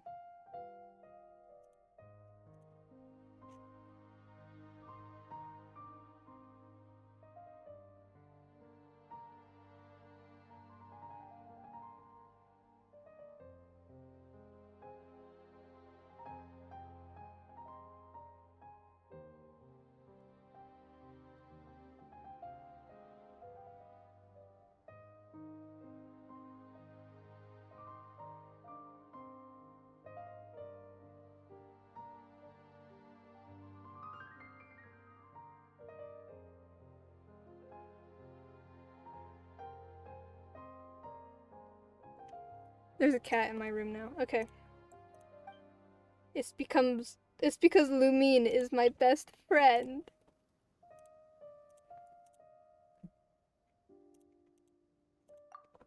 You wanted to get rid of her, but I refused to be a part of it. And so you decided to get rid of me too.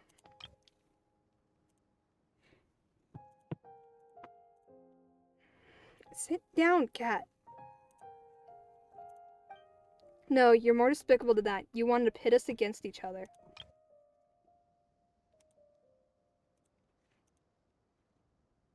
Damn it.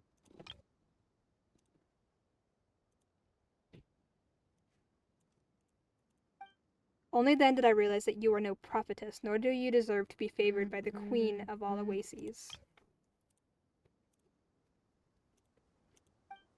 You're just a despicable schemer. You're the foolish one, an outsider. You did all this for an outsider. We're your real family. You've destroyed everything. You destroyed the hopes of the Tanit, the hopes of all the tribes who wander amidst the gilded sands.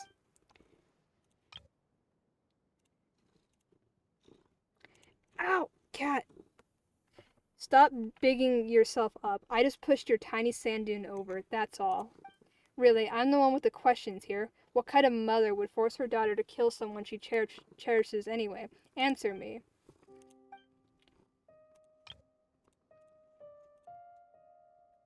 Some family you are. You try to take my life. Abyss, take your idiotic dream of being a prophetess. Well, someone might fulfill it in your stead, but I'm sure they'll keep their hands cleaner than you did. Ha. But I've already sent scouts to inform all the tribes of your betrayal. Soon it'll be known that you're a traitor who tarnished her family's name, all across the vast desert. Very soon.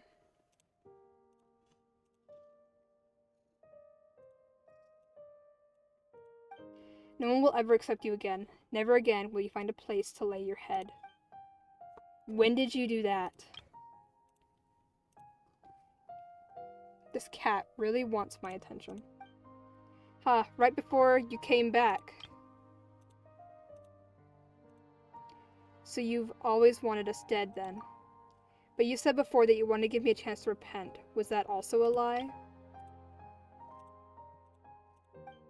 I thought you'd soften. It'd make it easier to get rid of you.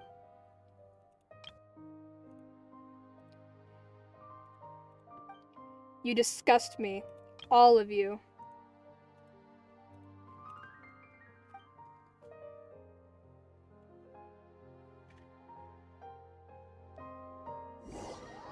You and the group reached the entrance to the canyon, and Jet sorted out her feelings. Jet has sorted out her feelings.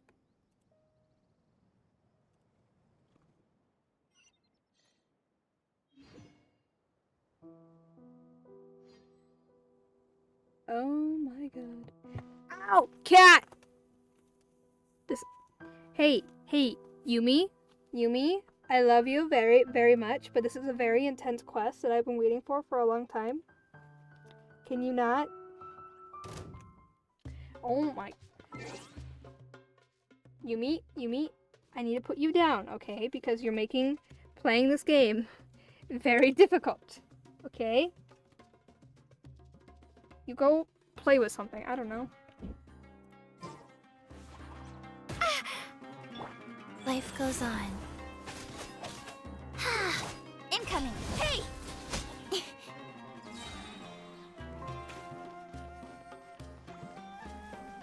Can they not?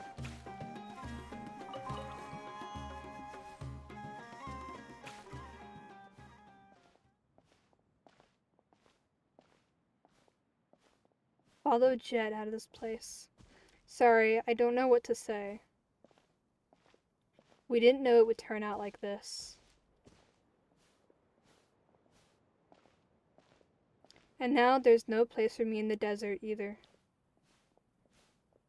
The news will spread quickly along the trade routes. Soon all air migrants will know that I'm a dangerous person unworthy of their protection.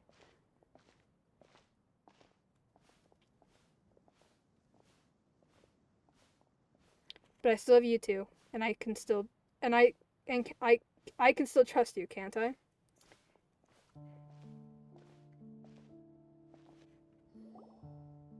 You can always trust us, Jet.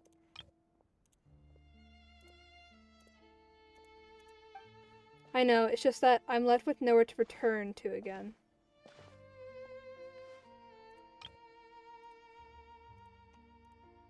But put another way, you're now free to call anywhere you wish home.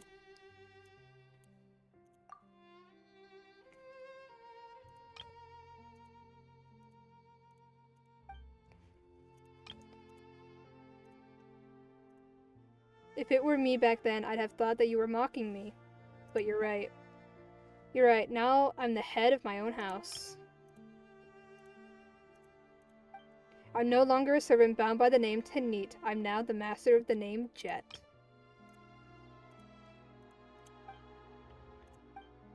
I've reclaimed my mother's name. I'm free. Perhaps Jet will also become the name of a new clan someday. Maybe? I don't know. My mother's name gives me pride, and my father's name also holds many memories for me. As long as I remember them, even in this barren desert, will that not be the home I was seeking all along? Now, home need not be a cause of anxiety for you. Thank you. You know what? Actually, I'd love to go on more adventures with you. Never mind that. You must have had enough of me after all the dangerous situations I put you in. But I can tell that you have your own journey ahead, a travail of greater solitude and a far grander objective, both of which are beyond what I can bear or imagine. As for me, I've also set myself on a certain path. What are you doing, Cat? Hey! Okay. She got herself stuck in a bag. You rat.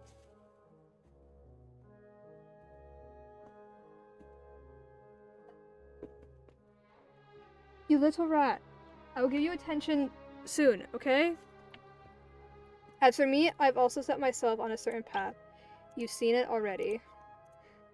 It's not going to be a peaceful one, and I won't drag you down with me. Come on, Jet, you're not dragging us down or anything.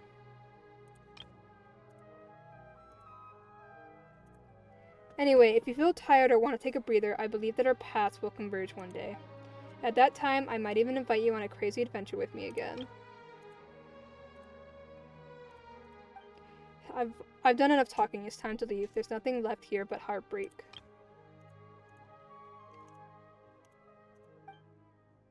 You hug Jet before parting ways with her in the desert. She holds you tightly, almost as if afraid that a blinding sandstorm would sweep you away. You notice that she seems to be holding back sobs. Then she pushes you away lightly and rubs her wet eyes before smiling broadly at you once more. May we meet again under a lovelier sun, she says. Jet turns away and leaves. You see Ben Ben, only now emerging out of the ruined camp. Hurry to catch up with Jet.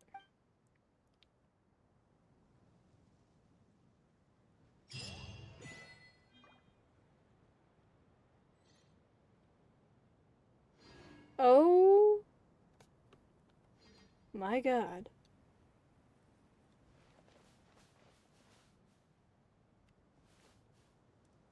That's it? There's nothing else?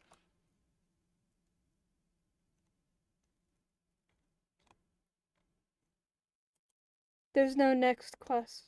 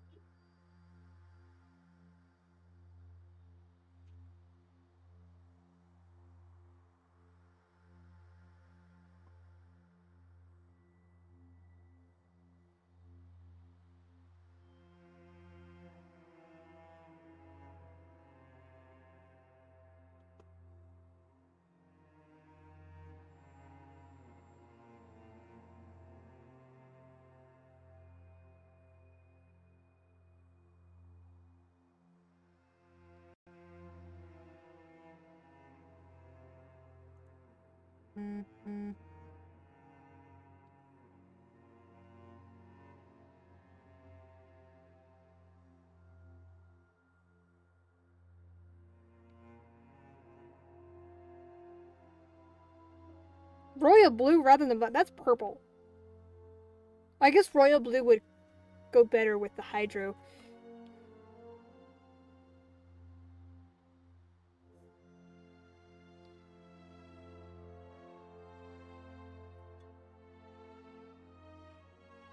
So it says that according to the event recorded in nameless researchers' notes, which presumably happened after the end of the tribe, Jet is currently the leader of a newfound mercenary group. Her group is on a quest to hunt down Master Raya, and to that end they are on good terms with the Order of the Skeptics, who Master Raya had also offended. Jet and her group managed to meditate between the Order of the Skeptics or mediate between the ordered skeptics and a group of academia researchers and agree to escort the latter back to the rainforest. Oh my god. Valentine's Day Jet 2024. She has golden eyes. She also has TCG cards. Oh, she has 2 TCG cards. I think I have one of them.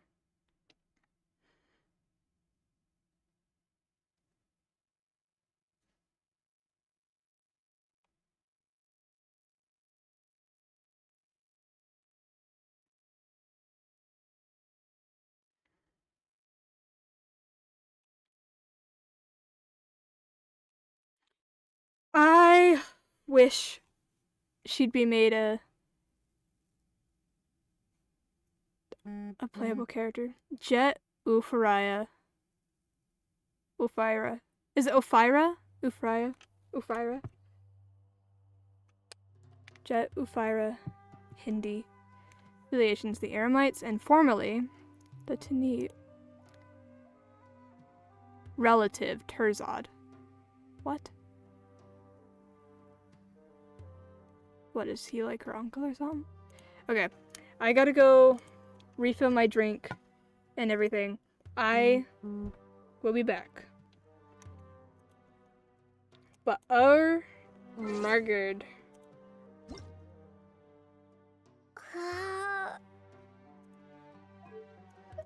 Okay.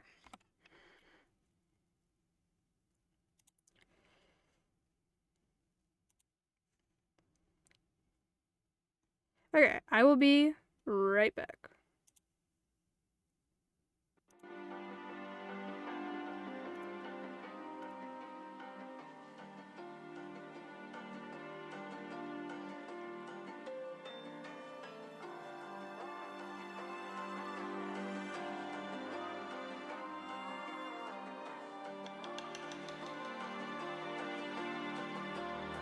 So you wanna go to war with me? You're talking like you think you're royalty. You think that I'm afraid, but I don't break. I heard you question my stability. You think I'll fall just like a guillotine, but I am here to stay. Won't look away. The storm is coming, so you better start running. No, you can't control, feel it in my bones. I'm coming for the, coming for the.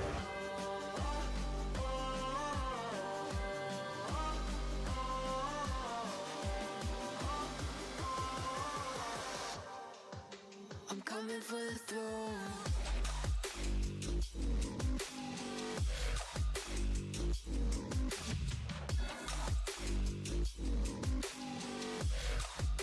I'm coming for the throne.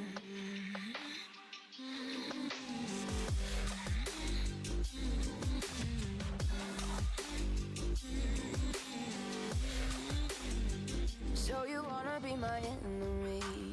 You should've known I'd never kiss the rain. Ice runs in my veins, won't play it safe. I don't belong with your nobility. Who died and made you king of anything? You think that I'm insane? It's your mistake. Kingdoms rise and fall. I've come to take it all. I'll take it. I've come to take it. Kingdoms rise and fall. I've come to take it all. I'll take it all. The storm is coming, so you better start running. No, you can't control, feel it in my bones. I'm coming for the, coming for the.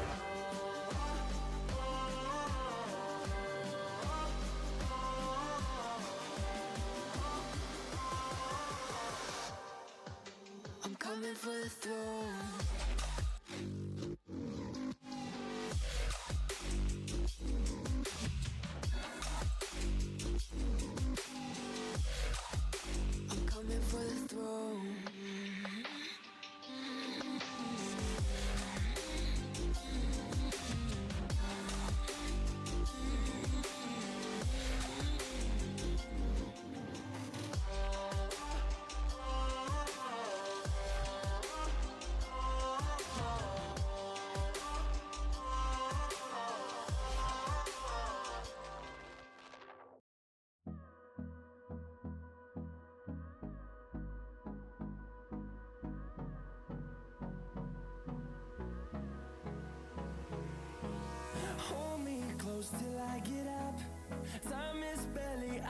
inside. I don't wanna waste what's left. The storms we chase are leading us, and love is all we'll ever trust. Yeah, no, I don't wanna waste what's left. And on we'll go, through the wastelands, through the highways, till my shadow turns to sun rays. And on we'll go, through the wastelands, through the highways, and on we'll go.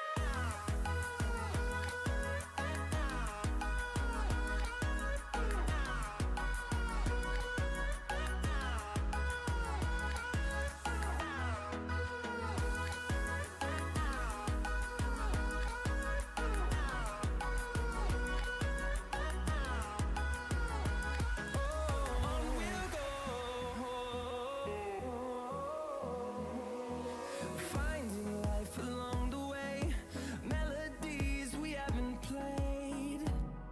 No, I don't want no rest. Echoing around these walls, fighting to create a song. I don't wanna miss a beat. And on we'll go, through the wastelands, through the highways, till my shadow turns to sun rays. And on we'll go, through the wastelands, through the highways, and on we'll go.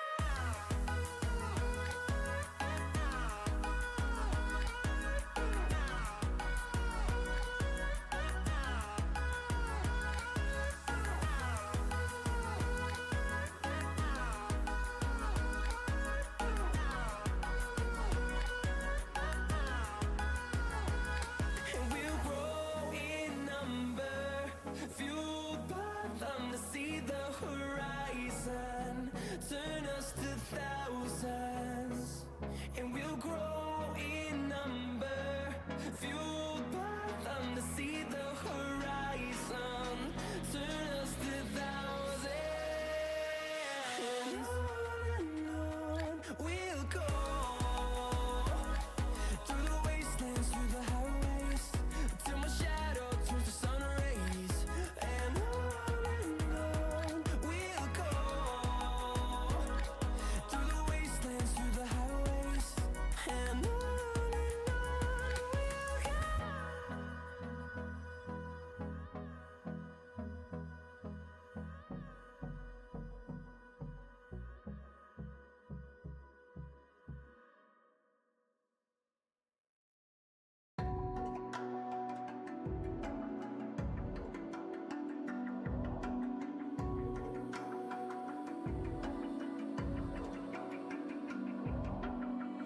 Even now, you're coming after me, fire lighting up the sky. Feel the ground shaking underneath, trying to take me alive. Get ready for the fallout. Can't stop me now. I got no rival. I'ma find my way through the blood and pain game of survival. Any time or place, watch 'em run away. I got none. I'll be standing on my own, never gonna take my throne. I got no rival. Watch 'em run away. I got no, no, no. I got no, no, no rival.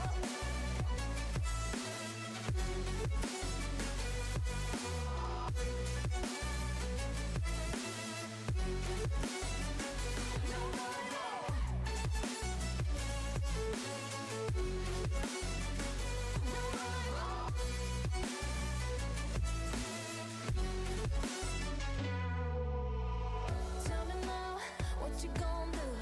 We can do this face to face. The reckoning is coming real soon. Doesn't matter what you say. Try to tell you this is my moment. Can't take mine 'cause I own it. Don't you know that I locked and unloaded? You're out of focus.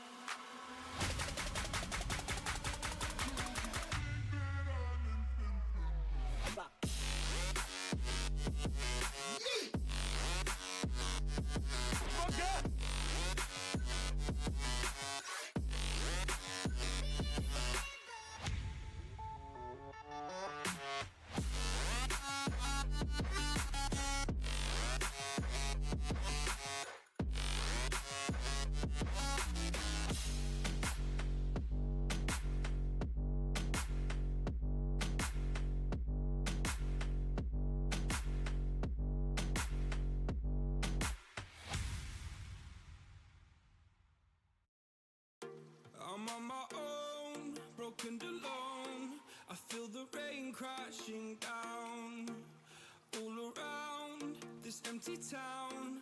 I'm searching for the lost and found, but you don't care, you're unaware.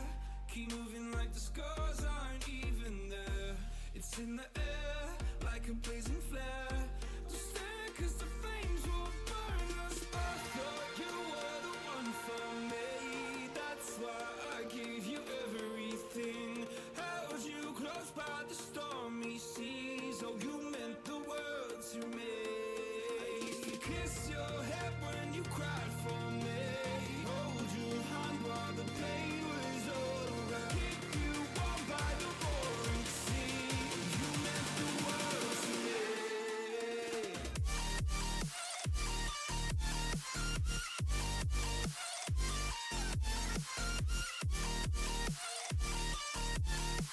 Oh, you meant the world to me.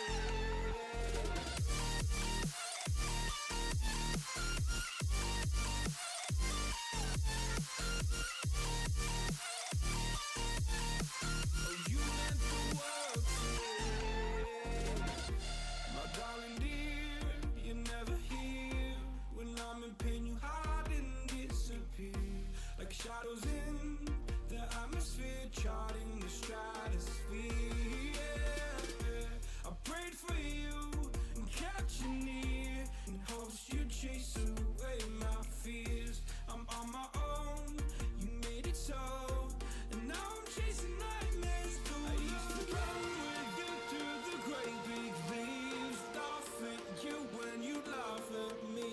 Hope for us because I believe the home was just you and me. I thought you were the one for me. That's why I gave you everything. Held you close by the stormy seas. Oh, you meant the world to me.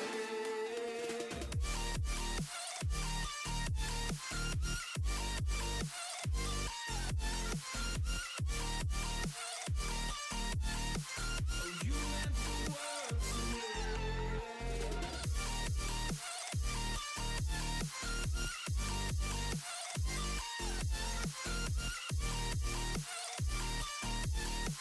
Oh, you meant the world to me. Oh, I'm gonna do this on my own. No point in blaming you, you did not know. Oh, I thought you were the one for me. That's why I gave you everything. Held you close by the stormy seas. Oh, you meant the world to me.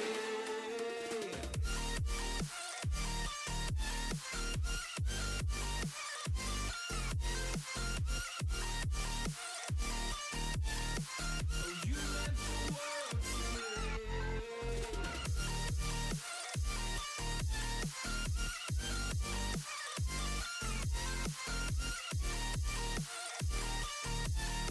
Oh, you meant the world to me. Oh, I'm gonna do this on my own. No point in blaming you, you did not know. Oh, I'm gonna do this on my own. No point in blaming you, you did not know. I thought you were the one for me. That's why I gave you everything. Held you close by the stormy seas. Oh, you meant the world to me.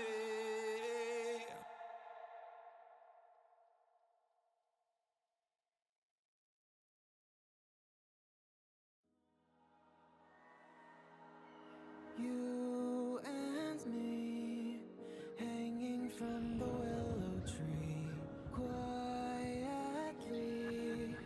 drifting in the open breeze. Suddenly, the wind blows you away from me.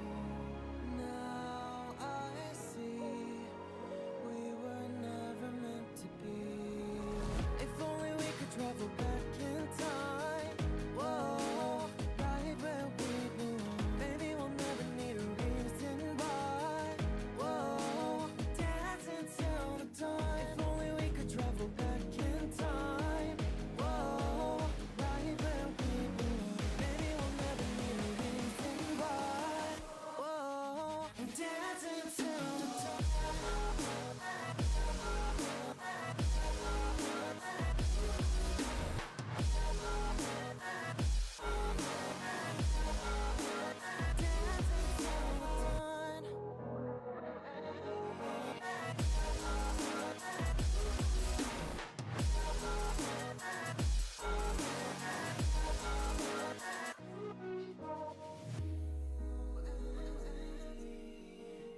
from the same branch and leaves, wild and free, living here in harmony. Don't you see? This is where you want to be. When you leave, the world is never what it seems. If only we could travel back in time. Whoa, right where we belong. Maybe we'll never need a reason why. Whoa, dancing till the dawn. If only we could travel back in time. Whoa, right where we belong. Maybe we'll never need a reason why. Whoa, dancing till the dawn.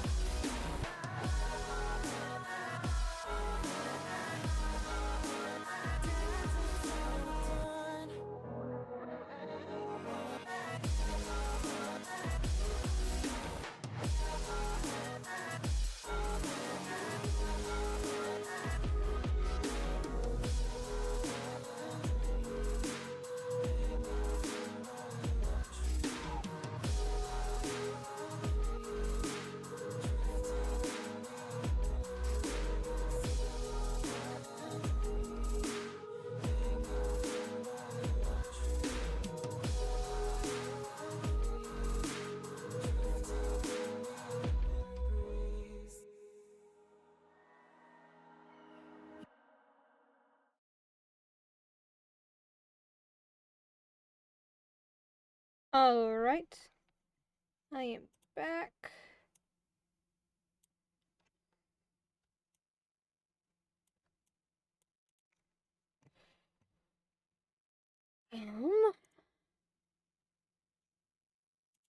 God, I love Jet.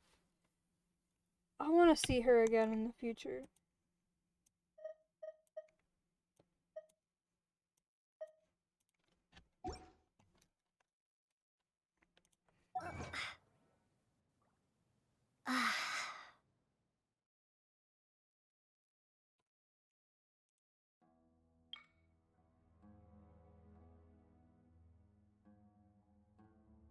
While the evildoers and their oracles are known this day, when the Avenger unleashes her righteous fury.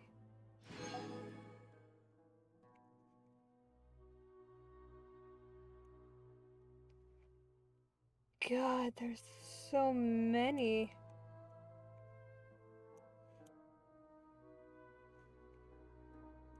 Oh, is it going like an order, maybe?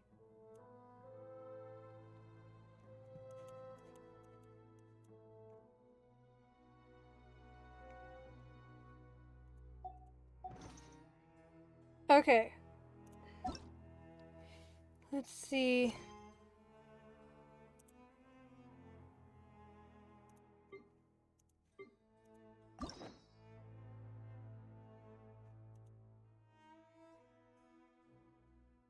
Could do Nahitas.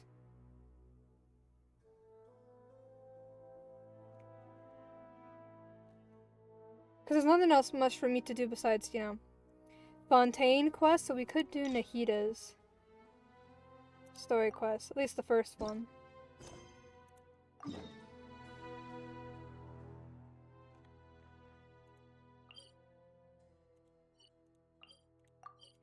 We probably won't have time to do the second one, but we'll probably do that. Ow! I just hit my elbow. Probably do that in the next stream. Might have to step away for a minute at some point again. Sister's friend had something very important to tell me about work.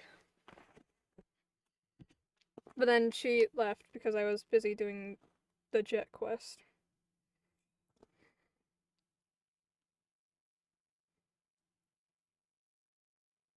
It wasn't gonna take that long, but I guess there are other things for her to do.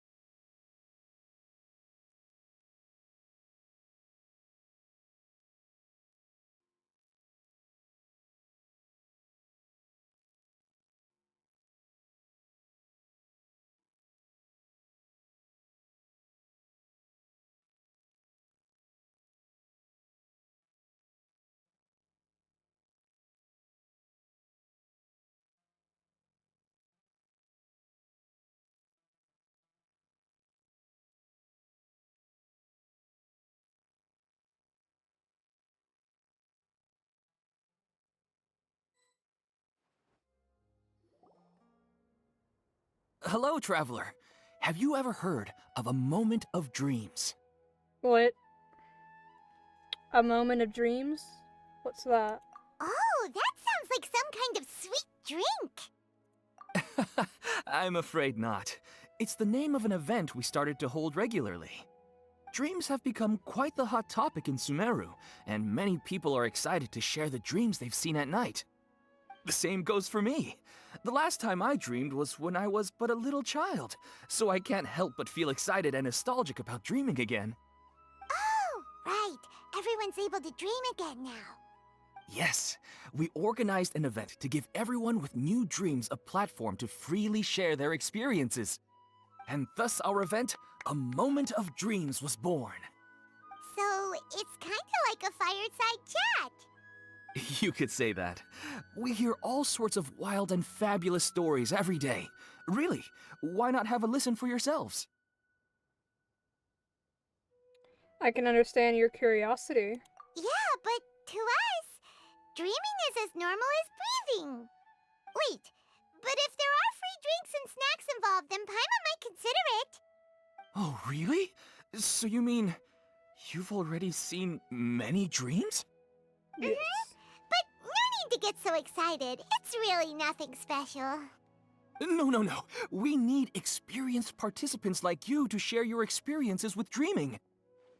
What? Please allow me to address you two as dream experts. What? Sounds kind of weird. There are some things that expert just doesn't seem to go with. Oh, expert? Paimon kinda likes it. Now you seem interested. Please, follow me to the meeting place. It won't take much of your time. Rest assured, you'll find all the drinks and snacks you'd like there. Wow, Why do you sound... how accommodating. You sound Sign malicious. us up. But wait, Paimon's getting ahead of herself again. We should see what the traveler thinks first. Why aren't you saying anything? You're the boss. I don't think I really have a choice. All right, hurry up and take us to be dream experts. Very good. Follow me then.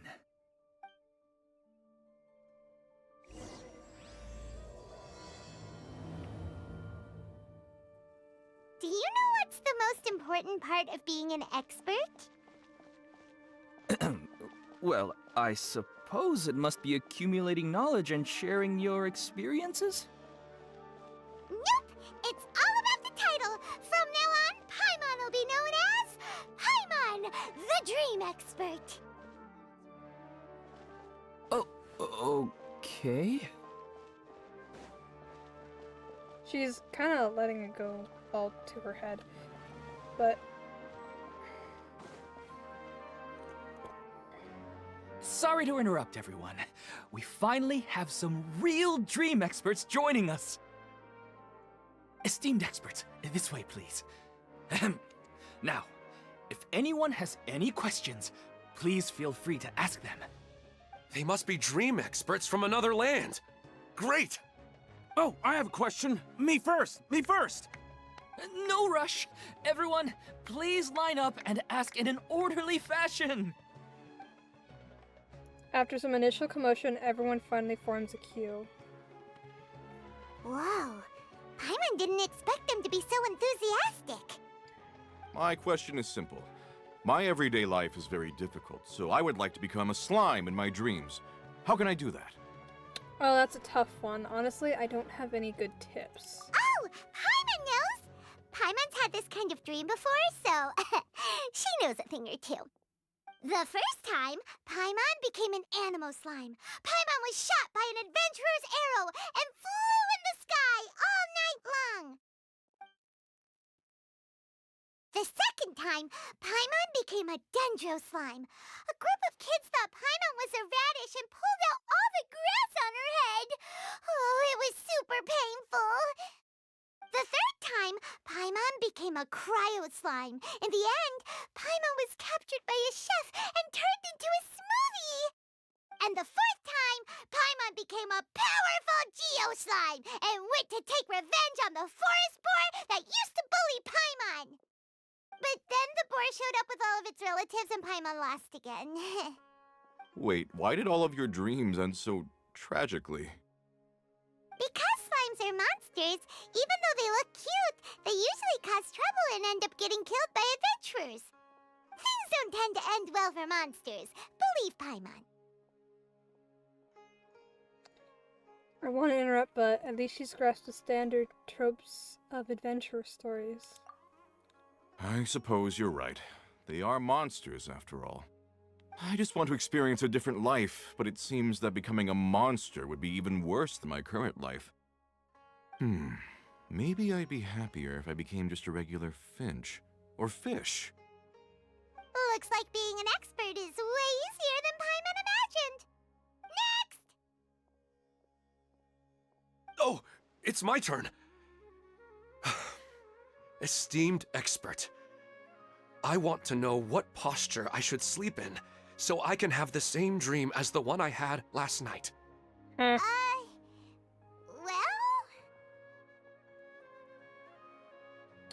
Yes, please enlighten us, esteemed expert. Hey, you're supposed to be helping. First, why don't you tell Paimon about the dream you want to have again? Oh, it's quite ordinary. I sat and chatted with my wife on a sunny day, listening to the breeze blowing through the valley. Why don't you just find your wife and talk with her? There's no need to wait for a dream. Well, unfortunately, she passed away. Oh, sorry. Paimon shouldn't have assumed anything.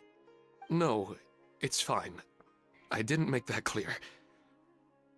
I just want a chance to see her again. Have you tried looking at her photos right before you fall asleep? Yeah, it's not really about posture. What you think about right before falling asleep is probably way more important. Oh, is that all I have to do? Think about it.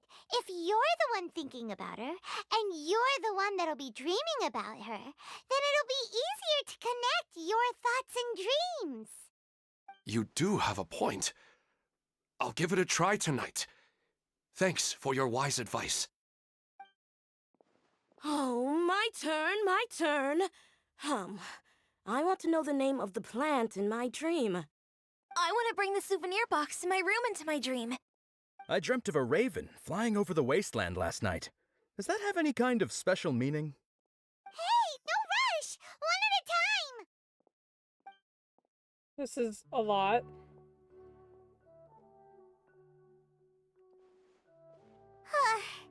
Their questions were way too difficult. We don't actually know anything more than they do. We're just more experienced dreamers, that's all. They didn't really care about the answers. Vivid dreams are just really exciting to them. You do have a point. It's more rewarding to explore and contemplate the meaning of a question than to focus on the answer itself. Right now, these people are like wanderers who've starved for 3 days and 3 nights and are desperate to replenish their energy. Any explanation they get now is like pure sustenance to them, no matter how good the explanation really is. Oh, and now that Paimon has said that, you know who comes to mind? Nahida. Bingo! If she was here, she'd probably be making some similar analogy. Unfortunately, she's super busy right now and may not have time for gatherings like this. Dear experts, we have another guest who would like to consult you. But you saw how we answered all the questions just now. We're not really all that knowledgeable. Ah, but this guest is rather special. What? It's Nahida! My question is, why didn't you immediately tell me about such an interesting place? Huh? Nahida? How did you get here?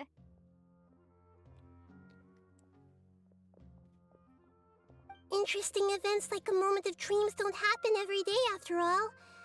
No matter how busy things are, I'd still set aside some time to check it out. Anyway, I really didn't expect to meet you here. Oh, right! If there's anyone that understands dreams, it's you! You should be able to help us answer all these questions. You're not wrong. Alright, they can ask me anything. The more interesting, the better.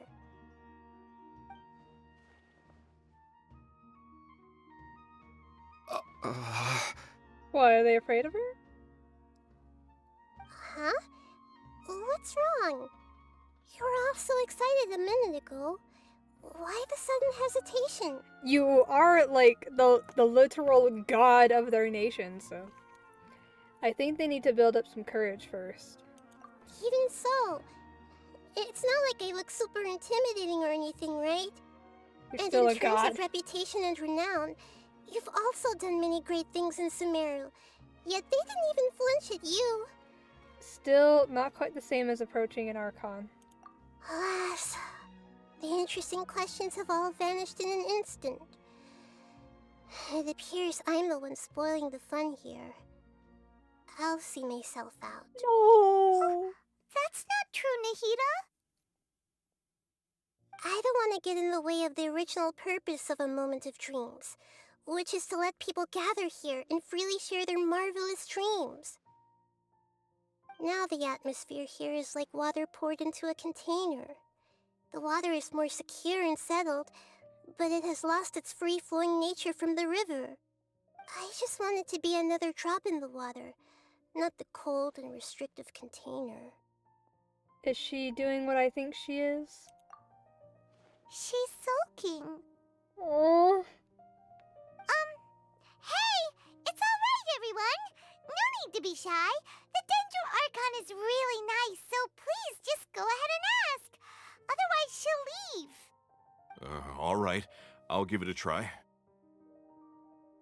Oh, it's the slime guy. Hey, drop the nicknames, would you? Besides, I don't want to become a slime anymore. Maybe a finch or fish is more suitable for me. I see. So you want to become a small animal in your dreams, right? Why do you think that sounds good to you? I guess I just want to experience something different. My everyday life is nothing but the same.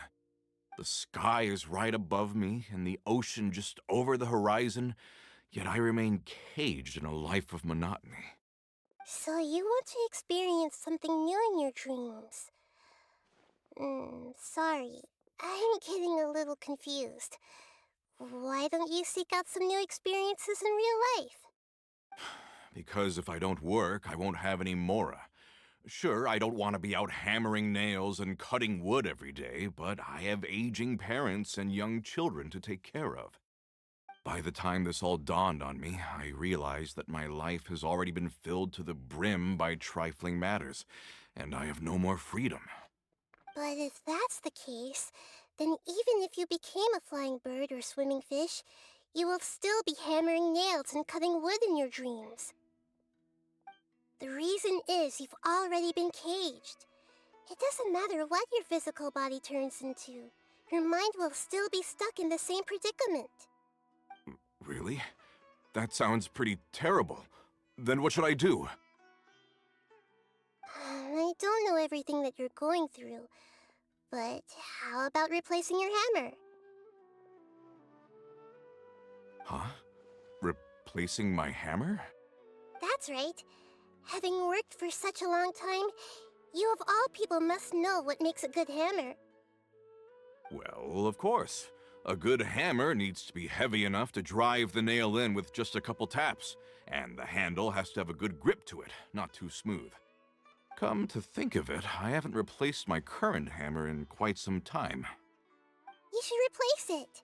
Then decorate the handle with something you like. Maybe some ornaments, fur, or hard leather wrapping. Then, write the names of your children on it. That makes sense. I think it'd give me a good boost of energy at work. A new sense of adventure often begins with the little things in life.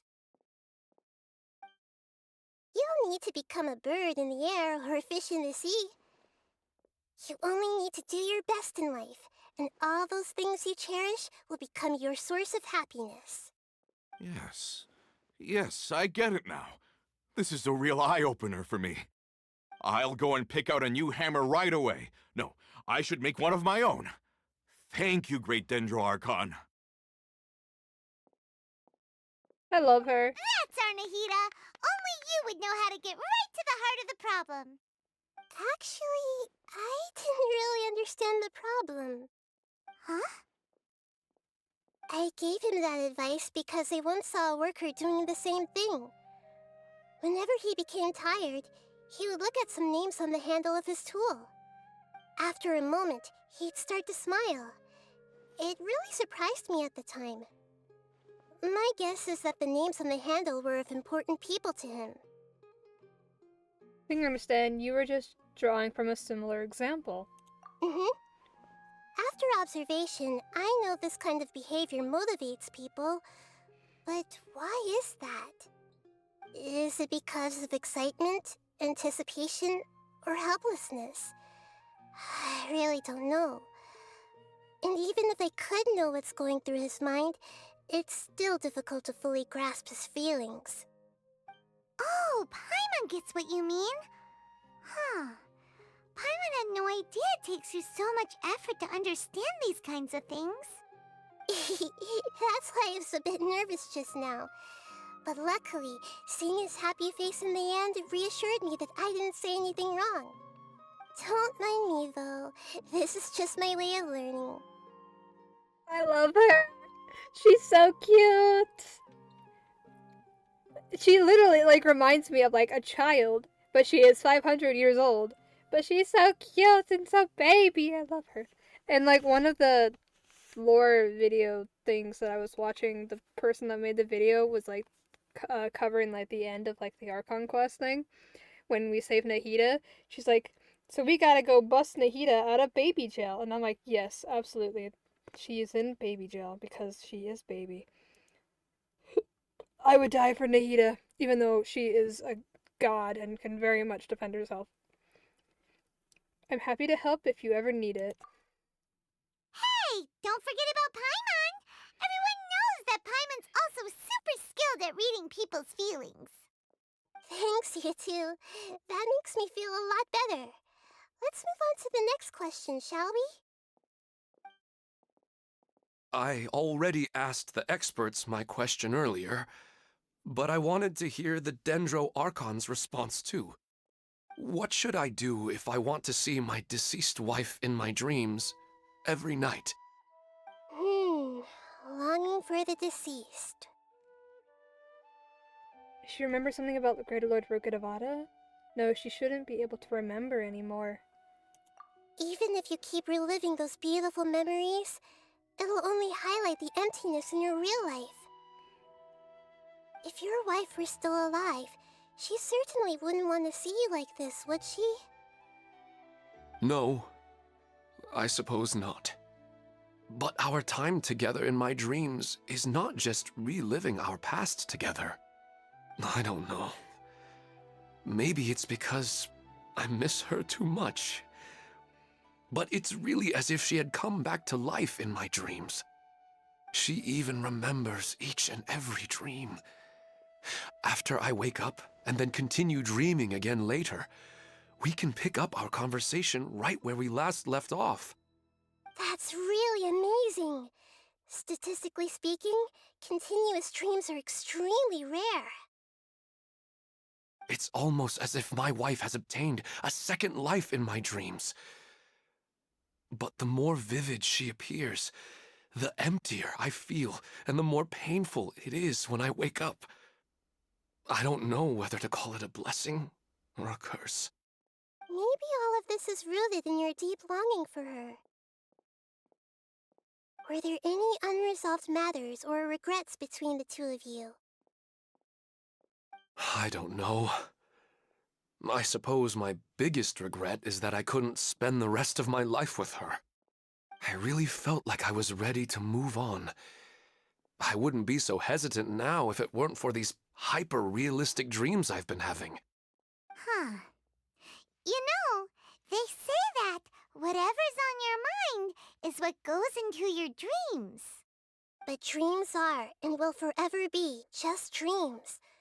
We are people living in the real world. It's not good to be overly obsessed with dreams. All it'll do is fill up your mind and eat away at your thoughts. Yes, I know. That's why I'm also a little disappointed in myself. I still need to take care of our child. And it's probably not good to let her see me in such a state. Anyway, thanks for your advice, Great Dendro Archon.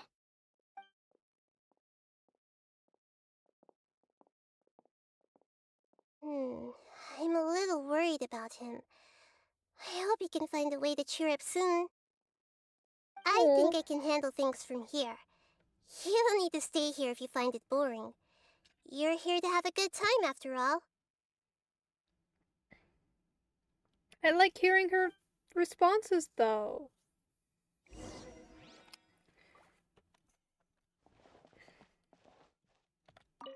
Another recurring dream? Yeah, I'm starting to wonder if it's some kind of hint.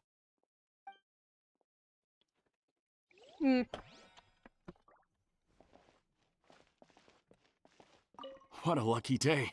Just wait till my friends hear about this. I didn't expect the Dendro Archon to attend this event in person. It's like a dream.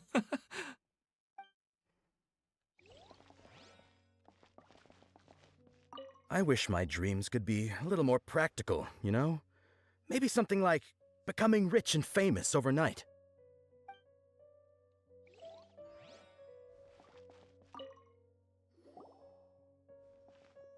Are you feeling any better now? Yes. I think the Dendro Archon made a really good point.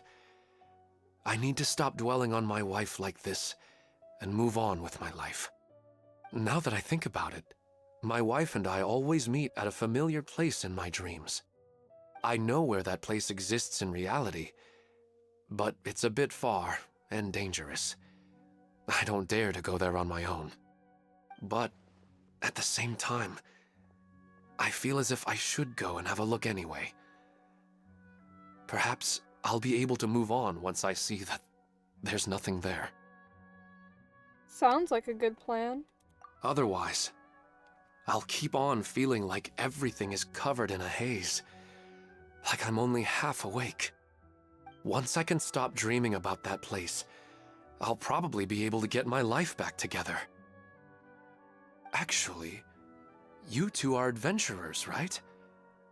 If it's okay with you, could you escort me to that place? Sure, let's go have a look. Yeah, it might also be a good chance for us to unwind. Even if you can't see your wife there, taking in some nice scenery will definitely help cheer you up. Yeah, I hope so too. Alright, go ahead and get yourself ready then. Speaking of longing for the deceased, I'd better tell Nahida about Greater Lord Rukkhadevata. I thought we decided not to tell her about that. Nahida should at least know that she once existed in this world. Are you headed off to some interesting place without telling me again? Maybe. Oh. Huh? Wait, aren't you supposed to be answering questions? I just finished, and I really got a lot out of it. So many interesting and novel thoughts. Anyway, it looks like you're going somewhere. Why don't you take me with you? Yes. Oh, there's no need to trouble you, Great Dendro Archon. I imagine you must have many other important things to deal with. No need to stand on ceremony. Besides, I wouldn't have asked to come along if I didn't have a good reason. I wanted to use this opportunity to discuss with you some things that are puzzling me right now. Huh. I didn't know the Great Dendro Archon could become puzzled too. I'm not all that different from you, you know. Alright, let's go. We can talk on the way. I'd better go with her. The whole Greater Rukadavada thing will take some explaining. I thought we like decided back like when it happened. I thought we had decided like, yeah, maybe we shouldn't tell her about that. I was under the impression that it could cause like problems in the world or something if we told her about deletion from I mean, I guess we had what's his face? The Wanderer, we told her about him and everything was fine. Other than him, no, he deleted himself, and then we're like, hey, so this guy, like, deleted himself from Irminsul, like, so no one remembers him except for me. But he's actually, like, a super bad dude, so we should be concerned.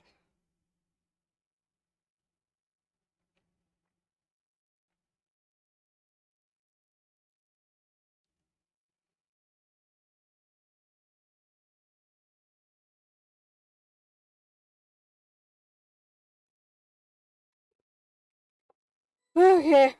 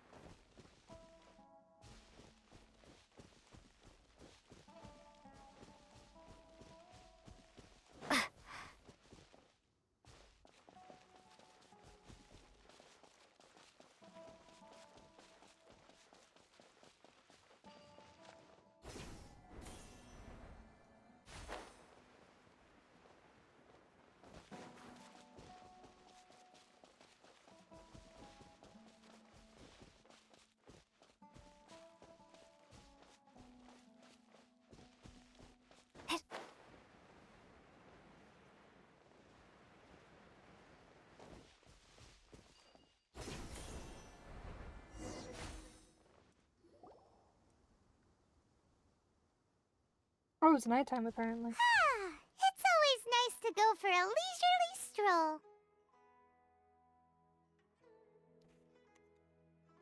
Huh.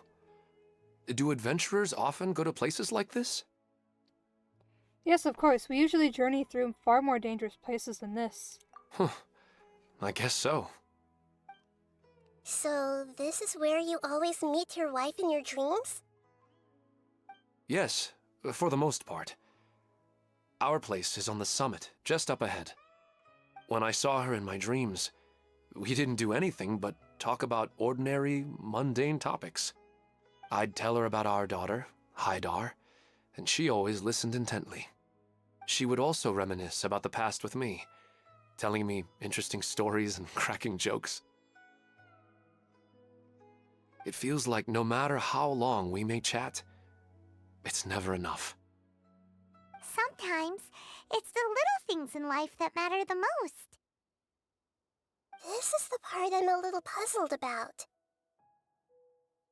I am very familiar with dreams, and normally, they lack logic and continuity. But you said she could remember what you had told her before, right? That's right. She always listened to me carefully in real life, and now, she's doing the same in my dreams. She always surprises me with some details from our lives in the real world. The fact that she can remember such things makes me feel like she's alive. Whoa, that's pretty weird. Well, dreams are kind of weird to begin with. However, the problem is that his dreams have too much structure and continuity. Most dreams are far more fragile than you can imagine. For example, a loud noise outside your window in the real world could cause your dream self to get loaded into and fired out of a big cannon. Another example. If you're thirsty in the real world, then you might find yourself trudging through a desert in your dream. But the appearance of your wife seems unusually stable and unaffected by any outside interference. Statistically, this should be extremely rare. I don't understand it either. But I have no reason to suspect or reject these dreams. They're too beautiful. Indeed, I agree it does really feel like a cause for concern. But I still want to figure out the how and the why. These kind of dreams are novel to me as well.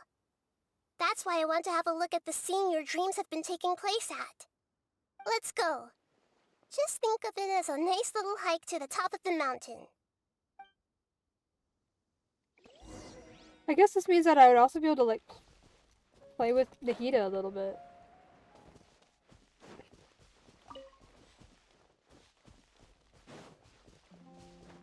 Except what the story quests do, you get to, like, play as the characters a little bit.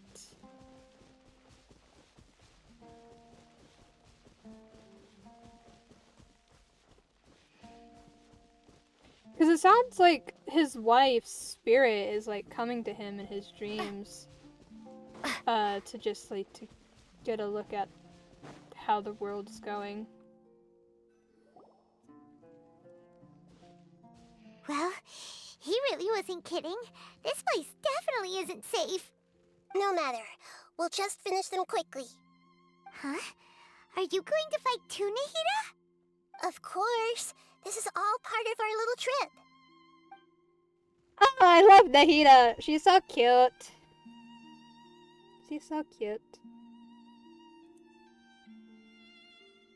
Game.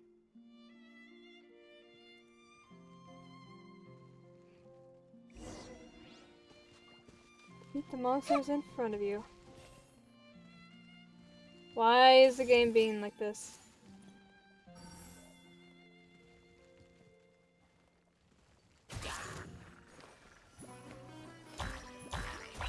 Is she a catalyst user? Wheel of Life.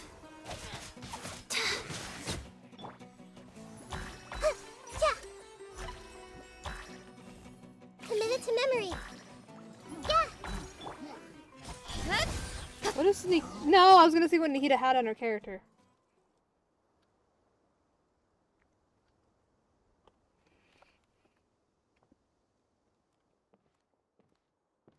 The scenery here is amazing!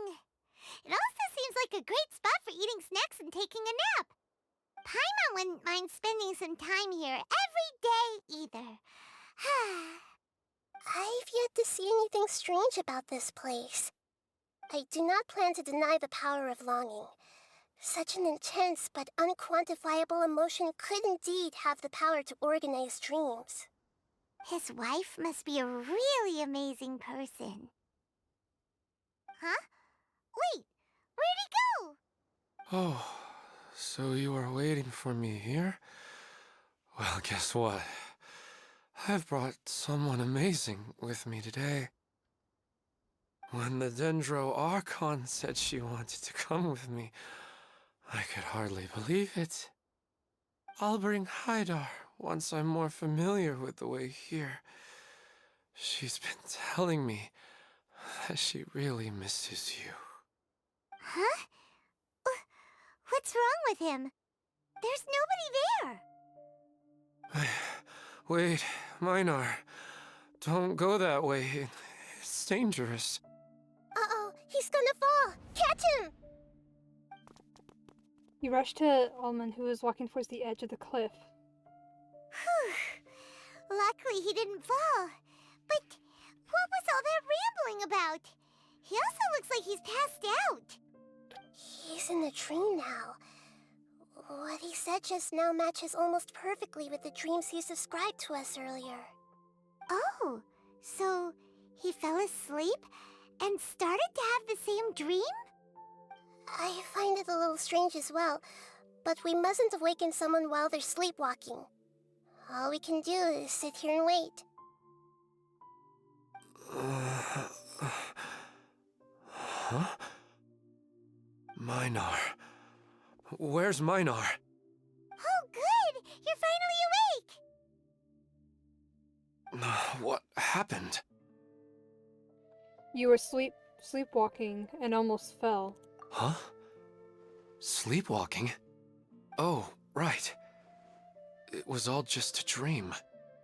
The moment I reached the summit, I saw my wife, Minar, sitting there, and walked over to her.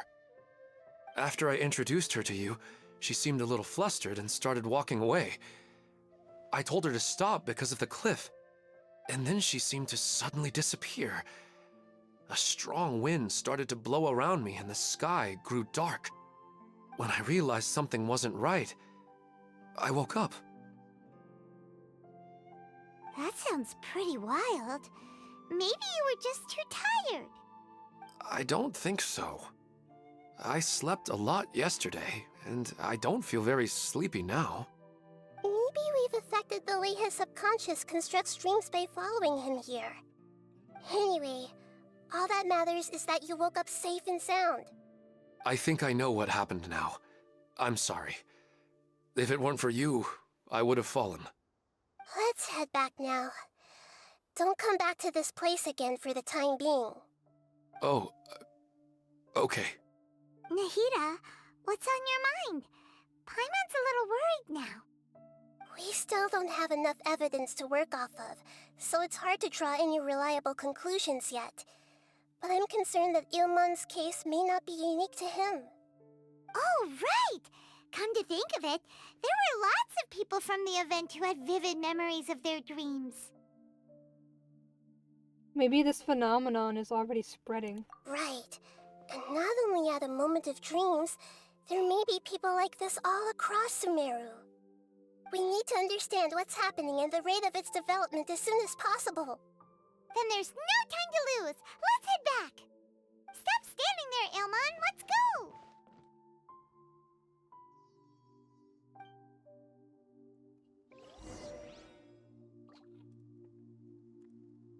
Okay. Is it with the area, or was it with, like, it's like something's happening.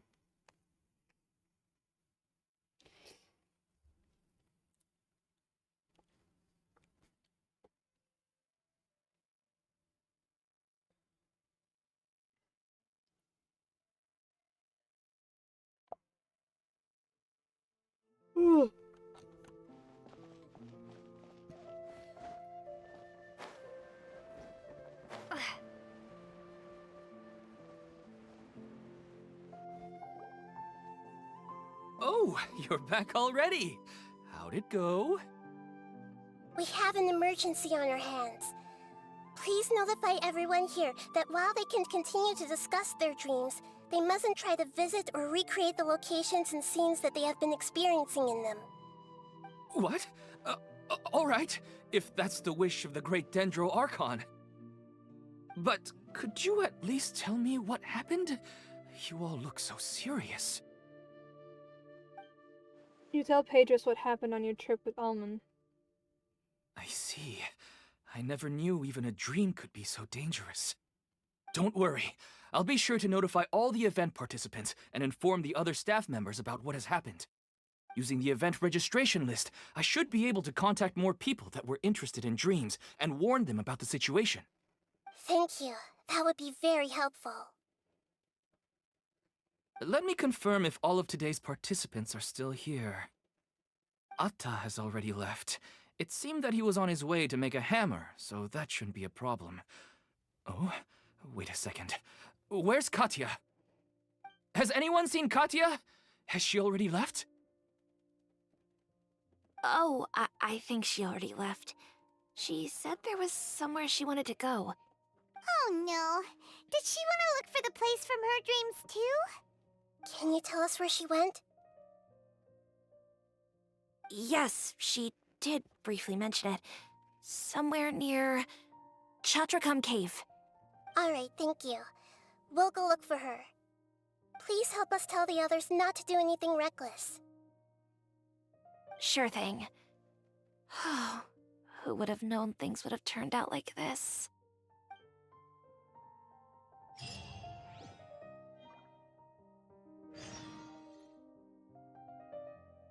Go to Chatrakam Cave.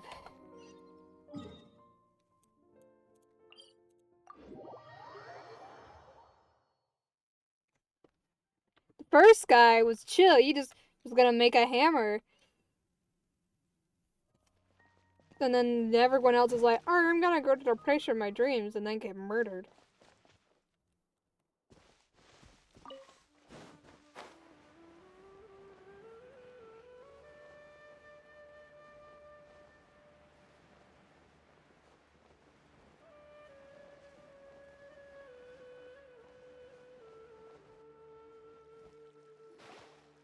Look, she's sitting over there and surrounded by monsters. Come on, let's rescue her.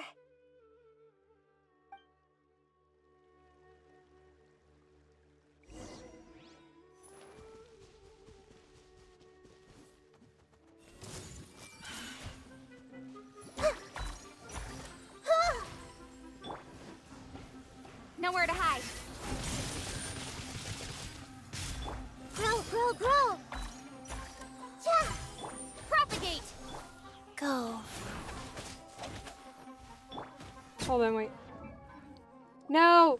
I was like, She wait. seems to be in the same condition as Ilman earlier. Yes, but luckily she hasn't been injured or jolted awake yet. Let's carefully move her somewhere safer. See you tomorrow, Professor Aisha. Huh? Why am I back here again? Nobody else is here. You were dreaming just now. Dreaming? But what about Professor Aisha? Oh, I see. It was all just a dream. Well, that makes sense. After all, it hasn't changed a single bit. Huh? What's it?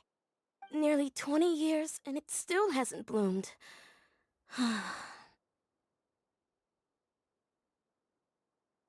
Does it have something to do with your dream? Please, tell us what you mean. Ah, sorry. I'm still feeling a little groggy. Please give me a moment here. All right, where to start? Right, this plant. So, Professor Aisha gave me this plant just before she left. She was a good friend of my parents, and my first real tutor. She was also an outstanding Amorta researcher. In addition to her extraordinary academic talents, she was also skilled in combat and would accept lots of work from the Adventurers Guild. Oh, so you mean she's left on an adventure? Yes. When I was about 10 years old, she told me that she must go look for the secrets of the Abyss, and that she would be gone for a long time. I grabbed hold of her and wouldn't let go. I didn't know what the Abyss was. I just knew that she was like family to me. She hugged me, and we cried for some time until I fell asleep. When I woke up, I was already back home. She still decided to leave, but had left behind a letter for me saying that I was the person she cared for most in this world. She claimed that investigating the Abyss could help more ordinary people protect the people and things they care about. She had obtained some important evidence during her past adventures. If she didn't set off right away, she might miss the perfect opportunity. Guess Ad Astra Abyssosque isn't just a slogan. She left a seed in the letter, telling me that if it sprouted and bloomed, then she'd come back no matter what sort of risky situation she was in. She said she looked forward to seeing me all grown up. But strangely, I've tried watering it, feeding it, everything I could think of. But I've never been able to get it to bloom. I even went to ask the Amorta researchers, and they couldn't explain it either. May I have a look at the plant? Of course. I was hoping the great Dendro Archon could help me solve this problem. Let me see.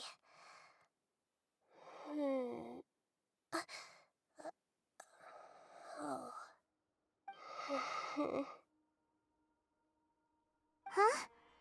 We've never seen that look on Nahida's face before.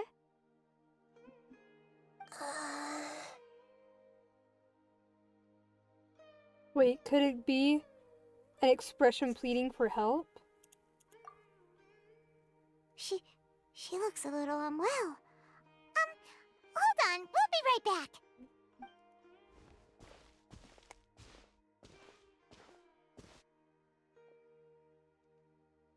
What's wrong, Nita? You can't tell what's wrong with the plant either? No, I immediately understood what's happening with that plant. I'm just not sure if I should say it. This plant is not known to the academic world. It's a new species that our teacher managed to cultivate by some special means. Judging by its features, I can tell from the moment it sprouted it'll never be able to bloom.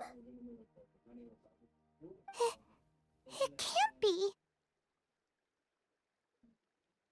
It means that this Professor Aisha she keeps mentioning might have foreseen the danger and was prepared to never return. From my experience observing people, she would undoubtedly regard this as a brutal revelation.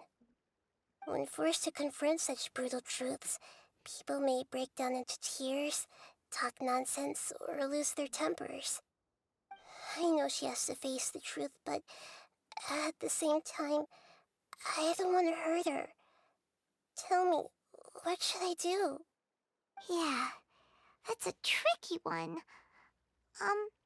Seems like you've already got a good idea of the feelings she might experience. I'll tell her. But wouldn't that mean I'm just pushing it all on you? What if she just gets angry at you instead? It's all right.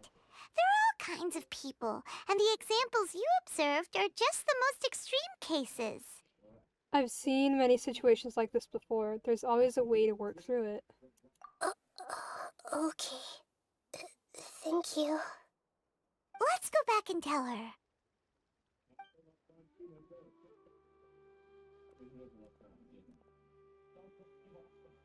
Huh? It'll never bloom? But how's that possible? If a plant is unable to bloom, doesn't that mean it can't reproduce either? All that's left for it to do is slowly wither away. It seems like that may be exactly what your teacher intended. She meant to convey a message through the plant's true nature. Are you saying she never intended to return? Seriously? So everything she said was a lie? But she meant well. Since the separation was inevitable, she hoped that you would be able to come to grips with such a cruel parting a little later in life. She really cared about you. Yeah, her love, care, and attention to you, all those warm moments were real. I guess she had hoped that you could understand and respect her choice after learning the truth. I see. Sorry, I don't want to sound ungrateful, but it's just so much to take in. The dreams are so beautiful. Yet reality is heartlessly cold. I really thought she had come back. I had so much to tell her. I can understand your grief. We're trying to investigate these dreams. These dreams may not be as pure and beautiful as they seem. Some kind of power may be exploiting your feelings. Really? Yes. So with that in mind, until our investigation is completed, please return to the event and ignore any further temptations from your dreams. I see. Thank you for rescuing me, and sorry for the trouble. Luckily, the plant didn't get hurt either. Otherwise, I wouldn't have anything left to remember her by.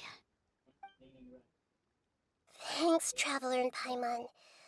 She seems to have finally accepted the truth, but I think she'll still need a long time to come to terms with her feelings. I saw her waver the moment you mentioned love. It was almost like a gentle rain, arriving just in time to put out a fire that was about to spread. It's because people have something called empathy. Empathy? I see. This is valuable knowledge indeed. By the way, you said there may be something that's trying to exploit their feelings. Any idea what that might be? Yes. What's common between Ilmon and Katya's cases is that they've both lost someone dear to them. And now, they get to meet the people they cherish in their dreams again, and the people feel more real than anything a regular dream could hope to create. Instead of interpreting it as a result of their longing, I have to consider a more antagonistic explanation. Someone is taking advantage of their longing. But what would be the motive? Yeah, they're just causing these people to dream. What are they after? This is exactly what we need to investigate. Anyway, let's pay another visit to a moment of dreams. I have a bad feeling about all this. I hope things haven't gotten any worse.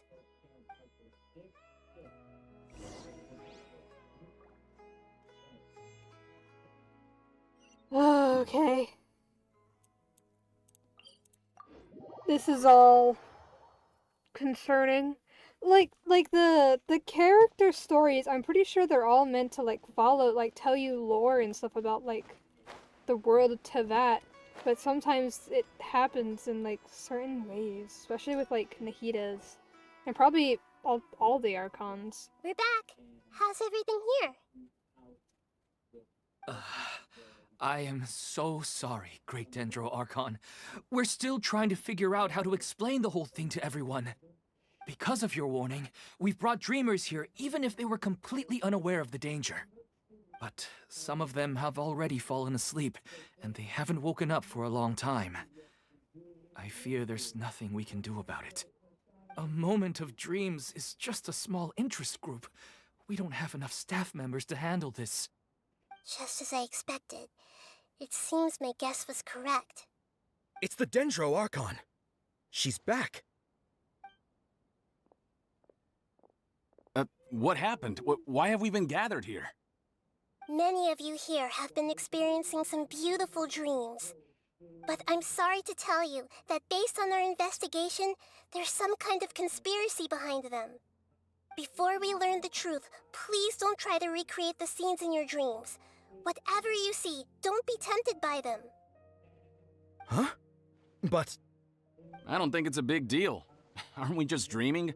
It's not like dreams will have an effect on others. We've already met 2 people who ran off to the countryside alone and got caught in dangerous situations by falling to the temptations in their dreams. That's right! These aren't just dreams! It's serious! Alright, I get it. So does that mean once we have some conclusive results from the investigation, we can continue to enjoy these dreams? Yeah, I still want to visit my sister in my dreams. It will depend on the results of our investigation. I'm sorry if what I'm about to say sounds a little offensive, Great Dendro Archon, but we had a discussion with the folks who just arrived here. In all of our dreams, we were able to reunite with people who were very close to us. They all seemed as if they were alive again, which makes us reluctant to wake up. That's yes, the point. That's also what we've observed in our investigation. So if the results of this investigation would mean an end to those dreams, that'd be quite cruel to us. All of us understand the danger, but perhaps you can't quite understand just how much those people mean to us. I don't think everyone will be on board with the plan to abandon these dreams for good. Before the conclusion of the investigation, they'll at least want to meet the people in their dreams one last time and say goodbye. We've never had such a difficult situation before. It appears that not many people are willing to cooperate. So they still want to return to their dreams despite knowing the danger? It's hard to say clearly, or it's hard to clearly say who's right and who's wrong here. Everyone has their own perspectives. That's right. Compared with these sweet and beautiful dreams, our warnings of danger are dull and emotionless. It looks like the situation will inevitably spiral out of control. The more time we waste, the more people will ignore our warnings and return to their alluring dreams. So, what should we do? Seems we have to go into a dream and find out the truth for ourselves. Pedrush, is there anyone here who's experiencing a marvelous dream right now? Let me think. Yes, this way. Good. Please take us there. any of This the lady refused people. to heed our warnings and fell asleep here a little earlier.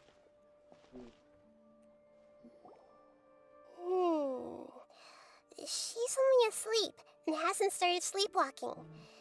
It seems she hasn't sunk too deep into her dream yet. Do we also need to fall asleep if we want to go into her dream? Don't worry about that. I'm Lesser Lord Kusanali after all.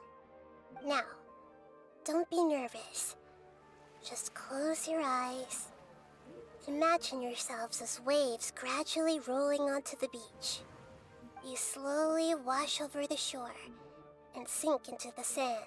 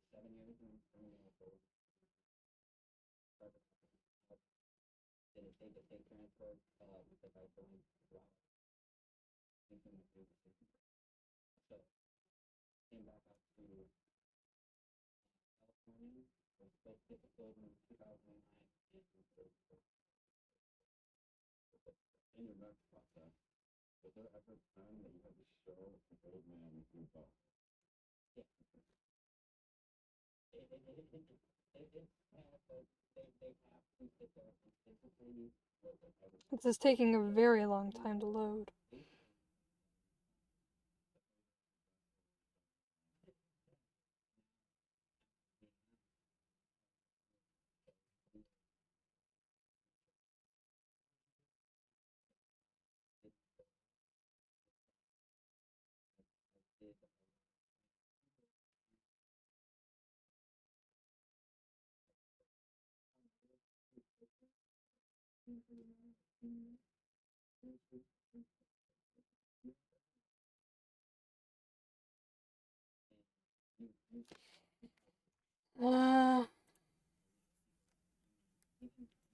I have spinning wheel of death, even though you guys can't see it.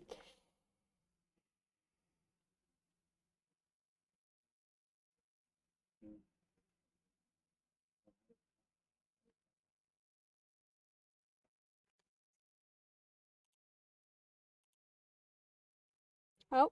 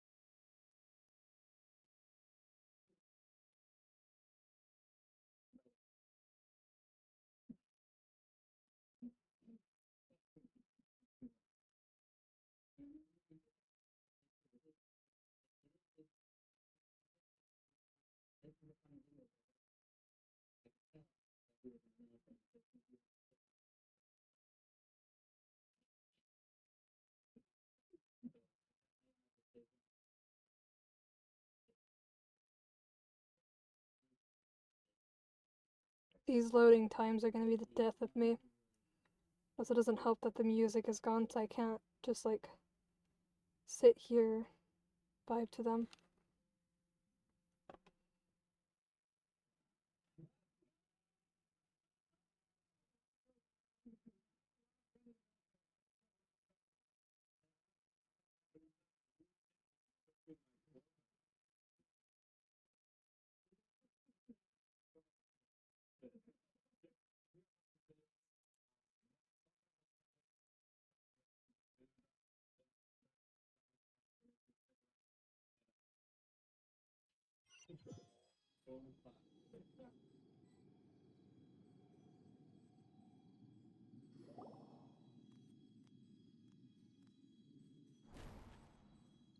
What's wrong, Traveler? You look a little disoriented. I just got transported into a dream! I would probably be disoriented. Okay. No, it's nothing. It seems this whole dream situation is getting to me, too. Really? Paimon didn't notice anything. Anyway, seems like we've made it into the dream. What? I thought we would arrive at some familiar scene, but we seem to have landed in a completely unfamiliar place. Whoa! So many giant plants! Even in the sky! Amazing. Theoretically, we should have gone straight into Debbie's dream. Things do seem to have gone a bit sideways here. Anyway, let's see if we can find any leads.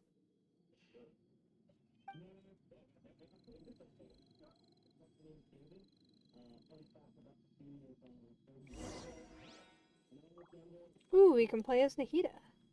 Okay, now I can finally look at what her character is. She is a catalyst user. Is this her signature?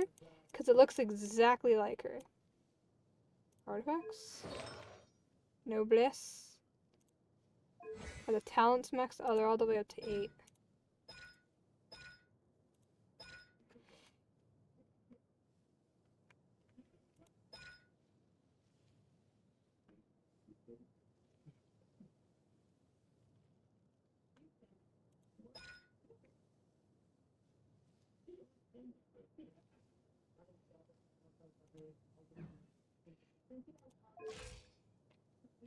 A caged bird secluded within the confines of the sanctuary of Suristana, who can only see the world in her dream. I love her. Anyway, she's cute.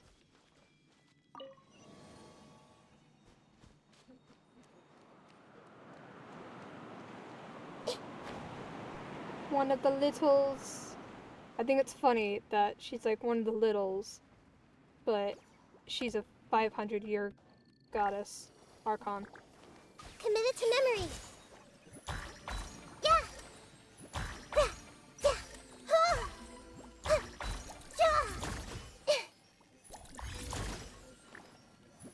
She really is a computer. Oh my god. I see so many people compare her to like a computer. Like select. I see everything. This is a selection box. If you hold, it's like a she like drags a selection box and then stepping on keys.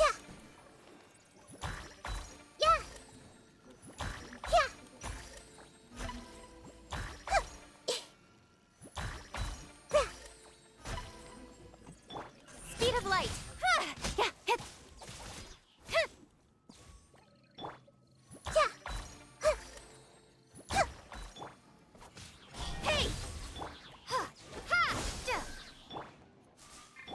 Rise.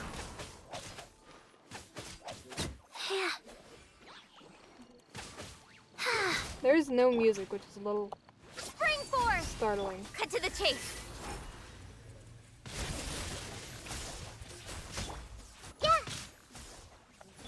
Incoming.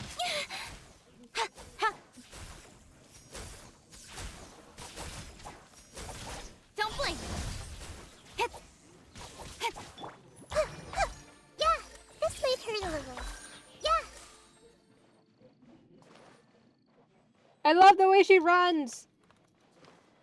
She runs like one of the littles. I love it. She runs like Chi-Chi. Yeah. Her and Chi-Chi had the same run. Do all the littles run like this? I don't actually know.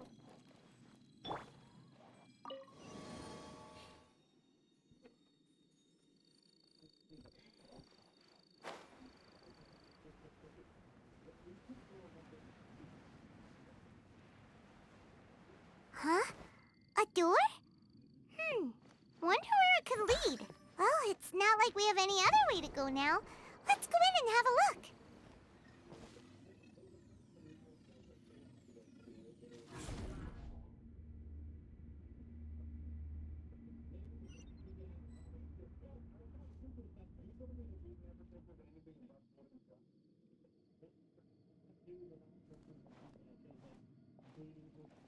Hey, this place looks familiar. Isn't it Puspa Cafe? Oh, Paimon sees Debbie. She's right over there. Looks like we've come to the right place. These alluring dreams often portray a scene from real life, which concurs with our previous findings. Really? But what about that space we were in just now? Maybe it was like some kind of hub. The dreams may be connected. You can't mean this is another collective dream? Yes. Given that so many people have been experiencing these beautiful dreams, I would say it's very likely that they're interconnected. Compared to an interconnected dream, independent individual dreams would be much harder to manage and manipulate. Ah, Paimon gets it now. Well, let's go talk with Debbie. Oh, but there are some other people next to her. Are they dreaming too? If this space is exclusive to Debbie's dream, then the others beside her are most likely the people she cherishes. Anyway, we should confirm that first, just to be sure. Huh. How do we do that? Just leave it to me. She is the Dendro Archon.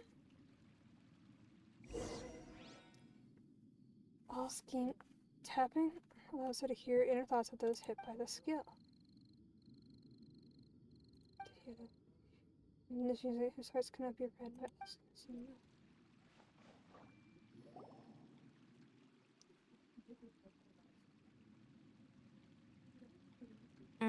The coffee here still tastes the same as ever. You two have traveled all around Tibet. Surely you've all tasted better coffee than this. I suppose so, but no matter how good things may be elsewhere, nothing beats the taste of home. That's right. It's hard to change your tastes. Anyway, here's to your return home. Welcome back, everyone.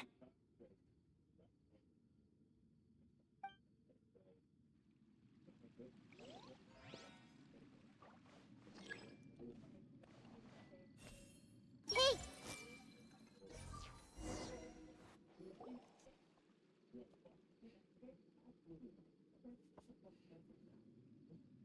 Huh. How could they be? Well, I guess it doesn't matter. Huh? She sounds a little hesitant. I've confirmed that this dream belongs only to Debbie, because I'm unable to hear the thoughts of the other two people with her. So, this is the power of the Dendro Archon? Paimon had better watch her thoughts from now on. Don't worry. I don't often use my powers like this. It's rather impolite. Alright, I need to get myself ready. It won't be easy to break it to her, but there's no avoiding it now. The Great Dendro Archon! What brings you here? I'm sorry to interrupt your celebration, but have you noticed that what's happening here doesn't quite match up with your memories? I don't quite understand. Great Dendro Archon. What do you mean? I get it. The Dendro Archon is trying to say that it's a once-in-a-lifetime opportunity that we're able to gather here. Hey, how about a cup of coffee for all of you? My treat. We just returned from a fruitful adventure. Memories. A once-in-a-lifetime opportunity? Think carefully. You of all people should know what really happened to them. Are you sure that meeting here and chatting the day away like this isn't just a product of your own wishful thinking? Yes. The reports from the Steambird were true. The ship they were on struck a reef and sank. And I never heard from Basima and Gaspar again. Hey, come on now. What are you talking about, Debbie? Yeah, trust your memories. Nothing you see here is real. I get it now. This is a dream, isn't it? But since it's my dream, it doesn't matter if this is real or not. I enjoy the way things are here. I no longer have to face the tragedies of real life. These friends mean the world to me. Nobody else can understand me like they do. There's nothing wrong with continuing this dream. Is there? I'm worried that if you were to continue dreaming like this, the lines between dreams and reality will gradually become too blurred for you. These dreams will always give you what you want, while reality remains full of pain and difficult situations. If you're not careful, you can get hurt. Don't worry. I still have control. I won't let it go that far. Are you sure? Hey, how about we put all this troublesome stuff aside and get back to our coffee and snacks, hmm? Quiet, you. Whether it's just a dream or real life, you should be happy. You can't just brush off something like this. We don't even know how you people got here or where you even came from. Don't push it, Paimon. These are important people to Debbie. Sorry. Paimon didn't mean to upset anyone. No, it's all right. I understand that you're just trying to look out for me. It seems that for now, this place is still relatively harmless for you. But I wonder if there's any way to go deeper into the dream. Huh. Now that you mention it, I once heard a strange voice tell me that there's an entrance here. I'm not interested in checking it out at the moment, but maybe I'll go in and have a look later. Okay, thanks for your help. Just as I expected, we're only on the surface of this dream. Let's go. What the fuck is going on? There's gotta be some sort of, like, force or being that's doing this. But what? Is my question. What being is causing all this?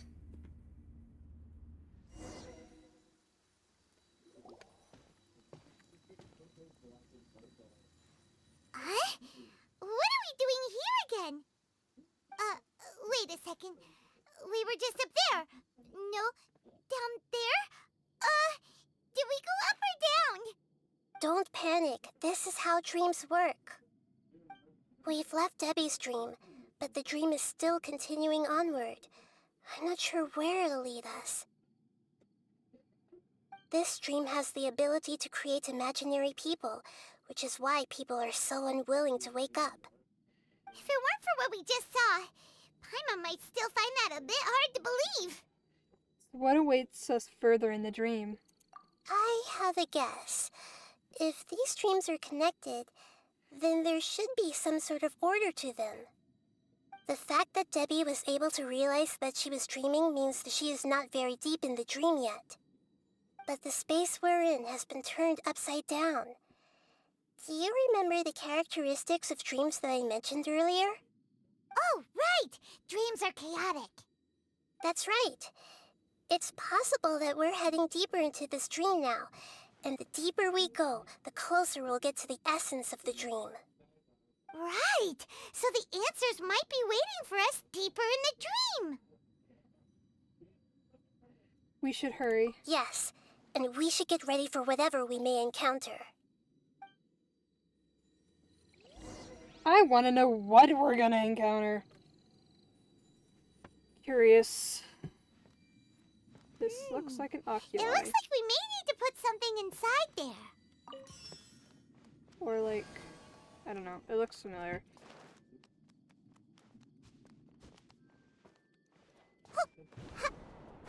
What is that?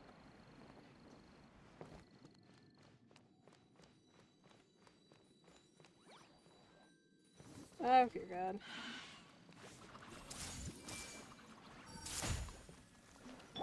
Speed of light. Go. Let's see her elemental burst here. The Temple of Wisdom. Everyone hold hands. Hey! Got lucky that time. Don't blink. Scatter! Nowhere to hide. Speed of light.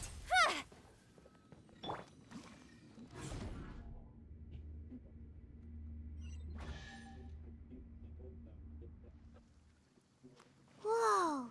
When it rains, it seems to disappear slowly. Yes, and it appears again as soon as the rain stops. It's less like a flower, and more like a dendro slime that's trying to keep out of sight. Here we go again with Nahita's analogy.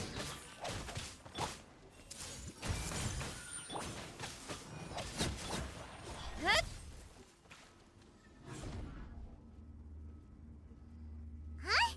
Are we back up here again? Wait. Paimon's confused. Are we up here or down there? Good thing we didn't fall. Yes, we did. We just fell upwards. That's What? not helping, Nahita. Paimon has no clue what's going on anymore.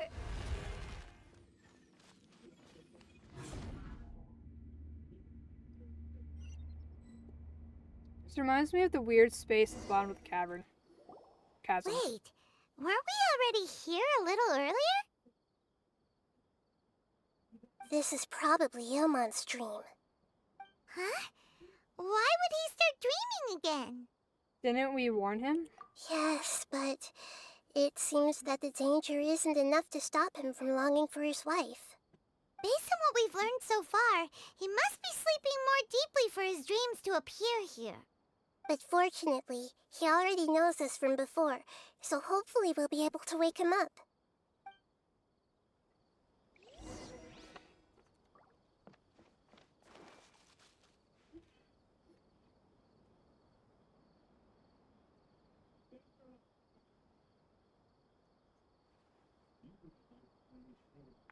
Ilmon!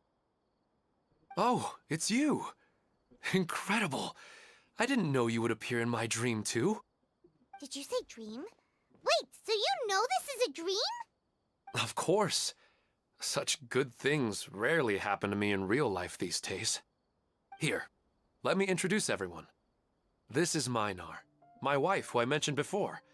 And this is our daughter, Hydar. Hello. It's a great honor to meet the Dendro Archon. Whoa, Dad! You know the Dendro Archon? That's amazing! And what's this? Is it a new toy? No, it's Paimon, not a toy! Anyway, now's not the time for that! Nahita, this doesn't seem to add up with what we were expecting. You're right. Let me think for a bit here. Did you secretly go back to that place again on your own? Oh, right! We didn't see him in a moment of dreams earlier. Paimon thought he'd gone home. Sorry. I just had to make sure that Hydar could get a chance to see her mother. I had gotten pretty familiar with the hike, so I brought Hydar with me. I'm just glad we didn't meet any monsters along the way. Yes, I'm glad too. I didn't expect her to grow up so fast. It must have been very hard for him. I regret not being able to fulfill my role as a wife and a mother. No, don't talk like that. Let's leave all that unhappy stuff behind for now. Even if we're in a dream, it's still a blessing that we've been able to reunite in this way. What should we do now? Should we tell him the truth? You can... You can let me break the news. I should be the one to do it. I'm sorry, but I should tell you that your dream did not create us. We are real people with our own consciousness. Like the last time we met, we are still investigating this dream, and we've already learned some things about it. So you mean there's something nefarious with this dream as well? Ilmon, what's going on? It seems the reunion of our family is destined to only be temporary. Huh? Is Mom leaving? Maybe. But in all likelihood, that is indeed how things will end. Oh. No, Mom, you can't leave! I'm afraid I don't quite understand what's going on. Don't worry, Haidar. Mom's not going anywhere. Please, don't cry. Minar doesn't understand any of this. I'm fully aware that this is a dream, so that's why I've never told her the truth, but... Never mind. It's not like I would know what to say. I mean, I don't get any of the complicated stuff. But regardless of whether this dream is good or bad, you're here to resolve it, right? Yes. Then please, let us enjoy this moment for just a while longer. Regardless of whatever caused this dream to come to pass, I feel extremely grateful to have had the chance to reunite with my family. But does this dream really have to disappear? I'm afraid so. Sorry. Okay. I see. Please, come this way. You can go even deeper into the dream by heading in this direction. I have heard that the further down you go, the more pleasant the dreams become. And the more you want to stay. The answer you're looking for may also be found there. Go ahead. Thank you for helping us, and I'm truly sorry. You're welcome. It's not like I have any say in the matter. I'm just an ordinary person, after all. Who am I to interfere with the work of a god? I'll be right behind you. I should at least let Minar and Haidar know what's going on here. Otherwise, my daughter might be mad at her mother after we wake up. We're not doing something bad, are we, Nahida? That depends on how you define good and bad. It's like a gray area. Like, because it's making these people happy, but it's also preventing them from wanting to be in the real world. Place again. This place is almost like a flight of stairs that connects all the dreams together. But they appear to be getting more and more aggressive. Regular stairs wouldn't try to attack us. Let's recap what we've learned so far. Right. Something seems to be off about our theory. Ilmon is clearly aware that he's dreaming, and he's enjoying it. Rather than dreaming on a deeper level, he almost seemed more awake.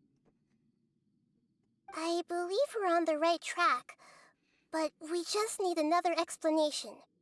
It's not that the dreams are getting deeper, it's the owner's attachment to the dreams that's getting stronger. But you would never mistake dreams for real life, right?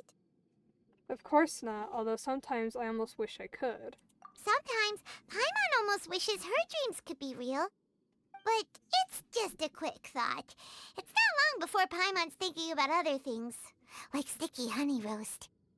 Listen, we're real beings living in the real world, and that's where our focus should be. This also explains the insubstantiality of our dreams. No matter what they may become, we don't really care. But if we decide to abandon reality and embrace our dreams, then our dreams will become far more substantial. Oh, wait! Paimon's starting to get it now? Your mind will begin to build the dream far more attentively, which in turn will make it feel more real. Do you remember how the Akasha can turn dreams into jnana energy? Constructing a realistic dream consumes a similar energy. Which means there's another dream out there that's responsible for this. Does that mean there's a host of these dreams here like Nilu during the Sabzeruz festival? If we wake that person up, this collective dream will end, right? Mm-hmm, most likely. But the collective dream in Sumeru City was created by the Akasha, and now the Akasha has been turned off. This has nothing to do with the Aranara, and humans are not capable of creating a collective dream, which means... The host has something to do with the Akasha. Huh? So, did someone manage to restart the Akasha? That's impossible. But they are probably a scholar of the academia who had a close connection with the Akasha. Even so, how did they manage to do it? And how did they choose the host? Let's keep moving. Yeah, we haven't gotten to the end yet. Once we know their motive, all the questions will resolve themselves. I want to know if it's like, if it was with the intent of, like, bad intent or with good intent. Like, that's what I would like to know.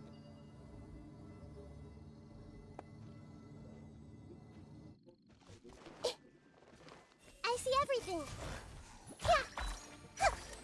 Don't blink! Hey! Go. Sacred name, Fortune Preserver. Make yourselves at home. Inadmissible evidence! Yeah.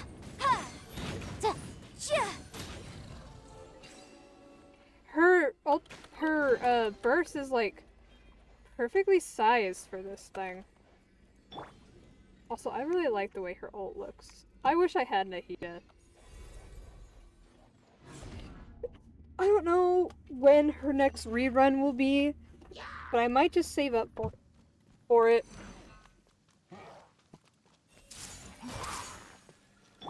Speed of light!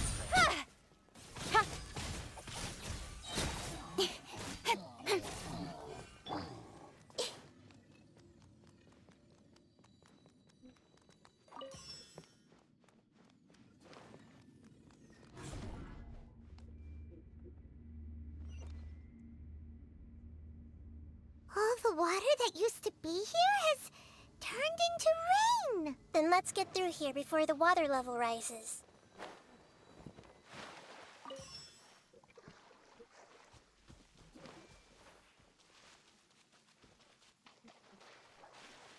The water level is rising.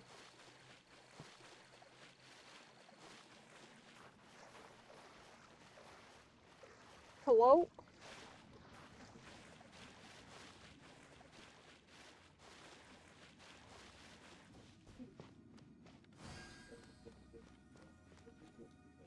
We finally made it! The destination is right ahead!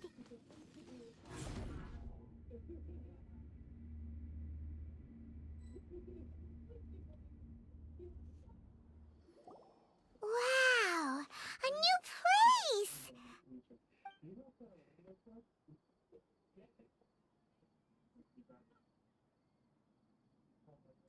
Well, it's just new to Paimon in this dream.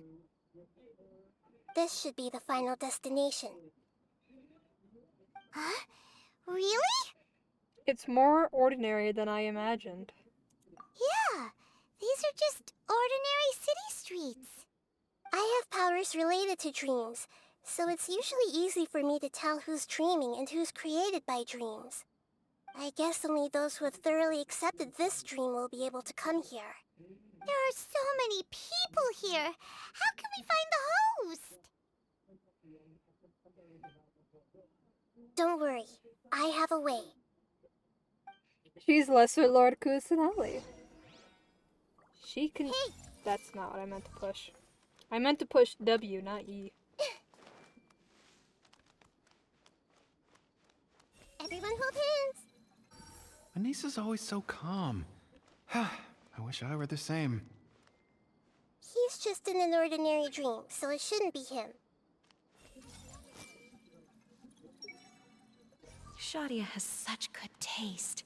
I can never go wrong with her opinion. No, it doesn't seem to be her. Who doesn't want to dream? You know, I've heard that plants grow better if you play music for them. And on that note, it's been a while since I last heard you play. Sorry, I've been a little busy these last couple days.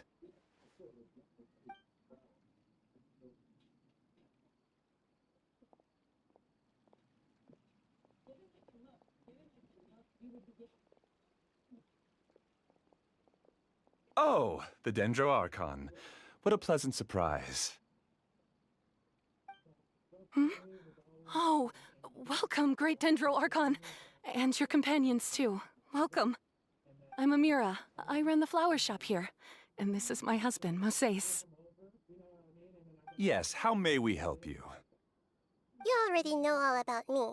There's no need for all the pleasantries. Perhaps I should call you the dream's owner? As expected of the Dendro Archon. I'm sorry, Amira. It seems my research has attracted the Dendro Archon's attention. Why don't you go back to the flower shop? I'll come help you a little later. Okay, of course, dear. I'll see you later. What?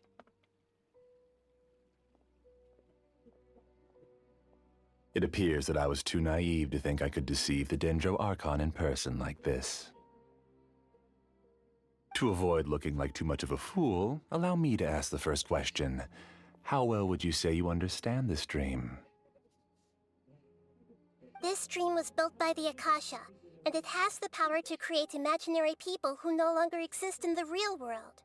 As for you, you found a unique way to become the owner of this dream, going so far as to have even given up the ability to wake up again. Given up the ability to wake up? Impressive! You truly are the embodiment of wisdom.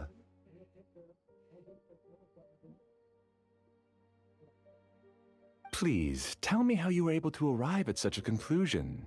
In return, I'll answer the question you're most curious about. It's simple. Apart from you, this space only consists of real people who are dreaming and imaginary people who are created here. Although you are here and appear no different from the others, I can't sense your dream. How can I wake up a person who's already awake? Fascinating. Since you're the fully awake owner of this dream, it can never collapse from you waking up. Theoretically, this should also give you absolute control over this place. I have to admit, it really doesn't get much better than that. But even knowing all of that, one question remains. How did you do it? Isn't the answer right in front of you, great Dendro Archon?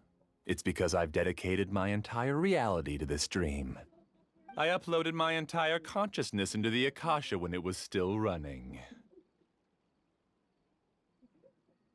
Your entire consciousness? That's insane. Actually, this all started because of an accident. My original goal was not about the Akasha or a collective dream. No. You were motivated above all to create a hyper-realistic person. The desire to reconnect with a real loved one is the one shared sentiment between all our dreamers. That's right. However, human models are too complicated. Only the Akasha has a jnana energy supply powerful enough for me to generate and sustain my models. The Akasha is truly magnificent. If I siphoned a minuscule amount of its energy, nobody would even notice. And even this minuscule amount of energy was already more than enough for my purposes. Even using just crude methods, I was still able to train a fairly realistic person. I named my first work Amira. Huh? You mean the girl we just saw? She and I entered the academia on the same day. Starting with admission procedures, we bumped into each other 6 times on just that first day. And because of that one day, we eventually went on to fall in love. We studied, conducted research, and made breakthroughs together. Our rhythm was always in step. I felt like we were two separate bodies that shared the same heart. However, Elazar later took her from me. So you're gathering others like you. Yes, I need more training samples to perfect Amira's personality. I found their details in the Akasha's database. Using the pretext of testing for mental health disorders, I implanted signaling devices in their bodies. This way I could connect them to a network, and Amira could feel their yearning. Little by little, they helped her to grow and develop a warm, human personality. To improve my efficiency and allow myself to focus on nothing but my research, I uploaded my consciousness as well, and became a part of the network. So, technically speaking, it's not that you won't wake up, it's that you can't wake up. Yes, because the Akasha was suddenly turned off, I lost all of my jnana energy. I became imprisoned in the very network I had constructed. At first, I panicked. But, after coming to grips with the situation, I realized that I could restart this world as long as I could find a replacement source of jnana energy. That means everyone in the network is providing you with Jnana energy! That's all there really is to it. I don't think I'm doing anything wrong. I'm just saving them as well as myself. I provide a beautiful dream, and in return, I harvest their jnana energy as fuel for the dream. They can wake up any time they wish. People need to sleep anyway, so why not have some beautiful dreams while they rest? I agree. This is the home we spent a great deal of effort on to build for ourselves. Yeah, she's right. We're staying here of our own free will. I don't understand this at all, but I just want to spend some more time with my family.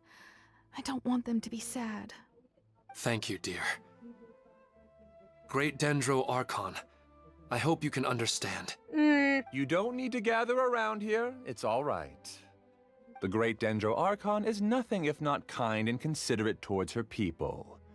She won't interfere with what we're doing here. Uh-oh, now he's playing dirty! He used the imaginary people he created to influence the real people. He turned the real dreamers against us. It seems like I won't need you to answer my last question. You're willing to tell me all your secrets because you have nothing to fear. If you use real people as your weapon and turn them against their Archon, then there's nothing the Archon can do. They just want to be with the people they cherish. I don't think there's anything wrong with me providing them with that opportunity. Until it They don't wish backfires. to eternally part with their spouses and friends. What's so wrong about that? If you understood humans a little better, or had also experienced firsthand the absolute devastation of loss, then perhaps you wouldn't be so cold towards us. Shush! I hate you. She's not cold at all. You don't know the first thing about her, bitch! If you had used your talents and determination for a just cause, you could have become a sage of the new generation. Unfortunately, you've committed one of the 6 cardinal sins of the Academia by attempting the forbidden and fearing none. You equated people's feelings with cold jnana energy and deprived them of the pain that they have to face. You lured them into these dreams, and even now, remain completely unaware of how evil all of this truly is. Pain? Luring? Those kinds of things haven't existed here from the moment this world was created. She's right here. This is Ilmon's child, Haidar. Huh? My daughter? What's wrong with her? This dream relies on a set network, which means that only those with devices planted in their bodies can enter this world. Carefully think back and retrace your steps. I secretly went back to the mountainside with Haidar. Minar was already there waiting for me, and Haidar was able to see her mother. You mean she isn't actually the real Haidar? No, because unlike you, she can't enter this dream. The moment you came into this dream, it created a Haidar to realize your wish of reuniting with your family. So, tell me, where's the real Haidar? She's still out there on the mountainside. That's right. And she must have been terrified to see her father not in his right mind. Not to mention the monsters in that area. The situation is very dangerous. If Haidar's still out there, then... What are you talking about, Dad? I don't understand. I must wake up right now. I can't leave her there alone. Oh. It seems the others have also remembered something. People try to avoid pain and stay in their perceived bubbles of safety out of an instinct to protect themselves. This is human nature, but it is also one of their weaknesses. However, why are there still so many people striving to move forward even when they know the path ahead is dangerous and painful? It's because people don't only live for themselves. They have families, loved ones, friends, and communities. They have dreams that they are still trying to achieve. But in this dream, you showed them only the most comfortable and soothing things. This entire world has been built on the foundation of buried and unseen pain. It's all just a well-devised scam. It seems like I've stayed in the dream for too long. I still have so many things I haven't done. Huh. I thought gods didn't understand humans. That would have explained why they created such a flawed world where countless tragedies took place. Excuse me? I didn't expect you to arrive at the answer through sheer power of observation. But unfortunately, it means nothing now. If you wanted to spend a little time in the waking world, go right ahead. In any case, I wanted to spend some time alone with Amira. As long as this dream continues to exist, you'll come back. Humans aren't as strong as you think. And even if you're a god, they won't always listen to you. It's time to purge all the extraneous data and noise.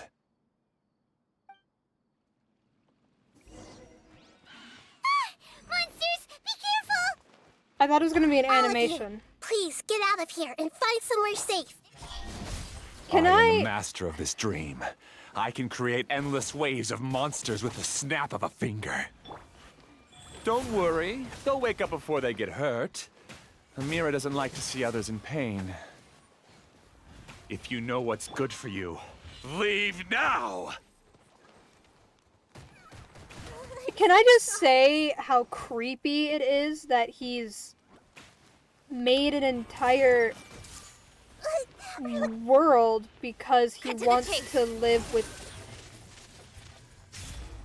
someone who's dead? Speed of light.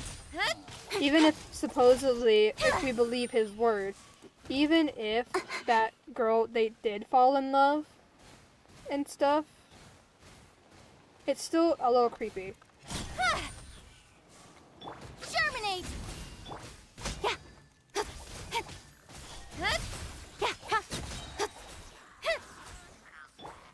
Sharing my knowledge. Hey! Nowhere to hide. Incoming. Hey! Opening box of Adepti tricks. Life goes on.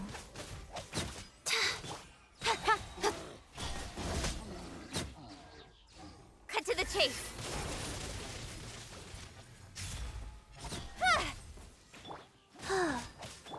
Committed to memory.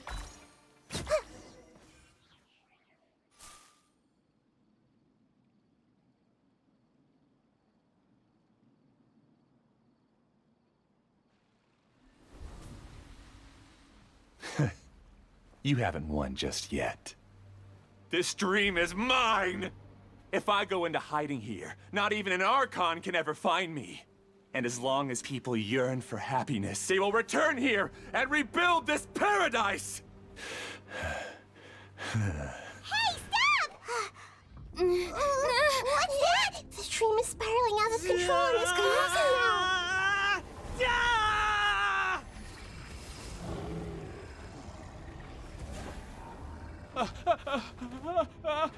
Ah!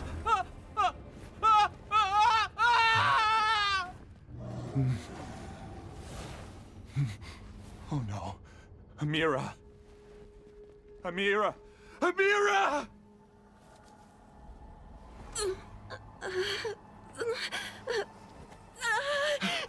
Amira, are you all right? I don't feel well.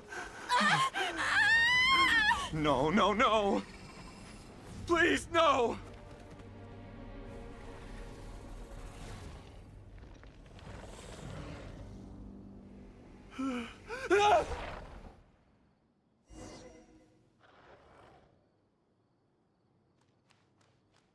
Get away from there! Don't ruin my flowers!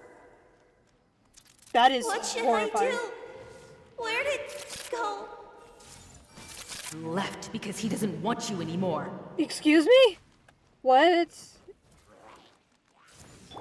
Don't blink. This is terrifying. Speed of light. Yeah. The Temple of Wisdom. Grow, grow, grow. Yeah. Don't blink. Just shut up! Just decide for yourself. Spring forth. Who am I? I'm not Amira. I'm... This is creepy. This is like really fucking creepy. Glad that's over. But what happened just now? He's not very proficient in using the Akasha's technology, and he spent a lot of Jnana energy creating monsters. Now the system is out of control. All the people he created also turned into monsters, including Amira. It's terrible, even for a dream. Even Paimon's freaked out. Paimon can't imagine what they're going through.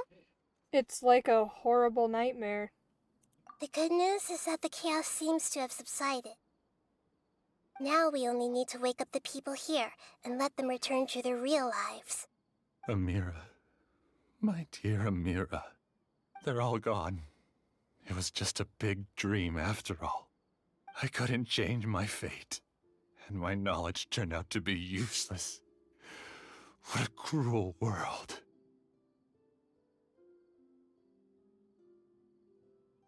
Do you still think this is our fault? I don't care about that anymore. The Jnana energy used to sustain this dream has all been transformed into monsters. This dream will soon collapse and my consciousness along with it. Let me disappear with Amira.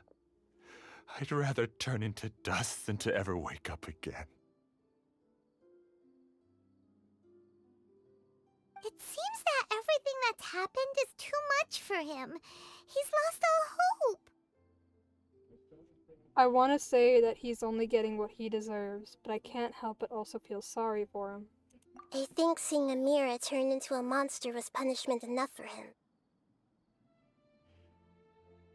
After comprehending the hollowness of the unreal, it's time to revisit the meaning of existence. Existence? I'm different from the others. I've long given up everything outside of my consciousness. Using my knowledge of the Akasha, I have a way to extract your consciousness from here and put it inside a knowledge capsule. The Academia has probably kept your body, so you should be able to wake up soon. No need. Just let me disappear. Reality means nothing to me now.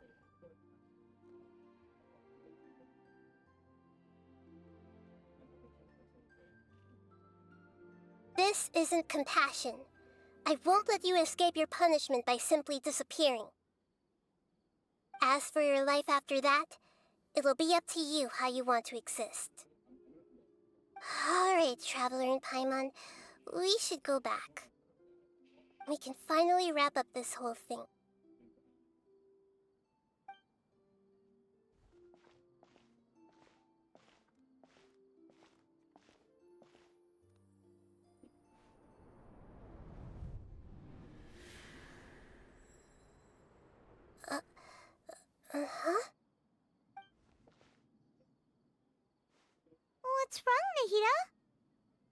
Oh, nothing. Let's tell the people here to gather at a moment of dreams after they wake up.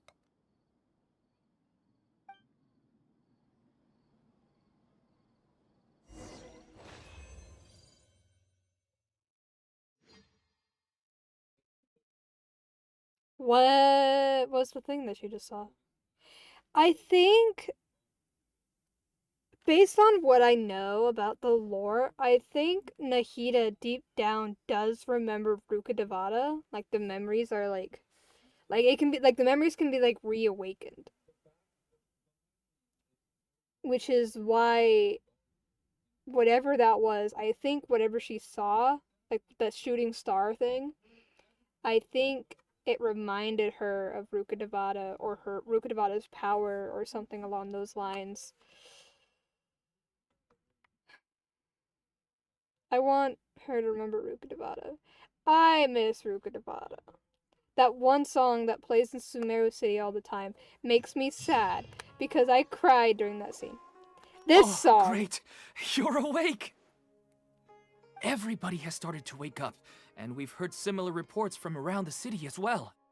From the looks of it, you were able to successfully resolve the issue. Yes, though it took us a good deal of effort. There will be many people gathering here shortly, so please do your best to maintain order. I need to go to the academia with them now, but we'll be back soon. Time to go save this man from. Are we going to ask about that scholar?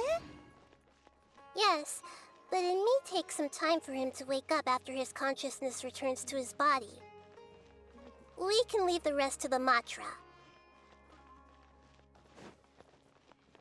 How long has he been, like, in the dream?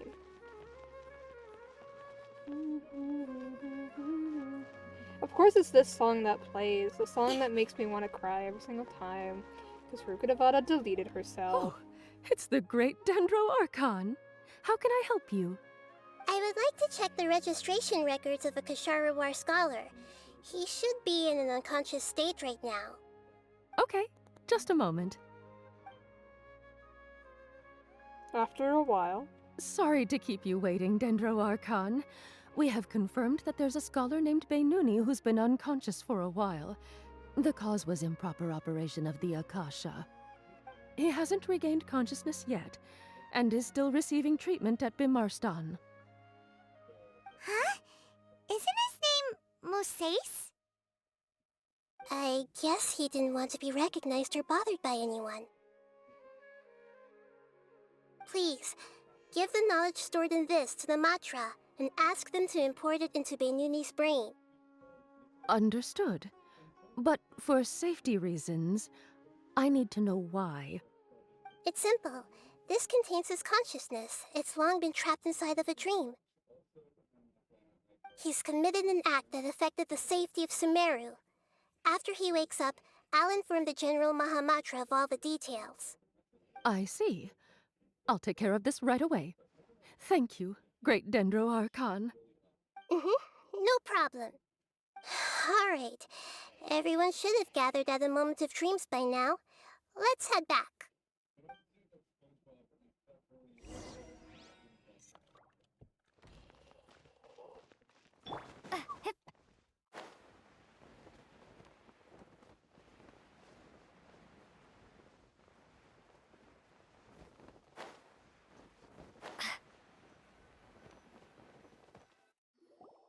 Let's be quiet and just listen in.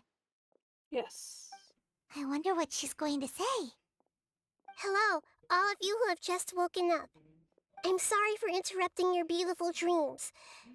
I may have acted a little cold when handling things in the dream. I sincerely apologize for that. Dreams have amazing power. They inspire us to remain resolute in the face of adversity and help those with aspirations achieve their desires. But dreams also have the potential to exploit people, confuse the senses, and distort the truth. Unfortunately, you are all chosen as prey for an elaborate scheme.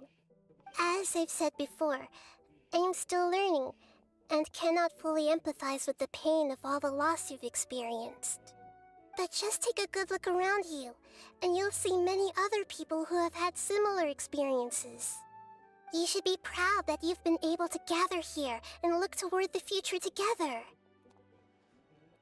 The path of life is long, and it's hard for us to see the destination. This leads us to ask a lot of difficult questions. What's the meaning of life? What's the purpose of my existence? Why do I keep experiencing pain and loss? Of course, the most comfortable choice is to stop progressing. Give up thinking, and just keep repeating whatever you're already familiar with. Whenever you have such thoughts, just look at the people and things around you. Some people work hard all day so that their families can have a hot meal on the table at night. Some people travel all over the world in order to create art that resonates with all of Teyvat. Some venture in search of the world's secrets to prevent rapidly approaching, yet still unknown, world-shattering catastrophes. Life is not just about yourself. Each and every one of your actions shapes you and the world around you. Look, friends and family will remember what you've done, and even some people you've never met may benefit from your actions. Therefore, many people will strive forward to forge new paths, even if they have to endure great pain to do so. Once you begin your journey on that same difficult yet rewarding path, you'll come to know the answers to those big existential questions, yet they will no longer feel as life-defining as they did before. But if you were to believe that life is nothing but an empty, ephemeral dream, then that's also the only thing it'll ever become. You're free to choose how you want to live your lives, but as your Archon, I should first make this information known to everyone. In the end, it's up to you whether you want to embrace a beautiful dream at the cost of your real life. Nahida said she wanted to speak with us alone. It seems like she went to the plaza in front of the academia.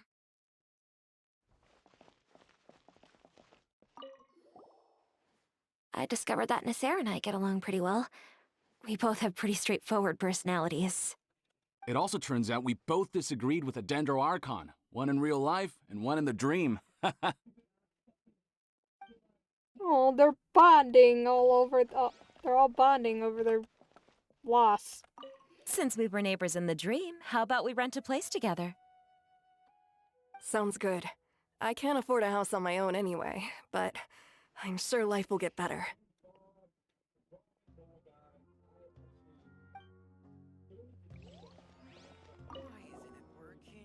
Thank you for rescuing me. I'm really sorry. Luckily, Haidar wasn't injured because of my stupid mistake. Dad said you're amazing.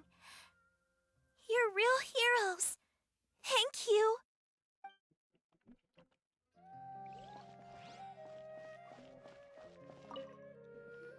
I'm really glad I reached out to you earlier. Otherwise, we wouldn't have been able to handle this situation on our own. You did a great job as well.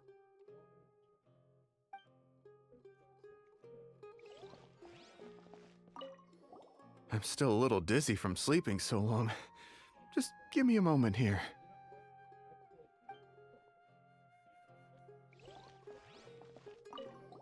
I'm getting ready to go on an adventure, and I'm taking this plant with me. I shouldn't just sit here waiting for her to come back. Professor Aisha was so determined to explore those secrets, so I should go take a look too. I was wondering who she was. May we meet again in the future. The plant girl. But she's an adventurer now. Just like her mentor.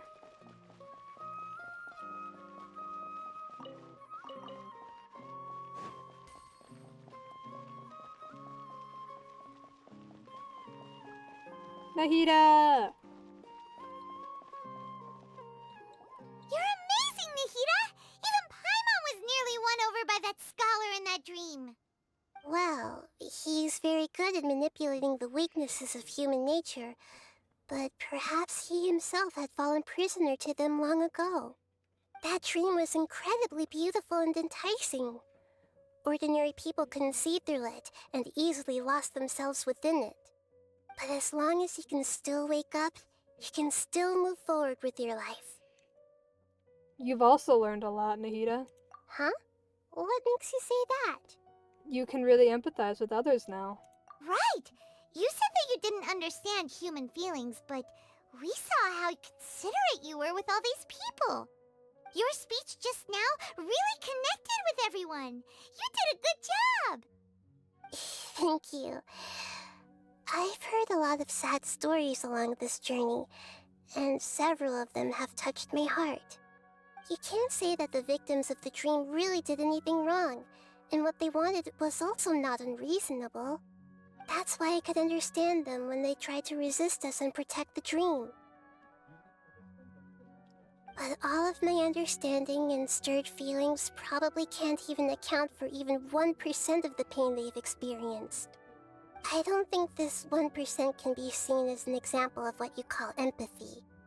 You're too hard on yourself, that's for sure. She really is. Nobody is capable of having absolute empathy. You should be a little more confident in yourself. Alright. I suppose going out into the world will help my confidence grow. I've learned that emotions are nothing like knowledge, and that's why it's hard for me to put them into words sometimes. Benuni, or Moses, said that I had never personally felt the pain of loss. But I have a vague feeling that this isn't true. You're right. The moment I entered the dream, I felt like I was wrapped in a blanket of warm feelings. It was so warm that it felt like I had returned to the start of my life, and I didn't want to wake up anymore. Huh, did she see something in the dream too? But when I opened my eyes, the feeling was gone without a trace. If I have to make an analogy for it, I would say I can no longer see words on a piece of paper after they have been erased, but I can still see the slight indentations of where the words had been written. But now that I've experienced this dream, I think I can say with confidence that I won't dwell too much on the meaning of that warmth. It's enough that I can tell I was once supported by that warmth, and its existence has allowed me to get to where I am today. If I dwell too much on its exact nature, I would be putting the cart before the horse. I gave a speech to inspire my people, so if I were to fail to live up to those words myself, then that would be too embarrassing. Greater Lord Rukkhadevata has already shaped Nahida through her actions. Even if she has been forgotten, Nahida's mind and willpower are the proof that she once existed. Instead of telling her the truth, I should respect their decisions. That's what I thought! I thought we decided in the beginning that we weren't gonna tell her about Rukkhadevata! Hey, what's with that serious look? You keep looking like there's something you want to say. Is there anything you want to tell me? Nah, it's not important. Okay. Since we just woke up, let's stretch a little bit. A new day is about to begin.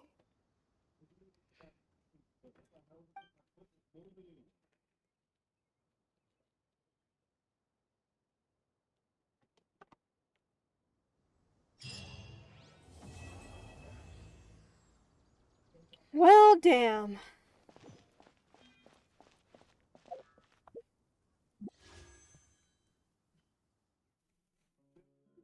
I have 30. I'm gonna save my wishes probably for the next thing. Do I want any of these? No.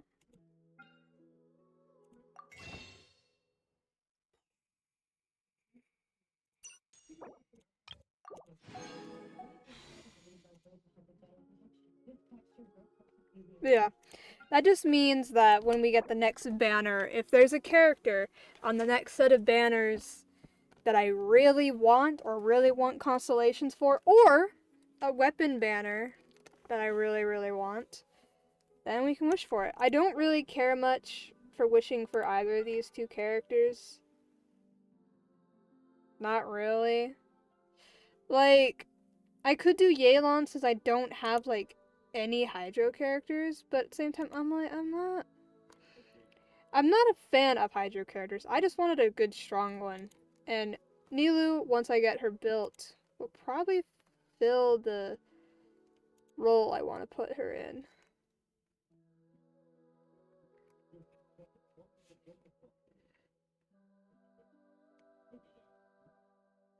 I'm waiting for something. I think I need to restart my computer or something, because it's been, I don't usually turn my computer off. It's a not healthy habit of mine. And I think it's affecting everything. Yelan needs the Ruined Serpent to be fought.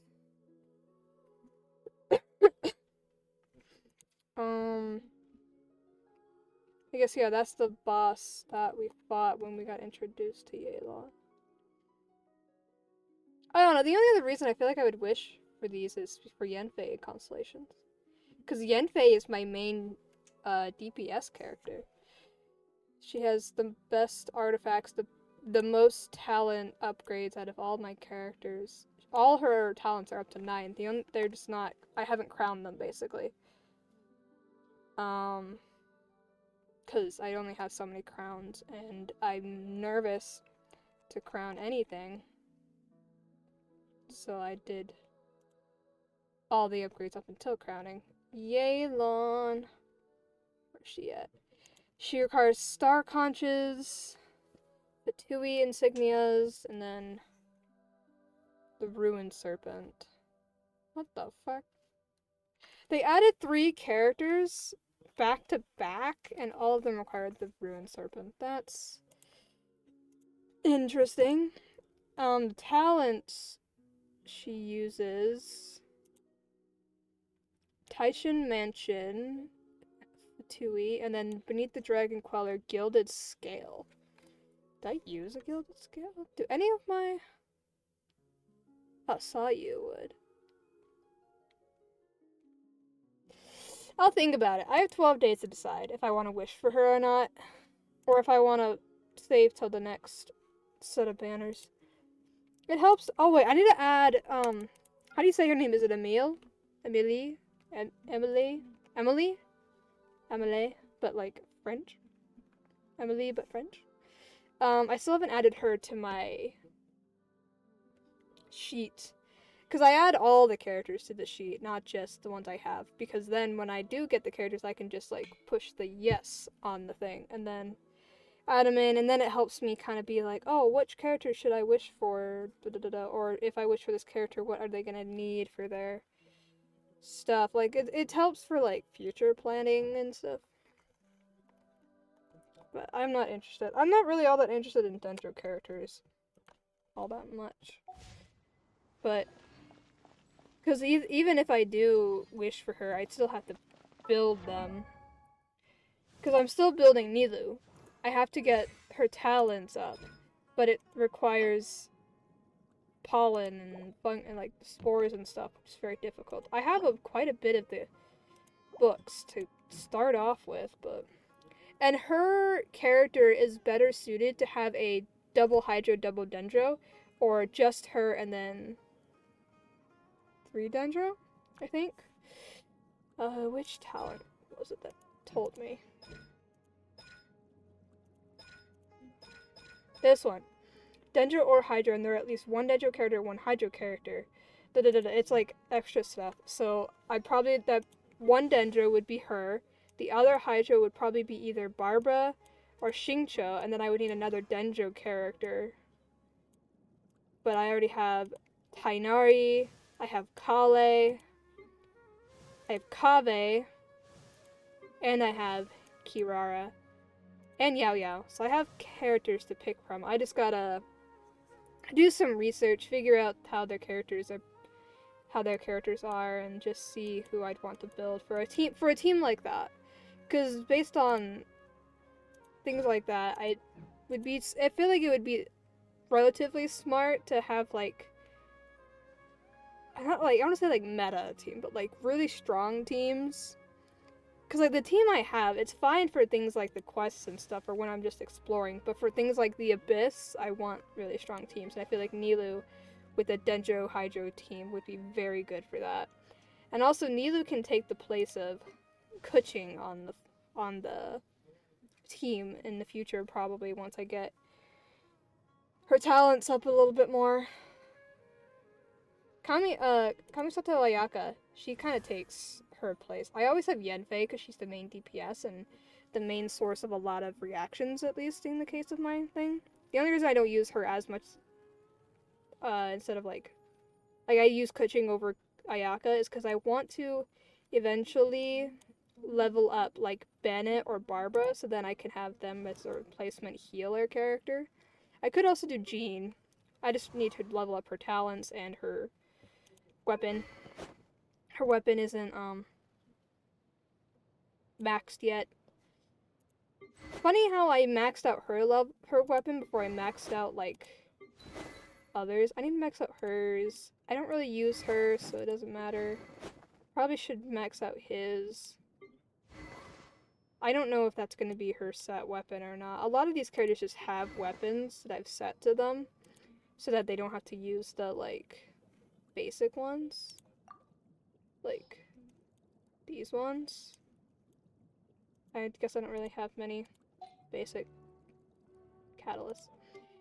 I might do Goro, or I might level him up a bit because he is useful when gathering resources in Inazuma. But his kit is very, from what I understand, his kit is built to have like almost a full Geo team, which if I were to do that, I'd have to build him and Noelle. Noelle still needs to be leveled up to level 90. Her talents are lacking.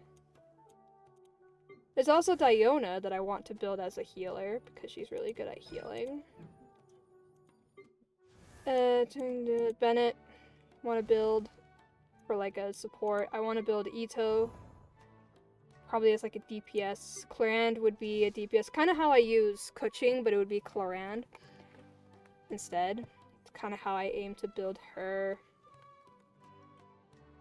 Any other characters I was thinking? I want to build Galming, but I don't know much about his kit yet, so I don't know where he would go in the team. Toma would probably be a shield of some kind, so like to replace Zhongli on the team. That's about it. That's all I have in mind at the moment. I'm focusing mostly on Sucrose, because she's probably going to be... I don't really have... Sucrose is kind of like a support, but not. Like, I'd probably put her in place of, like, Kuching or Yanfei. Because of the swirl. Or if I can be better at this game and dodge better, I don't need to have Zhongli in my team all the time. I should just, like, walk around without Zhongli and just learn how to dodge. But yeah, we're gonna switch this back. Speaking of Zhongli. Sure. Okay, but that, I've streamed a whole hour and a half longer than I intended. Okay, so now we can unlock our second one. And claim this. So, I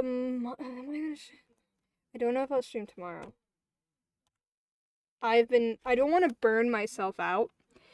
But I also need, like, I need to grind this stuff.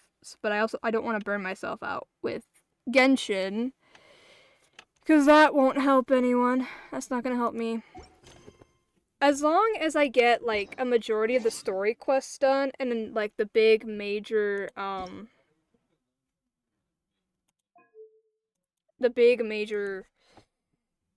world quests and Fontaine done, I think I'll be fine. And I feel like I should just finish the bedtime story Archon quest before Notland drops, so I'm just stressing myself out more than I need to. But I just need to not do that. I don't need to stress myself out. I have time. If Notland drops right after this next update, I have a little less than 2 weeks. Or about 2 weeks. But 2 weeks, I can get it done, but I also don't need to stress about not getting it done. I just wanted to focus mainly on a lot of the story quests, because they do have a lot of important lore details, and it's difficult to try and watch any kind of lore or theory videos about the game when they do have some of these quests involved, and so I tend to tone down a lot of stuff, or I do know some things that I don't technically, like I shouldn't technically know yet. It's just a lot. I want to get up to, like, Risley. I want to do, like, Risley, Neuvillette, and Farina. Whoever is at the end of that list. I don't know. I could look it up, but I don't want to right now. Because I still have to go fight the Anima Hypostasis again. And then do some stuff on other games. And I don't want to, because I have to get up at 5:30 tomorrow. Which is gonna suck. But that shift just sucks anyway, so. Anyway, I don't know if I probably will stream tomorrow. It might be some more quests. I don't know what exactly. I do still need to, like, get back into Hollow Knight before I get burned out on it like I did with Subnautica. I do need to get back into that eventually. I will go back to Subnautica eventually. But I'm just so focused on Genshin right now. I got so behind after not playing for so long. I'm trying to catch up. It's just difficult. Especially when I only do quests and important lore stuff on stream, so then I can't do it off stream. Anyway, I'm just rambling on. But yeah, I hope to see everyone in the next stream, which will maybe tomorrow, maybe Thursday. I don't know. I don't know if it'll be tomorrow or if it'll be Thursday. Wait, no, today's... Tomorrow and Thursday are the same thing. I don't know if it'll be Thursday or if it'll be Friday. Definitely Saturday, because I will have the whole day to do stuff on Saturday, I think. I had to look at my schedule again. Anyway, thank you to everyone who stopped by on the stream today, everyone who's chatting, everyone who's lurking, and everyone who's watching this back as a VOD. I hope to see everyone in my next stream. I love you all. Bye.